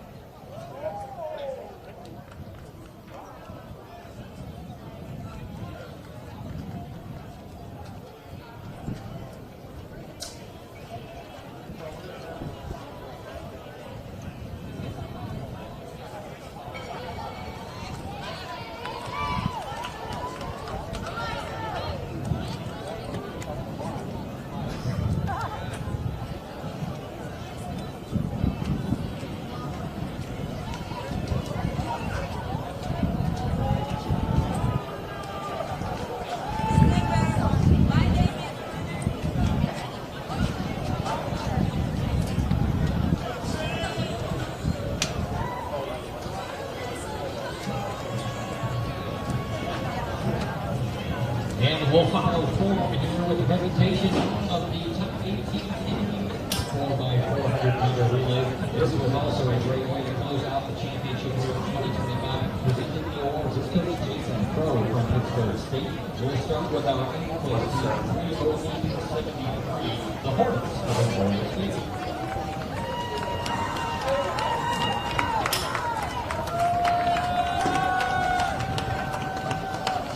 Your 7th place team, 308.64 on top the rankings of NCAA State.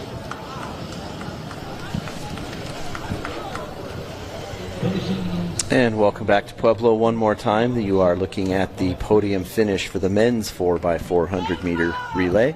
Emporia State, again, they'll be hosting next year, so they'll go into that meet with an 8th place finish in the 2025 National Championships. They are 8th. Angelo State is 7th. Lubbock Christian is 6th. Grand Valley State will finish in 5th place in the 4x4. Academy of Art will be 4th. Texas A&M University at Kingsville will be taking that spot on the 3rd level of the podium with their bronze medals. The runner-up couldn't quite match the women's side. The women take gold, the men will take silver, but it is the squad from Lincoln placing 2nd in this 4x4. And you really couldn't write it any better, as we know that Pitt State is going to be our team champions. They're going to cap it off with a win in the 4x4. This squad of Chapman, Williams, Hogans, and Watson, a fantastic race, a fantastic finish. They are going to be your 4x400 meter relay national champions.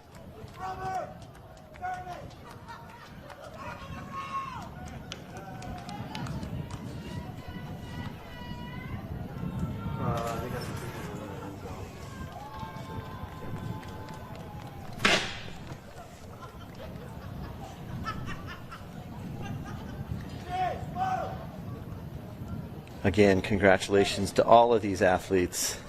If you know the 4x4, you know not everybody wants to run another 400 at the end of the meet, but those that do gain the reward, and this is the reward there, as these athletes will walk away with one final trophy to the 2025 season.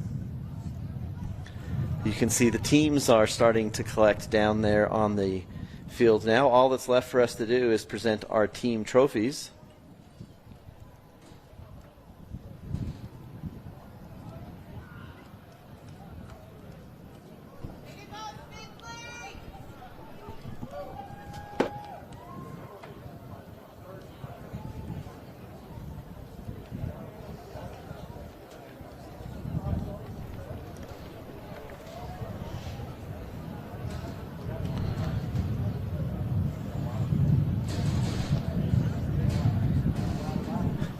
You see Pitt State's 4x4 getting a little personalized picture, but if you look all around the stadium, you can see nothing but picture taking. Parents getting to see their athletes very proud You have coaches filling in for sports information directors, taking pictures for the program and the recruiting. You can see there all the team camps now just kind of enjoying some celebratory congratulations. What's next? What's going to happen? What are we doing? For some, it's where are we eating this evening?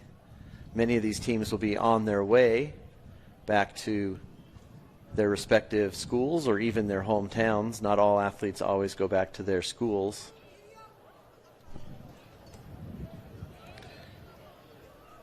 Obviously, we would like to wish safe travels to all of our athletes and coaches, but also our officials, our volunteers, our spectators.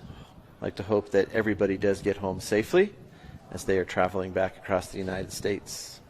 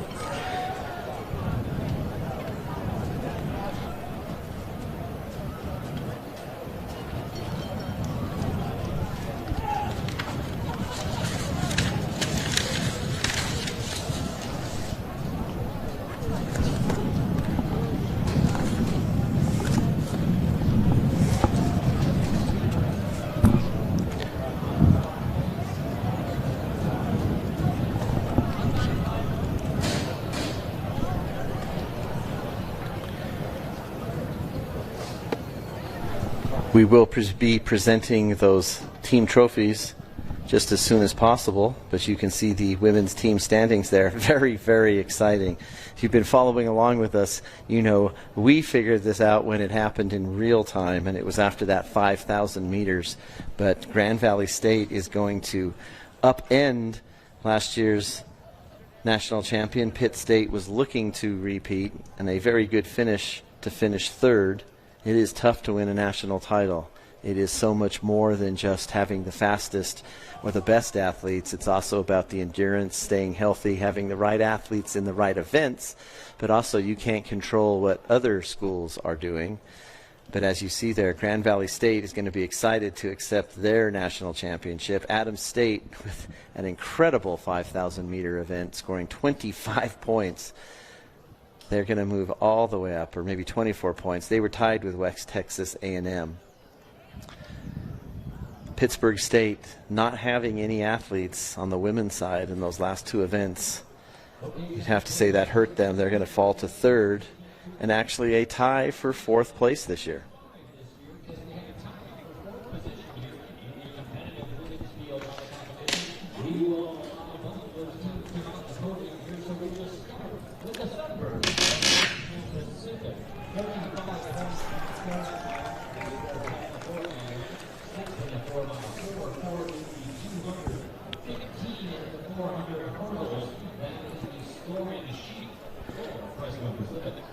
And if we look at the award stand now, you'll see we did have that tie for fourth place in our team standings. The first award is going to go to Fresno Pacific. So they'll have to share this trophy temporarily today, but I'm sure the NCAA will find the ways to get a duplicate trophy and send it out to one of these teams. But how about a big enjoyment of their smiling faces from Fresno Pacific? They're going to finish in a tie for 4th place today. Coaches going ahead and jumping in, getting in the picture. Got to fix that 4th place on the podium because this is the 4th place team. But a very, very good meet, as we mentioned a couple times. Fresno Pacific, not always the favorite in any event, but they did capture a lot of hardware, maybe surprising not themselves, but surprising some of the other teams. So a tie for 4th in the women's standings, Fresno Pacific with 35 points. The next team that'll be making their way to the podium will be West Texas A&M. West Texas A&M, again, a well-balanced team, also scoring 35 points.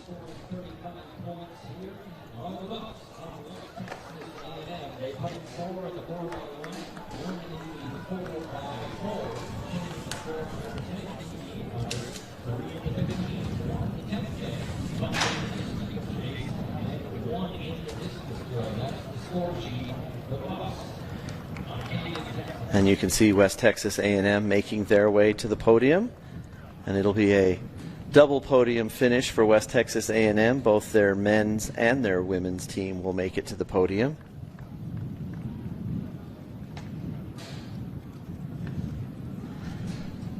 And we know some of these athletes made it up there individually. Some of them didn't. But they are all here today for the picture. And it's always nice when you can take home a trophy for the trophy case.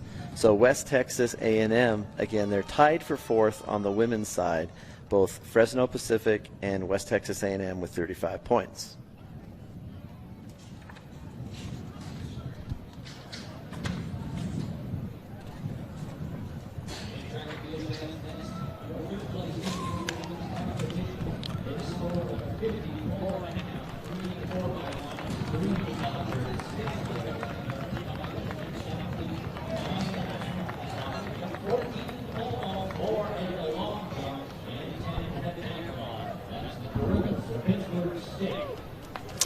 And as we see our 3rd place team making their way to the podium, sure to be a little disappointment out there. They were the defending national champions. Last year they scored 100 points, which is a lot of points in a track meet. Go back almost 20 years till another team had scored 100 points. But last year they scored 100. Couldn't quite have as much success this year. They only scored 54.5, but that is good enough for another podium finish. 3rd place overall, the Pitt State Gorillas. 3rd place with 54.5 points.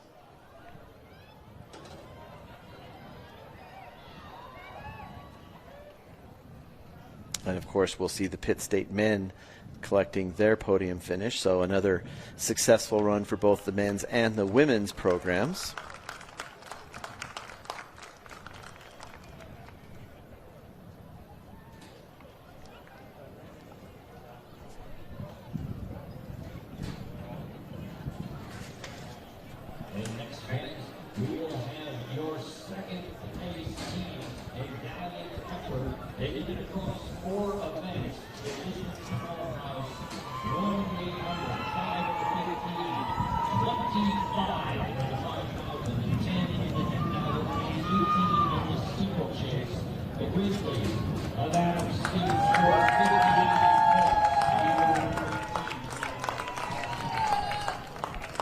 And there you see making their way to the podium, not wearing their traditional bright fluorescent green on green, but fluorescent green on white.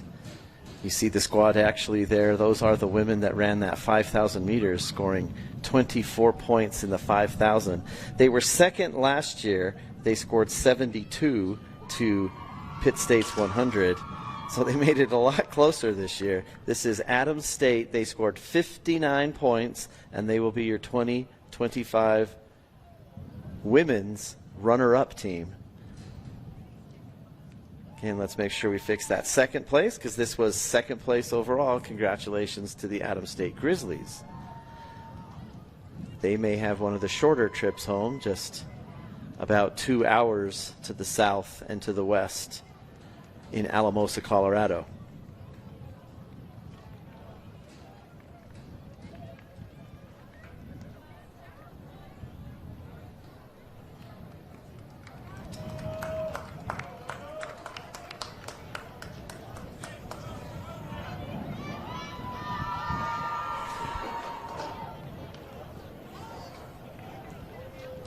And folks, you know what comes next?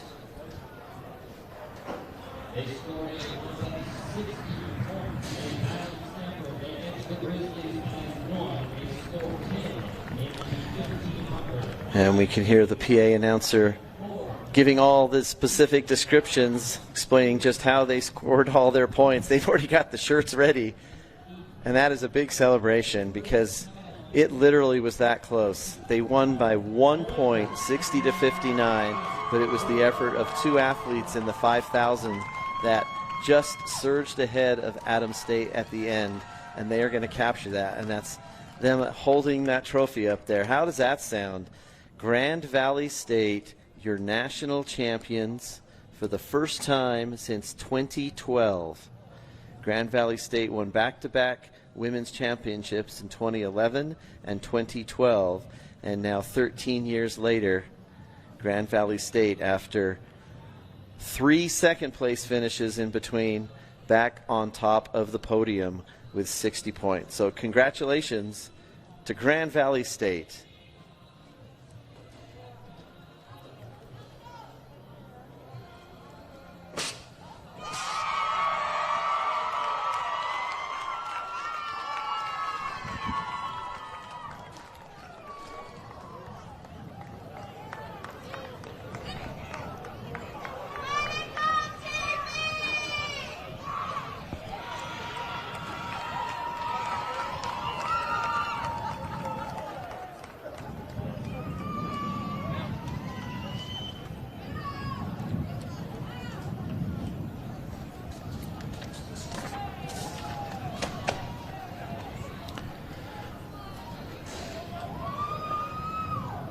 And we'll have to give kudos to the NCAA there for having those national championships all ready to go.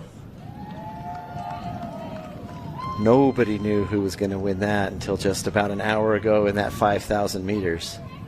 And even then, I'm not sure who knew it. The coaches were probably doing the math, but you can never trust yourself until you see it in print or on a computer screen. But Grand Valley State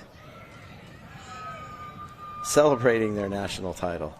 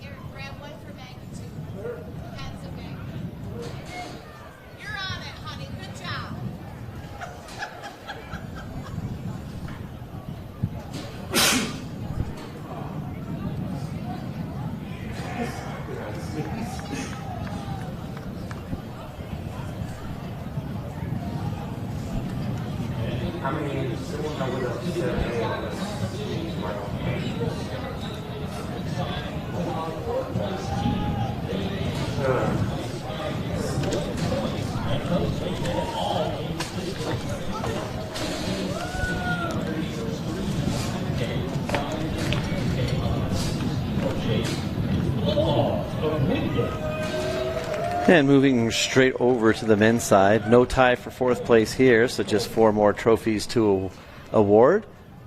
And this is all based on their distance team. They may have a few athletes who score in some non-distance events, but a school who recruits internationally heavy, every single one of these athletes from another country, competing, and they're celebrating, and that is Wingate. Wingate with 38 points. They're just going to get fourth to get that trophy by 1 point over Harding.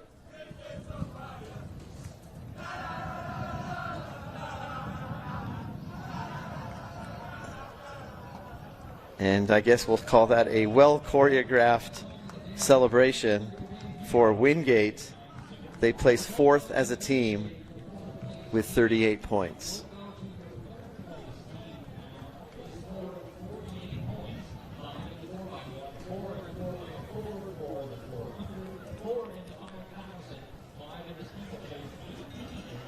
And as we conclude this meet and our teams will go out for that final meal together and then make their way home, we know the Grand Valley State's women will be celebrating a national championship, but let's not count out the men. They had a very good meet. They're going to finish in third place. They're going to score 48 points. So you know a team is well coached when both the men and the women get a podium finish. So on there, injury and all, you see the celebration now for Grand Valley State on the men's side. They're going to finish in third place with 48 points.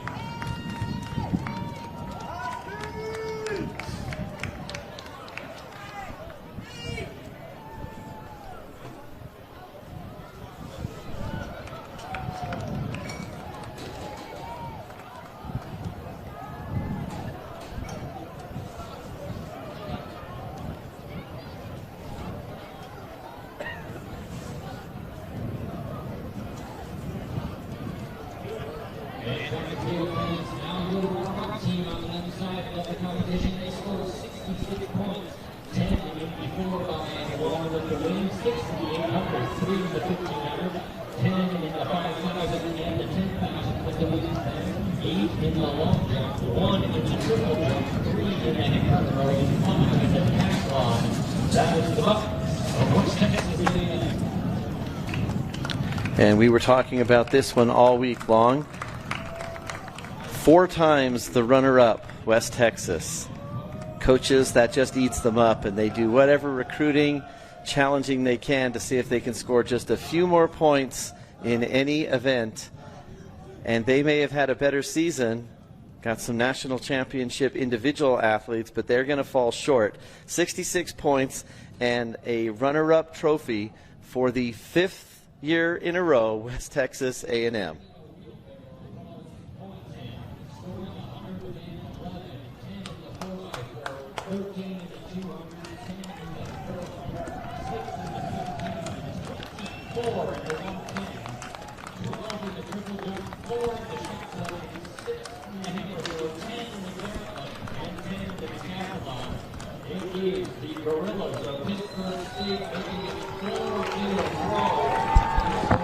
And if there is one more thing we can count on in the NCAA Division II Track and Field Championships, it is the dominance of Pittsburg State.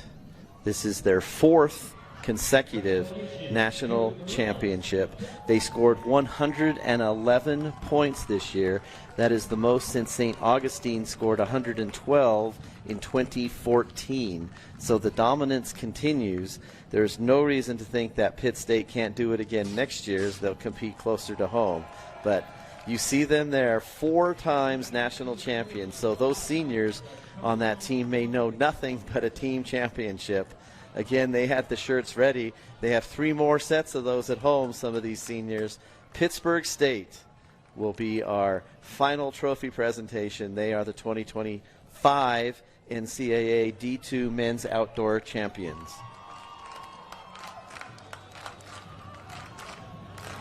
And as we watch these celebrations heading out, again, thank you for joining us. If you were here all weekend, or if you are now just catching up, watching it along the way, it's been a lot of fun to watch the NCAA Division II National Championships. Some of these athletes celebrate a little bit more than they would in the other divisions, but that's what makes it fun. We'll see you next year in Emporia, Kansas for the 2026 NCAA D2 Men's and Women's National Championships.